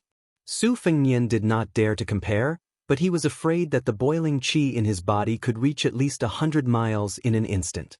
Su Fengnian smiled bitterly. Without turning his head, he grabbed her soft shoulder and threw her back. He closed the scabbard and cultivated his blade. Originally, he had to pull his body like a full moon and only stop when he pulled it to the extreme. This kind of narrow path of martial arts was the most dangerous thing to do. If it happened, it would not be a simple drop of 1 or 2 realms. It would most likely destroy the foundation that he had painstakingly built for enlightening the acupores. The Great Yellow Courtyard's lotus was not the wild grass on the plains. It would wither and bloom with each passing year. It was as difficult as ascending to heaven to bloom again after it withered. He did not know how far those herdsmen had run and whether they had left the canyon. Su Fengnian gritted his teeth. He thought to himself, "Damn it. I'll hold on a little longer. If I can't, I'll have to retreat. If I continue to hold on, I'll really die here. I'm afraid of death, but I'm not willing to give up." Su Fengnian allowed the bison to rush over. They were already very close. He still completed a big circulation and could clearly see the ferocious and terrifying eyes of the bison in the front row. The bison lowered their heads at the same time, wanting to stab this guy to death with their horns. Su Fengnian's clothes shrank and bulged again. The bulging was much stronger than before. He held a circle in front of his chest with both hands. Starting with a small circle, the circle gave birth to a circle, and the big circle had a magnificent atmosphere of encompassing heaven and earth. The dust in the canyon flew up like a round mirror. Su Fengnian moved back almost inch by inch. The herd of bison also moved forward inch by inch unbelievably. Su Fengnian had told himself that he would only hold on for a little longer. Unknowingly, he had held on for a long time. At the top of the mountain, an old monk in a plain kasaya stood with his feet off the ground. He held a bamboo Buddhist staff and walked like an immortal. Seeing this scene, he was slightly moved. He sighed softly and said, "When you forget yourself, you don't care about life and death. You're full of courage. When you wake up, you know that you shouldn't do something, but you still don't forget to do it. You know the nature of the root bone. A little selfishness is not enough to cover a good heart." The old monk rushed to the bottom of the canyon and swooped down like an eagle. He grabbed Su Fengnian with one hand and stepped on the void with the tip of his feet. He floated in the air and floated toward the young herdsman. He said softly, "Your Highness, please save people and allow me to stop the herd of bison." When Su Fengnian subconsciously hugged the young girl's waist, the old monk said softly, "Up." A man and a woman floated to the top of the mountain. The old monk's feet finally landed on the ground. He turned around and stabbed the Buddhist staff into the ground. If he wasn't wearing a kasaya, he would give people the impression that he was an old monk who looked like an old man in the countryside. His eyes were glaring as he faced the tide of buffaloes and let out a muffled low roar. His voice was like a thunderclap that spread miles away. Beimang's new Wushu review held this Buddhist saint in high esteem. It said, "The holy monk of the dragon tree of the two Zen temples is fearless. He has the Buddha's voice and the lion's roar." The herd of bison suddenly stopped rushing forward. There was silence. Blood flowed like a river in the canyon. The old monk lowered his head in shame and put his palms together. Su Fengnian was exhausted. He stumbled and sat on the ground. The young girl sat cross-legged behind him. Her eyes were full of tears. She gently supported His Royal Highness who was falling backward. Su Fengnian was not in the mood to care about whether the old monk had set a trap or not. He was not in the mood to care about the girl behind him. He just looked down at his blood-stained clothes and smiled bitterly. It's not good to keep vomiting blood like this. Then he fainted. The old monk pulled out his bamboo staff and came to the top of the mountain.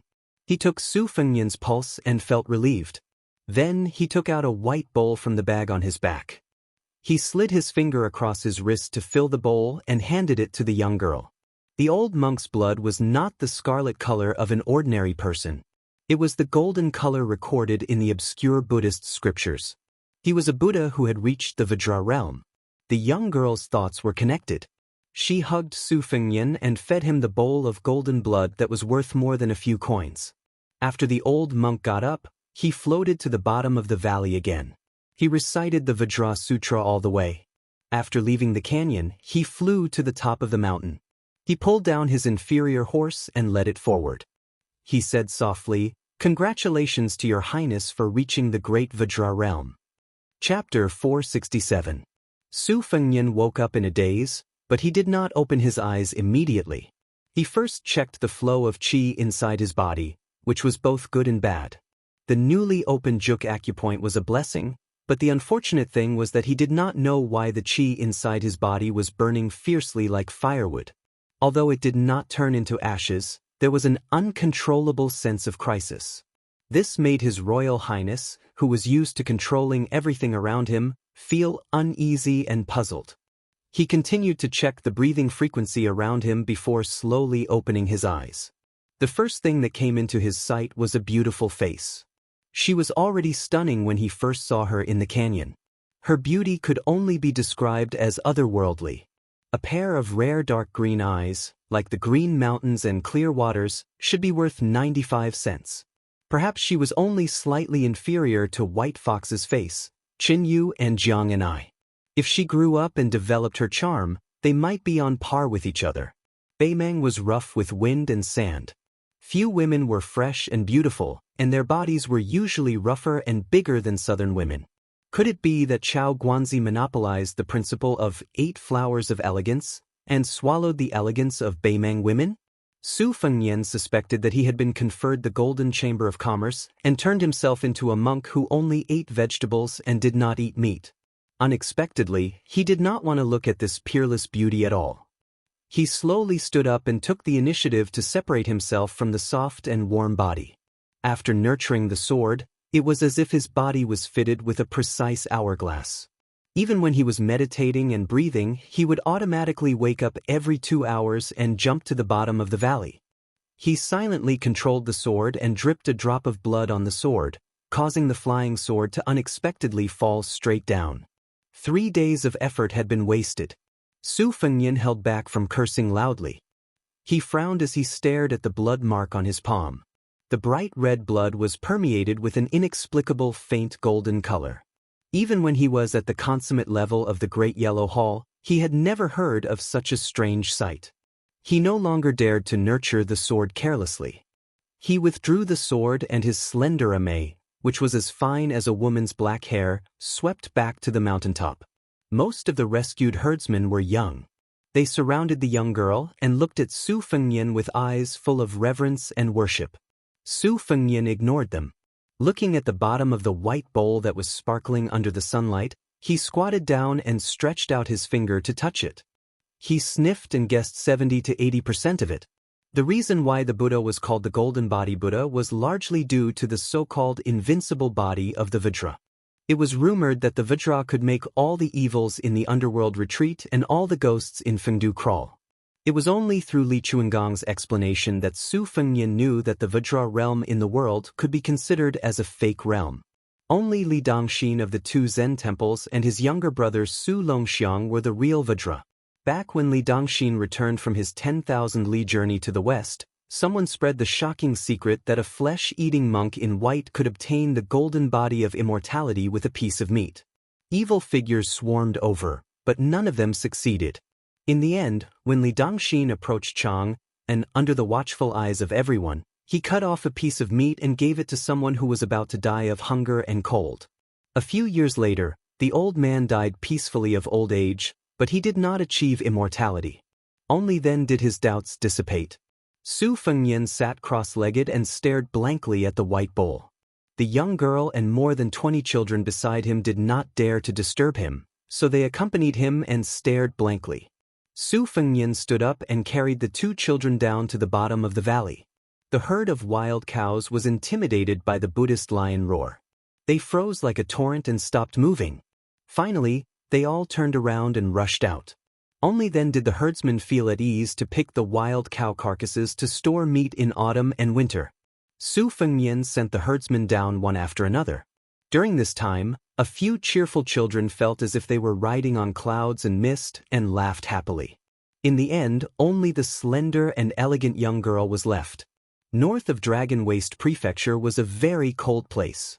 In autumn and winter, the rich people used the fur of marten, fox, rat, and raccoon as their fur coats. The poor people used the fur of cows, horses, pigs, and sheep as their clothes. In spring and summer, they used cloth and silk as their clothes. There was a difference in thickness between the rich and the poor. For example, the young girl in front of him had a narrow left sleeve and wore black leather boots. She could only be considered simple and neat. She could not compare to the silk and embroidered clothes of the maids and concubines of the noble families. However, she was a natural beauty. There was an exquisite Chang flute tied around her waist. There was no one at the top of the mountain. Su Fengnian finally had the mood to look at her carefully. He was not in a hurry to send her into the valley. She blushed from being stared at. She lowered her eyebrows and two fingers quietly twisted the corner of her clothes. Su Fengnian smiled. He walked closer and pinched her chin. He tilted it up and forced her to look at him. Su Fengnian had seen with his own eyes the Mang cavalry hunting and chasing. He did not intend to get involved in this muddy pond. Beautiful women were a source of trouble. Su Fengnian did not have the ability to fool around in Beimang. The sword of emotion hurt people. Wasn't someone as open-minded as Li Chungang also suffering in the same way? Su Fengnian's selfishness in stopping the herd of oxen this time was obvious. He only wanted to leave a good impression on the Dragon Tree Monk, one of the two great saints of the world. If he expected His Royal Highness to help the Buddha to the west and save this group of herdsmen from the abyss of suffering, he really did not have this kind of compassion. Moreover, if they were involved with him, who could have a good ending? Su Fengnian picked her up and jumped down. He landed lightly on the ground. After letting her go, he did not say anything. He ignored the grateful herdsmen who were kneeling down and praying. His chi was continuous like the Kunlun dragon's vein. In a flash, he chased after the herd of oxen. After turning the corner, he slowed down and planned to turn back. He thought of a way to practice the swimming fish style on the 6th page of the knife manual. The Beimang cavalry had not seen the herd of oxen for a long time. Sensing that the situation was out of their expectations, they brandished their swords and rushed into the valley. Su Fengnian's hearing was amazing. He frowned slightly and stuck to the dark cliff like a gecko. He originally wanted to chase after the herd of oxen on the top of the mountain. He caught a glimpse of the last rider turning around the corner of the valley. Then he heard a sneer that all men understood. Su Fengnian walked along the ridge of the cliff and saw more than 30 riders circling around the girl at the bottom of the valley. Those who were skilled in horsemanship leaned their bodies and reached out to touch the girl's clothes. Su Fengnian cursed as he fell back into the valley. The arrogant cavalry did not notice that someone had appeared out of nowhere behind him. Su Fengnian was also too lazy to talk nonsense. He floated forward, one hand grabbing onto the tail of a warhorse. The warhorse that was galloping in circles felt a wave of pain and raised both of its hooves, neighing in pain. The fierce cavalry turned around in surprise, brimming with killing intent. A saber slashed towards this reckless fellow. Su Fengnian gripped his saber and dragged the cavalry off his horse. He kicked this sturdy warrior away, and his body smashed into the cliff, instantly turning into a pile of meat paste. Su Fengnian was shocked. When did he reach such a state? The rest of the cavalry were startled. A brave man urged his horse forward. Su Fengnian did not move at all. When the horse crashed into him, he pressed one hand on the horse's head. The horse's head exploded into the ground and died on the spot. The back half of the horse's body flipped over. Su Fengnian slapped it away with one hand. Together with the dead horse, both the man and the horse were thrown into the cliff. The only difference between their deaths and the former's was that the pile of meat paste was bigger. The more than 30 cavalrymen no longer cared about teasing the tender meat that was about to enter their mouths. They fled for their lives. Anyone could see that using numbers to crush the enemy was not going to work. Where there's life, there's hope. This principle was simple and plain no matter where it was.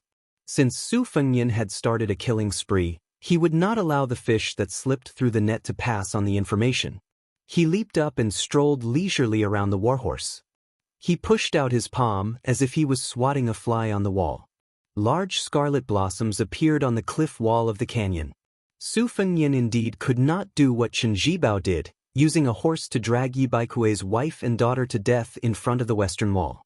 But when it came to killing some barbarians in Beimeng, he still had no scruples. If not for this, Su Fengnian admitted that he deserved to die in Beimeng. Even if he had the hereditary title in his hands, what qualifications did he have to fight with Chen Zhibao over Bailiang's military power? Snatching soldiers, snatching food, snatching people's prestige, and snatching the hearts of the army, all of these things had to be done with hands stained with blood, not with talking about benevolence, righteousness, and morality. Spring and autumn were not righteous wars. How many massacres were there? How many cities were massacred? How many people ate the food cooked by their fathers and mothers? Scholars, aristocrats, powerful officials, and military men, one after another, entered the scene. Even if they died, most of them could be considered to have left a mark or two in the history books. But too many people in the chaotic world who only wanted to be well-fed and well-clothed dogs died.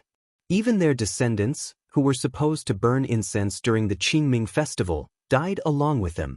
How could he command Bailiang's 300,000 cavalrymen with the benevolence of a woman? Once the empire's north gate was opened wide and Beimeng drove straight down, the first to suffer would be Bailiang's millions of households. Those loyal officials of the Liang dynasty who had always been a burden to Bailiang were probably very happy to see this happen, even though they were grieving on the surface. Su Fengnian's face was gloomy. After taking care of more than 30 Beimeng cavalrymen, he slowly walked toward the girl. She was the only girl among the herdsmen who saw him block the herd of bulls with her own eyes. At that time, she believed that he was the greatest hero in the world, like an immortal descending to earth. But when she saw him killing people, not just bulls, especially when she saw him slowly walking toward her, she subconsciously looked away and took 2 steps back. Su Fengnian sneered and rushed to the top of the mountain. He had done his duty and no longer cared about the herdsmen's lives. He chased after the powerful herd of bulls. The girl suddenly realized what she had done. She was so regretful that she wanted to die. She fell to the ground in a daze, her eyes empty. Su Fengnian came to the top of the mountain at the end of the valley and stopped to look into the distance. Saving one person, killing 10,000 people. Killing one person, saving 10,000 people. Which was more important? Even though Su Fengnian believed in Buddhism, he didn't understand and didn't want to know. He remembered that when he was young, his second sister Su Weisheng was confused about whether the white horse was a horse or not. The rough Su Shao joked that if father sat there and said it was a horse, then it was a horse. Who dared to say it wasn't? It was this unreasonable Madame Wu who said to His Royal Highness that night that there was no one in the world who deserved to die, especially no commoners who deserved to die. As long as I, Su Shao, am alive, Liang Mang will not lose a single commoner. Su Fengnian jumped down the cliff and ran wildly, following the hoofprints to catch up with the herd of bulls. First, he swam into the lake like a fish, shuttling back and forth freely. Then he jumped onto the backs of bulls. He walked on the tide. Finally, he stood on the back of a bull, standing at the head of the tide. Chapter 468.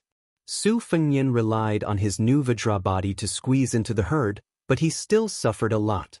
If he was not careful, he would be hit by the strong bison and kicked around like a ball. With Su Fengnian's stubborn character and his reluctance to jump out of the tide, he was washed to the ground several times and was trampled by dozens of bison in an instant. These white-stocked bison easily weighed 2,000 to 3,000 pounds and could not bear it. Only then did he flip over the bison's hooves and jump onto the back of the bison. Fortunately, he had the protection of the mirage evolved from the big yellow court, or else he would have been in rags. He either lay down or sat on the back of the bison, rested or nurtured his sword, and then looked for his own suffering. He jumped into the narrow gaps of the herd and continued to slide like a fish. At first, he collided with the bison several times and was battered and exhausted. He was so angry that he could not wait to use the sword chi rolling dragon wall to smash hundreds of bison. However, he suppressed the irritation in his heart and combined with the big yellow court heart sutra, he finally figured out a way to move with the flow. When the herd stopped to rest, he would stay away from the bison, sit alone and concentrate on flying on his sword. Once there was a wolf pack that targeted the calf, Su Fengnian did not kill it. Instead, he stomped on the ground and frightened the wild wolves away. After a few days of ups and downs, Su Fengnian was full of the smell of bull, as if he had become a member of the herd and was accepted by many bison. When Su Fengnian passed through the entire herd from the end of the herd and finally took the lead to run, the herd actually followed him for more than 10 miles. Seeing a large patch of water grass, Su Fengnian lay down on the grass by the lake, panting and feeling satisfied. After obtaining the essence of the swimming fish style on the 6th page of the Bladesmanship Manual, he realized how short-sighted he was at first. If he merged it with the rolling knife technique, he would be like a fish in water, complementing each other. He turned to look at the spring thunder hanging on his waist and said self-mockingly, "Spring thunder and Xiaodong are a pair of sisters. After we separated, you were unlucky to follow an idiot like me. Xiaodong stayed by White Fox's side, so I can't embarrass you too much." Su Fengnian took off his black gown and white coat and put them into the lake to wash, revealing the soft silk precious armor that Jianghu people dreamed of. The soft armor was once pierced by Miss Hehe's hand knife at the chest position. After returning to Bailiang, the pivotal pavilion's craftsmen hurriedly repaired it. This secret organization must be busy now with the red armor that had lost its talisman generals. The Bailiang army's combat power was amazing, and the pivotal pavilion, led by the giant of the school of Mo, had made great contributions. The soft armor was woven with 12 sword pouches, which stored the flying swords separately. Before entering Beimang, Su Fengnian had reached his limit by riding the flying swords 4 or 5 times. After the battle with the devil Xieling, he stayed in the city to watch the fierce woman lotus slowly bloom. He occasionally had an epiphany and opened another acupoint. In the canyon, he fought with the wild bulls and broke through the juk, opening 3 new acupoints. Su Fengnian spread out his clothes and sat cross-legged on the grass.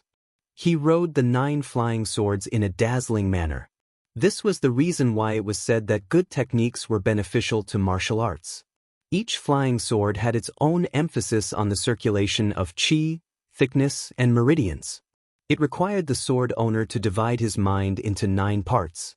Of course, it was not to say that Su Fengnian was only 3 sword realms away from the previous sword owner, Dong Tai. Although there was only 1 word difference between riding a sword and controlling a sword, it was still an insurmountable heavenly gate. The 9 flying swords in the air were respectively the green plum blossom with a smooth sword arc, the bamboo horse with a segmented bamboo body, the morning dew with a dazzling radiance every time the sun shone on it, the peach blossom sword with a pink body, the amaze sword with a slender black hair without a handle, the smallest but at the same time incomparably sharp swan eye, the vermilion bird with a scarlet radiance lingering around it, and the last one was the huang tong with a wide and thick body. Each of the 9 flying swords had its own merits. His childhood sweetheart Chao Lu Chunshui was like the girl next door, nurturing the sword smoothly. Peach Blossom Ame, Vermilion Bird Huang Tong was like a lady from a respectable family, progressing a little slower. The other three were like the beauties that could topple a city, unmoved by force or persuasion. Su Fengnian also served them diligently every day, but the formation of the embryo was extremely slow. However, that day when the golden blood of the Buddha was mixed in, Ame fell, and the rest of the swords were more or less the same. Only the first sword of golden thread almost instantly formed a sword embryo, which was a great surprise. Regarding the previous swords that were wasted for 3 days, Su Fengnian did not feel so distressed anymore. After nurturing the golden thread, the golden luster in the blood had completely faded away, which made Su Fengnian feel relieved. He could not abandon the other 11 swords just to nurture the first sword of golden thread. This was a huge loss, and there was no way he could be so wasteful. Su Fengnian controlled the flying swords to cut the water weeds. He wondered what Dong Tai would think if he saw this scene. After he was exhausted, Su Fengnian put the 9 swords back into the sword pouch. He grinned and leaned back, his hands folded behind his head, and closed his eyes, half asleep. Yao Jian had been influenced by the geomancy master Yao Jian. Other than knowing some superficial kung fu of tasting earth and water, he also knew a thing or two about dragon veins. Yao Jian once said that the dragons of the world came out of Kunlun. Of the 3 great dry dragons, 1 landed in Taiyan, 1 came out of Donghai, and 1 entered Beimeng. There was a saying in Qingshui geography that the mountains were old and lifeless, while the young mountains had luck. Therefore, 1 searched the mountains but not the old, 1 searched the young mountains. The closer one was to Kunlun. As time passed, the more difficult it would be for a dynasty to be born in the West. Not to mention the imperial court, just in terms of feng shui. When Su Shao had stationed troops in Beiyang to confront Beimeng, he sent the 2 great vassal kings of the imperial family, Yan, Qi, and Guangling, to the southeast to be in charge of suppressing the qi of the dragon. The son of heaven, Zhao family, was not without the hidden selfishness of having outsiders guard the door and courtyard while their own family members looked after the treasures. Among them, because the Guangling prince and the current emperor shared the same father and mother, they were able to be stationed in the Donghai region. It could be said that they had put a lot of thought into this. However, when talking about the fate of a dynasty and one's own destiny, there were always too many contradictions. Li Yishan was very resistant to this, and at the same time, Yao Jian was also implicated a few times. Su Fengnian suddenly stood up and put on his clothes. Then he saw a middle-aged Taoist who did not look like a Taoist priest from the Central Plains. When he saw him, he only glanced at the spring thunder and lost interest. This Taoist priest had slanted eyebrows and a pair of almond-shaped eyes. He wore a short brown robe with a colorful silk belt tied around his waist. On his back, he carried an ancient bronze sword with pine patterns. His appearance was elegant, and he had the demeanor of an immortal. He asked in a southern Beimeng accent, "Have you seen an old monk with a bamboo staff?" Su Fengnian calmly shook his head and said, "Master Taoist, I have not seen him." Chapter 469. The Taoist narrowed his eyes and continued to ask, "You seem to have mastered the superior Taoist breathing technique. May I ask which Taoist Jinren taught you?" Su Fengnian, who had already concealed his qi, pretended to be angry and said, "No comment." The middle-aged Taoist smiled, but his smile was cold. "Oh? Then you must be a spy from Beiyang." In northern Mang, Taoism was the state religion. Daoist Master Qilin of the Tao Dao sect was a state teacher whose status was so high that it could reach the 9 heavens. The great Daoist master had 6 outstanding disciples, and he was also regarded by northern Mang as an immortal who had attained the Tao and could move the clouds and summon the rain. Before the empress ascended the throne in Beimeng, Taoism was not prominent and Buddhism was prosperous. Since Taoist Qilin was given the title of national teacher, he was called the emperor's yellow paper imperial edict. 316 people bowed to him together. Because of this, Buddhism gradually became silent. Taoist temples of all sizes in Beimeng's imperial city sprung up like bamboo shoots after a rain. Hundreds of Taoists from Tao Te sect rose to the heavens. Most of them had a meteoric rise and were treated as distinguished guests by high-ranking officials and nobles. Su Fengnian was surprised. "Are you an immortal from Taoist sect? I often heard about the miracles of Taoist sect's Daoist Qilin in Gusai state. Are they all fake?" The Taoist with a sword on his back sneered. "Buddhism emphasizes the equality of all living things. When have they ever treated everyone equally? I know that I have no hope of attaining Tao. What I do in the dynasty is to kill evil with one sword." Su Fengnian seemed to be forced by the situation and had no choice but to lower his head. He said helplessly, "I did see an old monk heading north. He even asked me for half a bag of water to drink. The old monk said that he came from 2 Zen temples and was going to Qilin Temple to discuss Buddhism with the national teacher." The almond-eyed Taoist heard every word and snorted coldly before drifting away. Su Fengnian waited until the figure of the Daoist disappeared and confirmed that there was no doubt that he did not turn back to hide. Only then did he let the qi in his body rise spontaneously, contracting and expanding.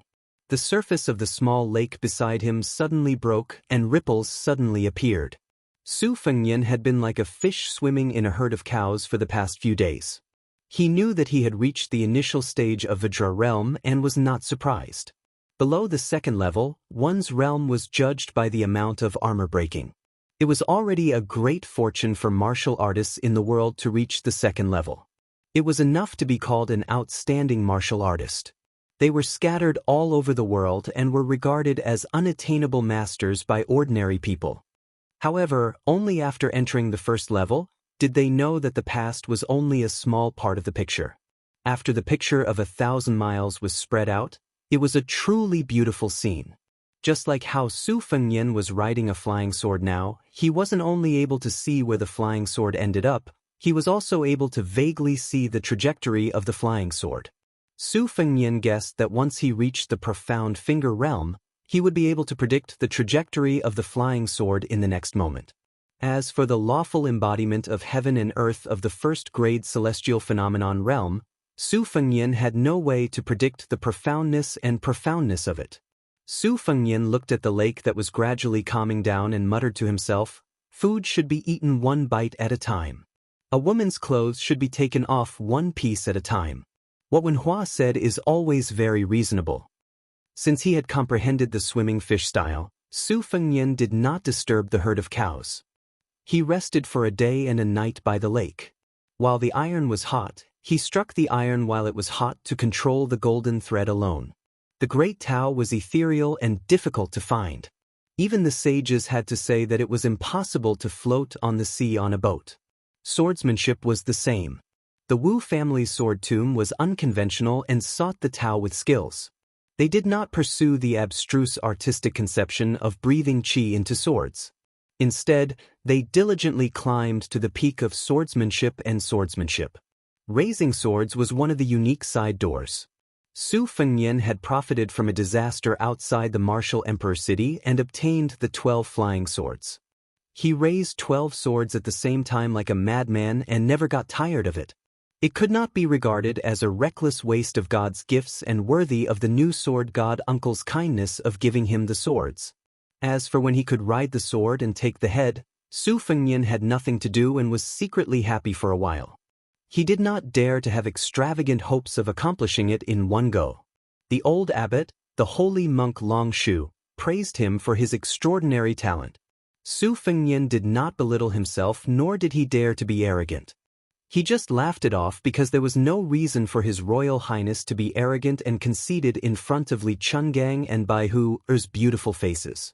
Su Fengnian walked slowly along the lake. The qi in his body was complicated at first, circulating according to the sword qi rolling on the dragon wall. When he first entered Vajra, he returned to simplicity and began to circulate the qi in his body like a swimming fish.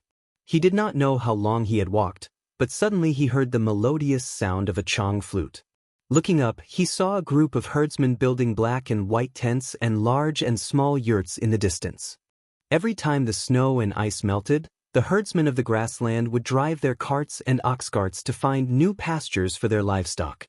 It was currently April and August, and the weather was warm and the water was lush. It was the golden season for herding. However, the life of a herdsman without a fixed residence was not as free as one might imagine. When the tribes of the grassland of Beimang migrated, they had to follow the rules set by the Shirdi and set up camp in the grassland. Although the grassland was large, the grazing land was almost completely encircled by the Shirdi. These Shirdi were the noblest and most powerful, occupying vast areas. Only a few herdsmen who had saved the lives of the descendants of the Beimang kings had the right to freely set up camp. Generally speaking, even if the grass was dry, the Shirdi would not allow the herdsmen of the neighboring tribes to enter their territory to seek refuge and protect their livestock. Therefore, the grassland was perennially embroiled in internal strife. Even though the grassland was also part of the royal family, there would still be a lot of bloodshed. It was only after the Empress of Beimang ascended the throne and worked hard to suppress the Shirdi of Yelu and Murong that the situation improved slightly. Su Fengnian followed the melodious sound of the Chang flute and saw a graceful figure playing the flute in front of the lake. She puffed up her cheeks and took a breath before playing the flute solo. It was melancholy. Su Fengnian was proficient in music, but he did not know much about the Chang flute. There were a few high-quality Chang flutes made from Shishu Min bamboo in the manor. In Wutong Garden, only the head maidservant, Sweet Potato, was proficient in this. Su Fengnian stopped and listened for a long time. He felt a little melancholy. These past few nights when it was quiet, he did miss the scene of him sleeping peacefully on Sweet Potato's thigh. The elasticity of those beautiful legs, tsk. Su Fengnian hurriedly swallowed a mouthful of saliva and silently recited the mantra to clear his mind. He did not know that it would have been better if he had not recited it.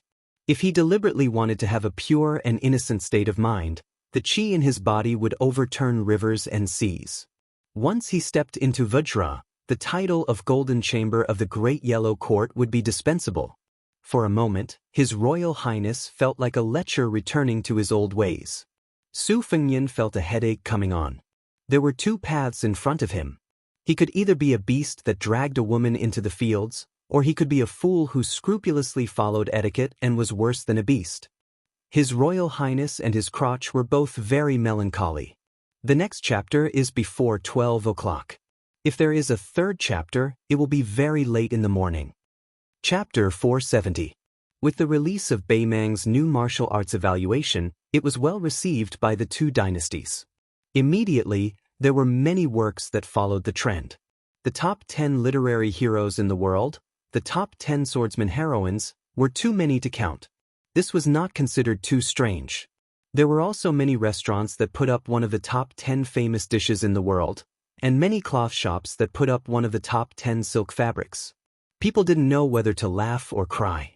Beimang had an evaluation of the top 10 famous courtesans of the current dynasty. Compared to the elegant and reserved women in the south, they were much more explicit and erotic. The most famous courtesan of Feng Feng Lu in Flying Fox City was famous for her small mouth. It was said that her nimble little tongue could make cherries knot. Her ultimate skill was the beauty playing the jade flute. In addition, there were also some evaluations of the yin-yang pot, which made the scholars of the Central Plains feel even more ashamed. As for what they were thinking and whether they coveted the various wonderful uses described in the text, it was unknown. At this time, the beauty's thin lips were sucking on the flute. Su Fengnian could not help but let his imagination run wild. Previously, he was full of hostility and had a bit of a grudge against this young herdsman girl. Now that he had calmed down, she was relatively pleasing to the eye. Beautiful women were really a gift from heaven. Not only could they be a feast for the eyes, but they were also pleasing to the eye. However, Su Fengnian was picky and harsh. He knew that this kind of poor girl, even if her face and figure were worth 95 won, would not be able to withstand deductions. For example, if her hands were rough due to years of hard work, 1 won would be deducted. If she was herding sheep and riding horses, her buttocks were destined to be soft, 1 won would be deducted. If she was not literate and had shallow knowledge, 2 or 3 won would be deducted. Su Fengnian's disdain for those heroines in the past was not without basis. Although their sleeves were fluttering in the wind, they were like fairies descending to the world. Unless they had reached the realm of perfection and were able to grow flesh and bones, their hands would be calloused. If they were to wield weapons, who could guarantee that they would not have scars while practicing martial arts? Later, Li Chungang, who was at the time of the martial arts competition, commented that the girl's feet were really big. It was said that the girl was so angry that she cried. After she lost to Li Chungang in a sword competition, she was unwilling to set foot in the Central Plains again. It was conceivable that it was not easy to become a famous heroine, especially one who was gifted and had a full chest. If they fought with others, they would tremble and the onlookers would feast their eyes. Of course, they would think that it was beautiful, but the heroine herself would probably be secretly distressed. When the young herdsman saw the man who had brushed past her in the canyon for the first time, she was first surprised, then afraid, and finally guilty and happy. Her 5 fingers clenched the exquisite flute, and she did not dare to make a sound. At first, she was afraid that this young hero, who had done a great favor for the whole tribe, would leave without saying goodbye. Seeing him standing not far away with a smile, she was slightly relieved. It was just that her palms were sweating and covered with her beloved flute. She bit her lips and did not dare to make a sound to disturb her benefactor's contemplation. She was not a tribesman and was thrown outside the yurt when she was an infant. She was only left with a token, the Chang flute, which was engraved with the 4 words, Yelu Murong. The girl grew up and became more and more beautiful. However, on the grassland, a woman's beauty could not escape. She was just a commodity in Shirdi's bag and could be sold or offered as tribute. Her benefactor, Shirdi, was only a small aristocrat on the grassland. He had enough to preserve his territory but not enough to expand. When he learned that a beautiful woman who was said to be unparalleled in the world had appeared in his tribe, he hurriedly prepared to gift her to a big Shirdi in exchange for a new pastoral land. The small and weak tribe could not bear the humiliation and migrated. Little Shirdi, who controlled the life and death of the tribe, was furious and sent cavalry to chase them. This group of herdsmen had to cross the territory and camp. Little Shirdi had no choice but to pay the neighboring tribe gold and silver as a toll fee, but he did not dare to tell the truth. He did not expect that a powerful old Shirdi would learn the inside story. The old Shirdi, who was half 100 years old, coveted the girl and simply killed more than 10 cavalrymen to chase after this fat meat. The last Shirdi was a descendant of the Yelu branch. He was famous for his cruelty in commanding troops and governing people. He did not lust for beauty at all. He directly ordered the killing of this group of illegal herdsmen. Only then did he have the cold-blooded skill of driving sheep into the tiger's mouth. Coincidentally, the Buddhist saint and the Prince of Baoyang who went to the north to meet inadvertently stirred up the situation. The muddy water became even more muddy, which allowed the herdsmen to linger at death's door and set up camp in this fertile land. A few days ago in the valley, the girl took the initiative to find the tribal leader and said that if the local grassland heroes made things difficult for her again, she was willing to go to the Shirdi's camp. The tribal leader was old and had been running all the way. Although he felt sorry for the girl who was like his own granddaughter, he did not refuse. After all, the old man had 100 lives on his shoulders. If he persisted, not only would he be hunted down as a plaything by the big and small Shirdi, the young herdsmen in the tribe would almost rebel. The herdsmen were poor and could not do the pretentious good deed of leaving food for the rats. She had the kind temperament of sweeping the ground for fear of hurting ants as usual. Although she was lonely and had no one to rely on, she could make the tribe protect her at all costs. Half of it was because of her beauty, and the other half was because they pitied her hard life. It was not a good thing for a woman to be beautiful on the grassland. Su Fengnian was not afraid to judge others with the most malicious intentions. Even if you were the abbot of the 2 Zen temples, Su Fengnian had been repeatedly weighing and guessing these days. Where was this good karma? Especially in the valley, the lion's roar of Buddhism came late and hundreds of bison died in his hands. Wasn't it indirectly killed by the old monk who claimed to have made a big mistake? Wasn't it just like the apricot-eyed Beimang Taoist who said that monks could not achieve equality for all living things? How should this account be settled? To put it bluntly, it was nothing more than haggling over every ounce with the heavens. Everything had its gains and losses. The old monk was already in the realm of Buddha, yet Su Fengnian was using a stupid method to think about the bigger picture. One day, he would inherit the title of Prince of Northern Liang. Did this have anything to do with Northern Mang's destruction of Buddhism and the end of the world? The two Zen temples' original intention was to let the little monks of the north and south go to Jinding to debate with Taoism. However, it was dispelled because of the little girl's dream. According to the information gathered by the spies of Bailiang, in that dream, countless armored horses came to Bailiang. Su Fengnian was not only curious about the little monk who erected a monument and became a Buddha, he was more concerned about where the armored horses came from. The aftertaste of this dream was too long.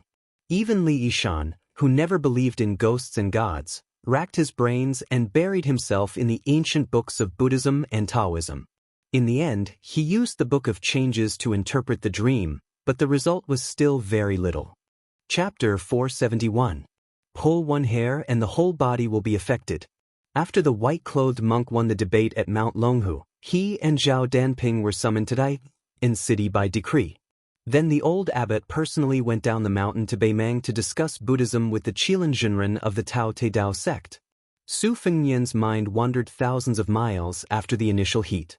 When he came back to his senses, his mind was as calm as still water. This made His Royal Highness worry about whether or not there was a big problem between his legs. He sighed inwardly and approached the girl who was at least 85 when. He took the Chang flute from her hand. Seeing the 4 characters of Bemeng, he frowned and asked, "Do you understand the language of the southern dynasties?"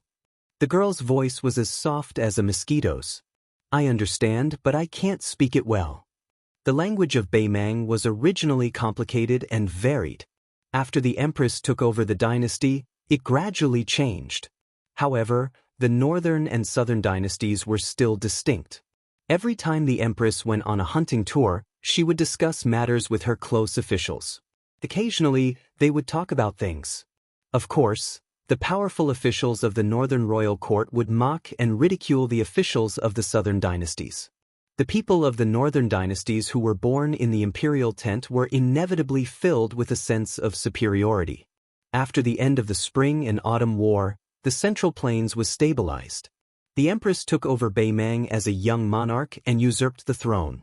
Then, she took the opportunity to settle the remnants of the Spring and Autumn War. This caused Beimang to be in turmoil. The Liang dynasty and the Liang dynasty fought 6 times. The Liang dynasty won 2 times in name, but the true meaning of victory was only 1 time. It was when the empress took the opportunity to unify the Spring and Autumn War and took the opportunity to take the initiative to attack Beimang's unstable foundation. They won on 3 fronts and fought all the way to the capital of the southern dynasties. Unfortunately, they couldn't finish the war in one battle and continued their northern expedition, leaving Beimang with a chance to breathe. People only said that Su Shao, the king of Bailiang, was greedy for power and didn't want to destroy Beimang. As a result, he had no soldiers to lead, so he withdrew his troops. In reality, both sides were preparing to sign an alliance. Only Su Shao didn't hesitate to use his head as a guarantee and privately went to the emperor. He said that as long as the emperor gave him a secret edict, he could only lead the Bailiang army and enter the north alone. Even if he had to sacrifice 200,000 soldiers, he would make Beimang lose its title. At the time, the old Grand Secretary stood by the monarch's side and only laughed coldly. The next day, Su Shao was the first to withdraw his troops back to Bailiang to express the Liang dynasty's sincerity. This could be considered Su Zhao's second time being a scapegoat after the Spring and Autumn War and his rise to the Jianghu. Many old soldiers who had been through hundreds of battles silently withdrew from the Bailiang army at this time. In the 5 battles between the 2 countries, the Liang dynasty lost more than they won. The 4th time was the most crushing defeat, almost exhausting all of the elite border troops the previous emperor had accumulated. The eastern front north of Great Peace City was cleared of the wilderness, and it was even more forbidden to raise troops and attack without permission. It was only now that General Gu Jiantang had resigned from his post as the Minister of War and was personally overseeing the 2 Liao provinces, in addition to the Grand Secretary Zhang Julu's support, which was said by the scholars to have spent half of the dynasty's wealth, that the declining situation took a slight turn for the better.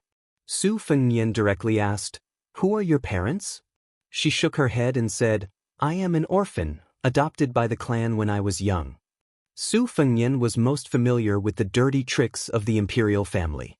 He asked with a smile, "Have you never thought that you might be a golden branch or jade leaf with the surname Yelu or Murong?" The young girl's eyes widened and her mouth dropped open. Clearly, she had never thought about this matter. Su Fengnian inadvertently saw the pink tongue behind her white teeth and felt hot again. However, he didn't feel the least bit ashamed of his inferiority in front of a beauty. He only lowered his eyebrows slightly and glanced down at his waist, silently praising, "Good brother, you are very capable." After working hard to cultivate the great yellow courtyard, there shouldn't be any irreversible side effects. Otherwise, His Royal Highness would really use a piece of tofu to knock himself to death. Without any worries, Su Fengnian was in a good mood and threw some of the troublesome problems to the back of his mind. He remembered that in the past, he had spent a lot of money to buy countless poems. When they reached his second sister, only one line, "Tomorrow worries will come tomorrow worries," entered her eyes and made His Royal Highness so happy that he had the servant send another 700 taels of silver to that poor scholar, 100 taels per word. Later, he heard that this scholar had passed the imperial examination and had some fame in the capital. He was one of the few honest people who didn't want to wallow in the mire and curse His Royal Highness with the scholars. It was probably because of this that he had waited on the cold bench for several years before he was replaced by a county clerk in a barren mountain and turbulent river. Su Fengnian sat by the lake and beckoned her to sit down. Smelling the unique fragrance of a woman, His Royal Highness, who hadn't even seen a female mosquito after leaving Flying Fox City, felt as if a lifetime had passed. The wild bulls were vast and mighty. Su Fengnian was wholeheartedly studying the swimming fish style in the knife manual. How could he care about distinguishing between male and female? Besides, even if he could distinguish between the two, what else could he do? Su Fengnian wasn't even afraid of the devil Xieling, but this thought scared him so much that he trembled. He then held his belly and laughed. It could be said that he found joy in the bitter struggle of Beimeng alone. After laughing, he saw that the young girl who was sitting upright and still was confused. No matter how thick-skinned Su Fengnian was, he wouldn't be so brazen as to mention this. He lowered his head and stroked the Chong flute. The two dark purple bamboo pipes were side by side with gold and silver threads intertwined. The holes of the pipes were smooth and round. Even after many years of playing and stroking, there wasn't the slightest bit of wear and tear. It could be seen that it was a precious Chong flute of top quality. Su Fengnian could be considered an expert in calligraphy. He carefully observed the 4 main characters written by Murong in front and Yelu in the back. The characters carved on the Chong flute were extraordinary. He didn't exchange the flute. Instead, he smiled and said, "Take good care of this keepsake. Who knows, maybe one day you'll be the shepherd girl Mu Ko Shinbei's head. If that day really comes, remember my kindness." The girl blushed when she saw how gentle and meticulous he was stroking her, making her even more charming. However, when she saw this young master from the southern court using her beloved Chong flute to stroke her back in such a careless manner, there was a hint of resentment in her eyes. Perhaps Su Fengnian was slow to realize it, or perhaps he was deliberately teasing her, but when he saw her face, he couldn't help but smile. He extended a finger and twirled the Chong flute's opening, grinning wickedly. The girl's face was thin, and she was about to cry. Su Fengnian returned the Chong flute to her and lay down on the grass. He was afraid that there wouldn't be many days of such leisure and carefree days in the future. The girl sitting cross-legged beside Su Fengnian clutched the Chong flute and lowered her head, saying, "I'm sorry." This time, she really was crying. Su Fengnian knew that she was apologizing for her cowardice after being saved in the canyon. The corner of his mouth curled up, and he said in a calm tone, "It's not wrong for a girl to be timid. If you feel that it's wrong, you can be bolder and sit on me. Even if I suffer such humiliation, I won't resist." Su Fengnian was originally teasing the girl, and he was just teasing her. He didn't think that this girl would really use up all her courage and boldness in her life to sit on his waist. His Royal Highness, who had been suppressed, sucked in a breath of cold air and said sanctimoniously, "Girl, please have some self-respect." Chapter 3, around 3 in the morning. Not included in tomorrow's update. Chapter 472. An ignorant girl straddled the man's waist and sat with her butt raised. You couldn't expect her to be good at horsemanship in this aspect. Su Fengyan, on the other hand, was very familiar with it. Just a moment ago, he was like a chaste woman who was awe-inspiring and righteous, asking the girl to respect herself. However, when he saw her taking the initiative, he immediately changed his attitude and started to undress himself without hesitation. Having illicit sexual intercourse in the wild, having a banquet in heaven and earth, and wantonly humiliating the northern Mang woman. It should be the dream of many weak northern Liang gentry children. Su Fengyan had seen many of these poor rich scholars who thought that they could compete with the soldiers who led troops to kill the enemy by riding on the northern Mang prostitute's body in the brothel. Su Fengyan's eyes were clear as he looked at the herdsman who seemed to be crying and laughing at the same time. He stopped what he was doing, which was mostly acting. She undoubtedly had a pair of bright eyes, which were not the kind that directly pointed at one's heart, but the kind that was pure and untainted by dust and dirt. This kind of woman's eyes were destined to be like the clear lake on the grassland beside him, which would disappear into the yellow sand sooner or later. Once he saw her this year, he might not see her again next year. Even if she was a golden branch and jade leaf left behind in the grassland, even if she returned to the palace, what benefit would it bring? Su Fengyan did not have the charming thought of taking off his clothes to see her naked, but he was not allowed to take advantage of her. He smiled and shook his head, indicating for her to relax. At the same time, he held her extremely flexible and slender waist with both hands in an inappropriate position. The two of them looked at each other. The so-called killing a beauty with a sword under the waist was probably the true portrayal of Su Fengyan at this moment. No matter how innocent and naive the girl was, she matured early. No matter how ignorant she was not a fool. She also knew what kind of evil was suppressed under her soft buttocks. Riding a horse and herding sheep would not be so embarrassing. This was not a woman who deliberately wanted to seduce people. Even though Su Fengyan had been untainted by flowers for a long time, he also felt that those fallen monarchs who never went to the morning court were not wronged. Su Fengyan's hands quietly slid down and naturally squeezed. This was a skill that came with practice. Back then, during the 3 years of traveling, he had relied on this ingenious technique to make that brat Wenhua prostrate himself in admiration. Unfortunately, this brat's comprehension ability was worlds apart from His Highness the Crown Prince's, and he could not maintain a righteous expression as a moral person. Unfortunately, he had a lecherous face that deserved a beating. Every time he mustered up the courage to go to the downtown area to take advantage of women, Su Fengyan would inevitably have to step in to save the situation. If Wenhua cooperated, saliva would immediately flow from the corner of his mouth, and then he would say that he was an idiot brother in the family. Girls with weak temperaments would be soft-hearted and let him off, but those who were more shrewish would be punched and kicked, implicating Su Fengyan as a fish in the moat. Among the latter, Xianyuan Qingfeng was the most relentless, leading his vicious servants to chase after them for several streets. The young girl did not say anything and only stared at him with her eyes wide open. In his life, other than a girl's crying, Su Fengyan could not stand this kind of pure gaze. He could only withdraw his hands in embarrassment and laugh as he scolded, "You're the only one who's allowed to ride a horse, but I'm not allowed to flatter you?" The young girl, who was not used to puns, thought carefully. When she had figured out the meaning, she clumsily revealed a slightly late bashfulness. Su Fengyan saw her charmingly naive appearance and could not bear to do it. He sat up and held her in his arms, lightly smelling the fragrance of her fine black hair and feeling the delicate trembling of her virgin body. He sighed and slowly released her.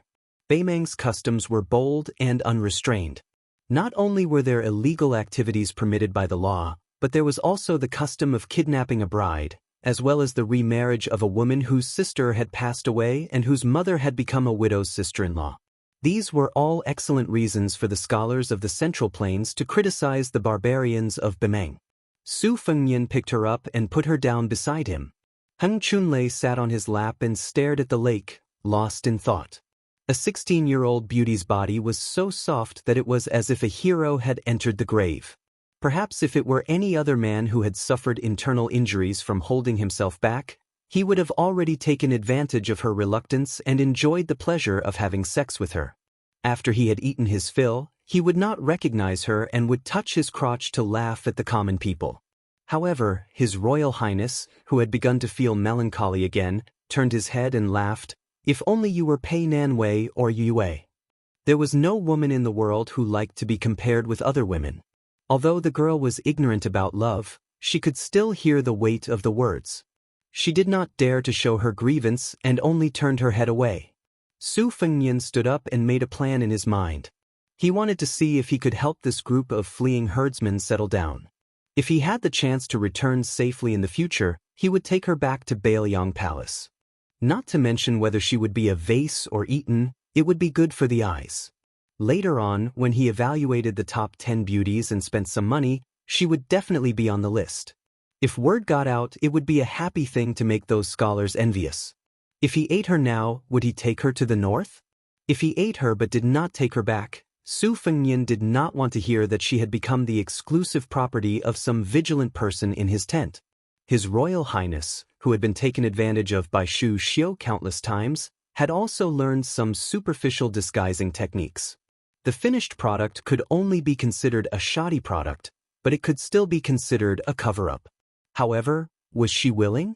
The herdsmen of the tribe could not reveal the secret, especially some young and strong men who had left their homes and harbored resentment. They might even use a few bags of silver to win the favor of Xen Shirley for the sake of wealth and future. The human heart was unpredictable. Even if he had saved the entire tribe, Su Fengnian did not feel that he could sit back and relax. He did not want them to be his puppet. Su Fengnian thought about it and decided to stay in this ill-fated herdsman's tribe for a few days. He asked, "What is your name?" She said softly, "Huyan Guanyin." Su Fengnian knew that many people in Beimeng respected and believed in Buddhism. Many people liked to use Bodhisattva, Maitreya, and Manjushri as their names. It was not rare or strange. If it was in the spring and autumn period and the Central Plains, the name was too big and would be regarded as ominous. However, in Beimeng, it was very common to use such names as small characters. Even the women's clothing was deeply affected. In the winter, they painted their faces with yellow material, which appeared golden. It was called Buddhist makeup, which could only be washed away in the warm spring. When the emissaries of the Liang dynasty first saw the women in Beimeng, most of their faces were yellow. They thought it was because of the illness caused by the miasma. Chapter 473. Su Fengnian asked her to take it to the tribal camp. Huyen was a first-class family name on the grasslands, similar to the Tuoba family, second only to the Yelu and Murong royal families. It was bestowed by the Mang lord who was well-versed in the culture of the Central Plains 100 years ago. Presumably, this tribe's city was a descendant of the Huyen family. However, the family name was prestigious, but it didn't mean that anyone with the surname Huyen was a noble. Beimeng had a strict hierarchy, not inferior to the Liang dynasty at all. People were divided into 4 classes. Originally, there were only 2 classes, the native of Beimeng and the remnant of the spring and autumn period. They were fiercely opposed and had countless disputes. The chess and sword music school's Taiping order proposed to divide the people into 2 classes, both below the remnant of the spring and autumn period. In fact, they were all sinners or stubborn people who were forcibly brought into Beimeng territory by force. Their numbers were relatively small, but even so, the remnant of the spring and autumn period were all grateful. It was their nature not to worry about scarcity, but to worry about inequality. Not only that, but they had also become a person above others. Of course, the people were divided into 4 classes. The small group of nobles who stood at the top of each class, regardless of wealth or status, were far beyond the reach of ordinary people. Su Fengnian muttered to himself, "Tuoba, Huyen Guanyin, these names are quite interesting. Are there Yelu Maitreya and Murong Puxian?" She said softly, "Yes." Su Fengnian rolled his eyes and flicked his finger on her forehead. "You don't know how to read people's expressions at all. With your blockhead, even if you really went to the imperial tent in the imperial city, you wouldn't be able to become a princess with 100,000 thoughts." She raised her voice slightly, perhaps this was the biggest protest in the world. "I'm not." Su Fengnian pinched her chin and teased, "You say you're not? Then if I say I'm the emperor of Beimeng, then I'm the emperor of Beimeng?" She blushed and retorted seriously, "Her Majesty is a woman." Su Fengnian sighed and no longer reasoned with her. When he went to the herdsman's tribe with her, he was worshipped as a god. Su Fengnian went up and down in the canyon like an immortal, saving more than 20 people, and then he stopped the herd of cows. With the help of a Buddha-like old monk, everyone, regardless of age, knelt on the ground devoutly. The old patriarch even shed tears as if the grievances of migrating thousands of miles had been swept away. Beimeng's people were simple and honest, unlike the famous people of the Liang dynasty who believed in Huang Lao in prosperous times and escaped to Buddhism in troubled times. Anyway, they did whatever they could to protect themselves. In the tribe, only Huyen Guanyin knew the language of the southern dynasties, so she passed the message. When they found out that the young bodhisattva was going to stay in the tribe for a few days, they were all very happy. The young children and girls were even more excited. Besides Huyen Guanyin, there were also a few girls who were rescued by Su Fengnian and hoped that the handsome bodhisattva who was not like a herdsman could stay in their yurt. The grassland household registration was based on a yurt. When Beimeng was first established as the emperor's palace was just a yurt. Even the previous emperor had to stay with his confidants and close officials every time he went hunting. Therefore, the Liang dynasty secretly criticized that when the empress of Beimeng was still the empress, she had an affair with several powerful officials while the emperor was sleeping soundly. This really surprised the people of the Central Plains who lived in the imperial palace. The tribe leader was called Huyen Anbao. He personally welcomed Su Fengnian into the spacious black and white yurt. Other than the simple and honest son and daughter-in-law, the old man also had a granddaughter and a granddaughter. The granddaughter was once brought up the mountain by Su Fengnian and was extremely happy. The grandson was the child who was always held by Huyen Guanyin at the bottom of the canyon. He stared at Su Fengnian's eyes as if he was looking at a deity, full of reverence and worship. When Su Fengnian entered the yurt, the child and his sister stood outside the yurt together and looked at the young deity's elegant demeanor through the gap. They only felt that every movement of the young deity was extremely beautiful. They reckoned that when Su Fengnian burped and farted, the two siblings would think that it was a great knowledge. Beimeng revered martial arts and was good at horseback archery. They especially revered powerful martial artists who had outstanding strength and strong fists. Tuoba stepped on the bones of his fellow tribesmen to become the empress's servant. Revenge had never changed in Beimeng for thousands of years. The Dangxiang tribe especially focused on revenge.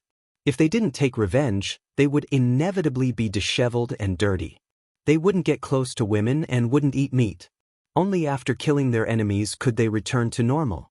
After both sides reconciled, they would need to fill the skull wine cup with human blood and the blood of 3 animals.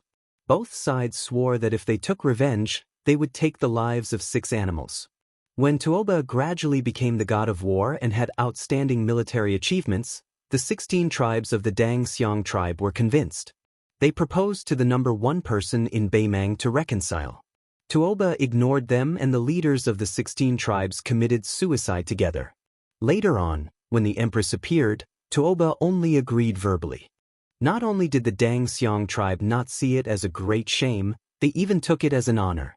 Without exception, the valiant and strong young men joined Tuoba's personal army. It could be seen that Beimeng had a strong spirit of martial arts. Sitting in the tent, after listening to Huyen Guanyin's narration, they found out that her tribe's migration wasn't done blindly. Huyen Anbao's father, who died on the way, was a staunch believer in evil spirits. He was a well-known fortune-teller who was good at using wormwood to burn sheep's scapula. Back then, it was this old man who took in the baby girl in swaddling clothes. At the end of winter, it was this old fortune-teller who used the cursed sheep to request the tribe to migrate to the southeast. Su Fengnian was skeptical of this kind of fortune-telling witchcraft. When he heard it, he didn't take it to heart. When he found out that Huyen Guanyin lived in the adjacent tent, he glanced at her. It was just a small gesture out of habit, but it made the young girl blush like a peach blossom. The old tribal leader saw it but didn't say anything. He just smiled and felt gratified. The little girl was alone and had no one to rely on.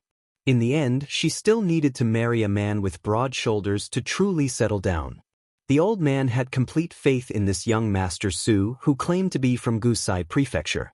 At the bottom of a narrow valley, a man could stop 10,000 bulls. It was a miracle that he didn't even dare to think about. The old man still remembered the legend of 9 swords breaking 10,000 cavalry that had been circulating in the grassland for 100 years.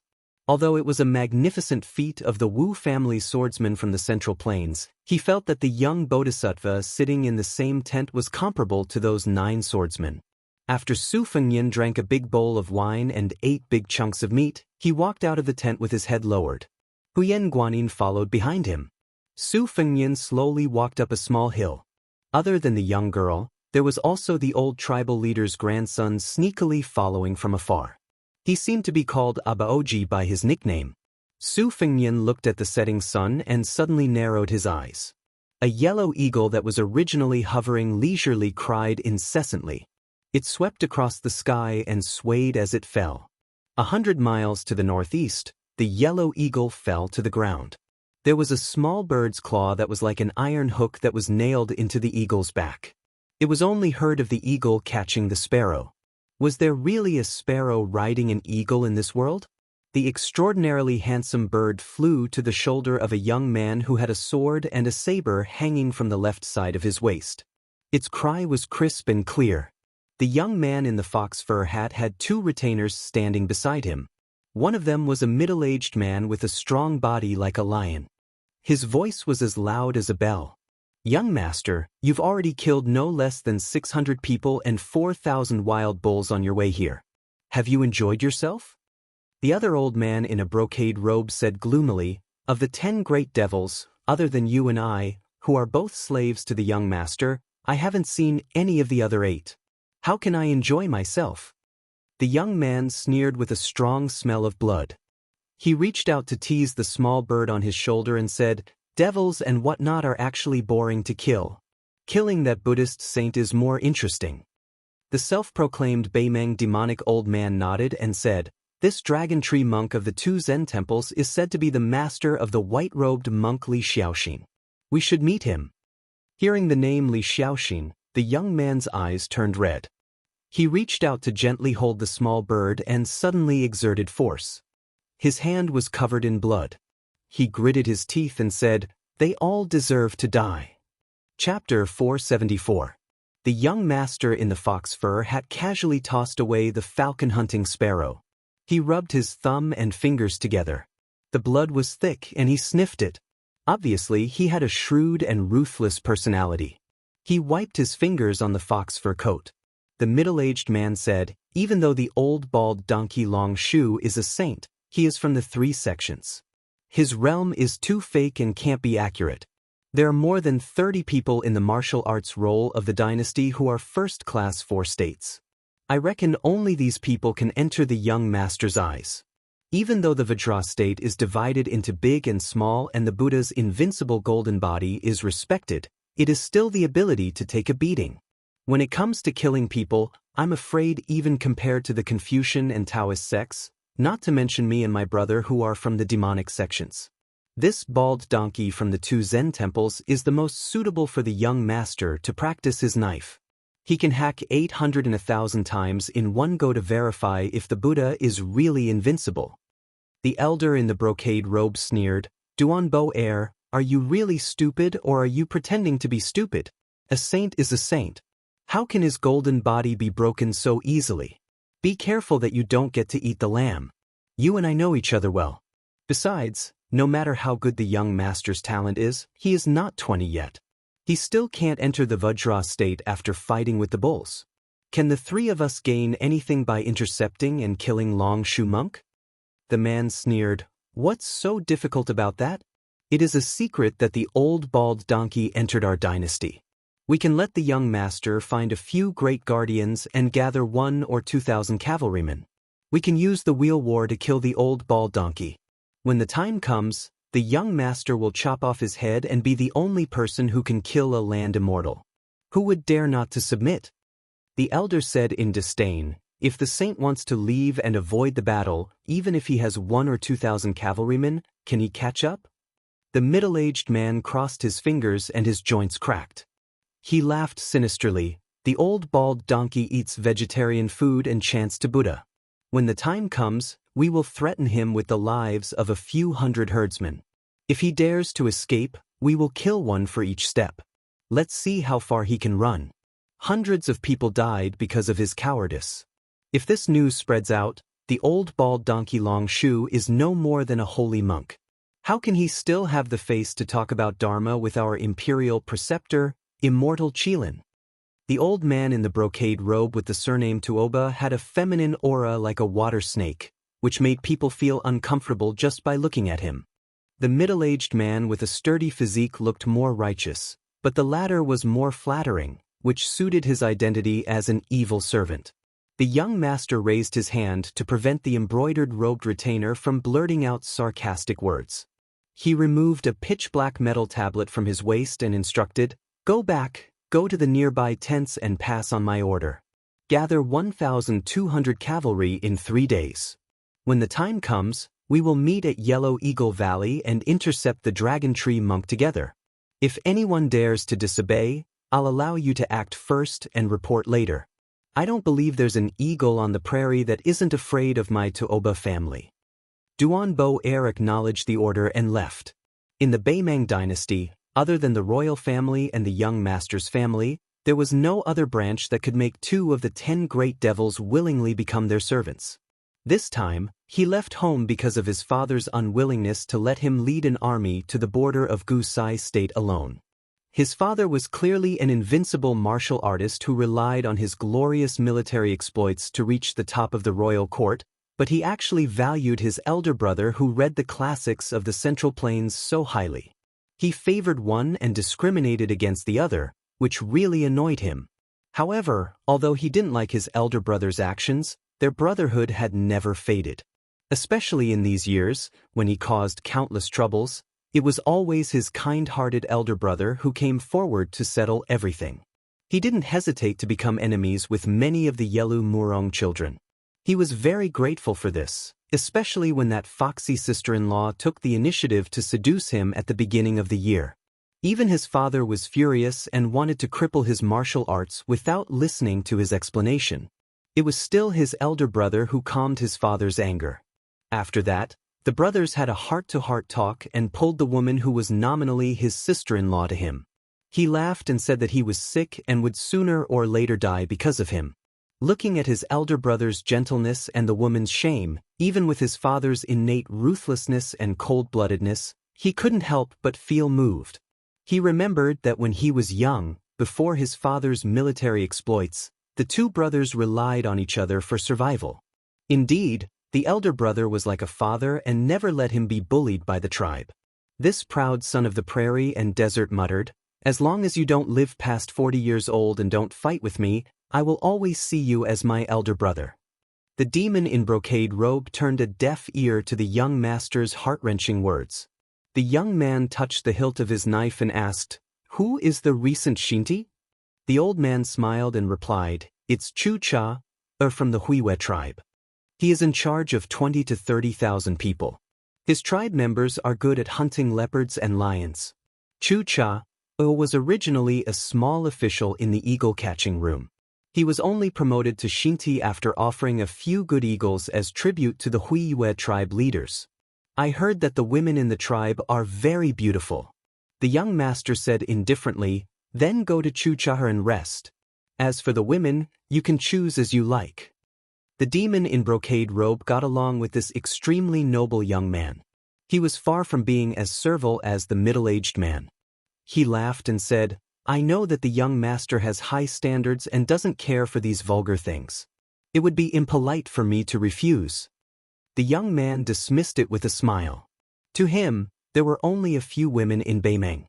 For example, the national pipa player of the current dynasty, who was known for her slender hands and excellent drumming skills, the princess who was rumored to have an affair with Chen Zhibao of Baoyang, the princess of the Murong family of the Golden Toad State who liked to keep male companions, and a woman who was a zither player among the top 10 demons.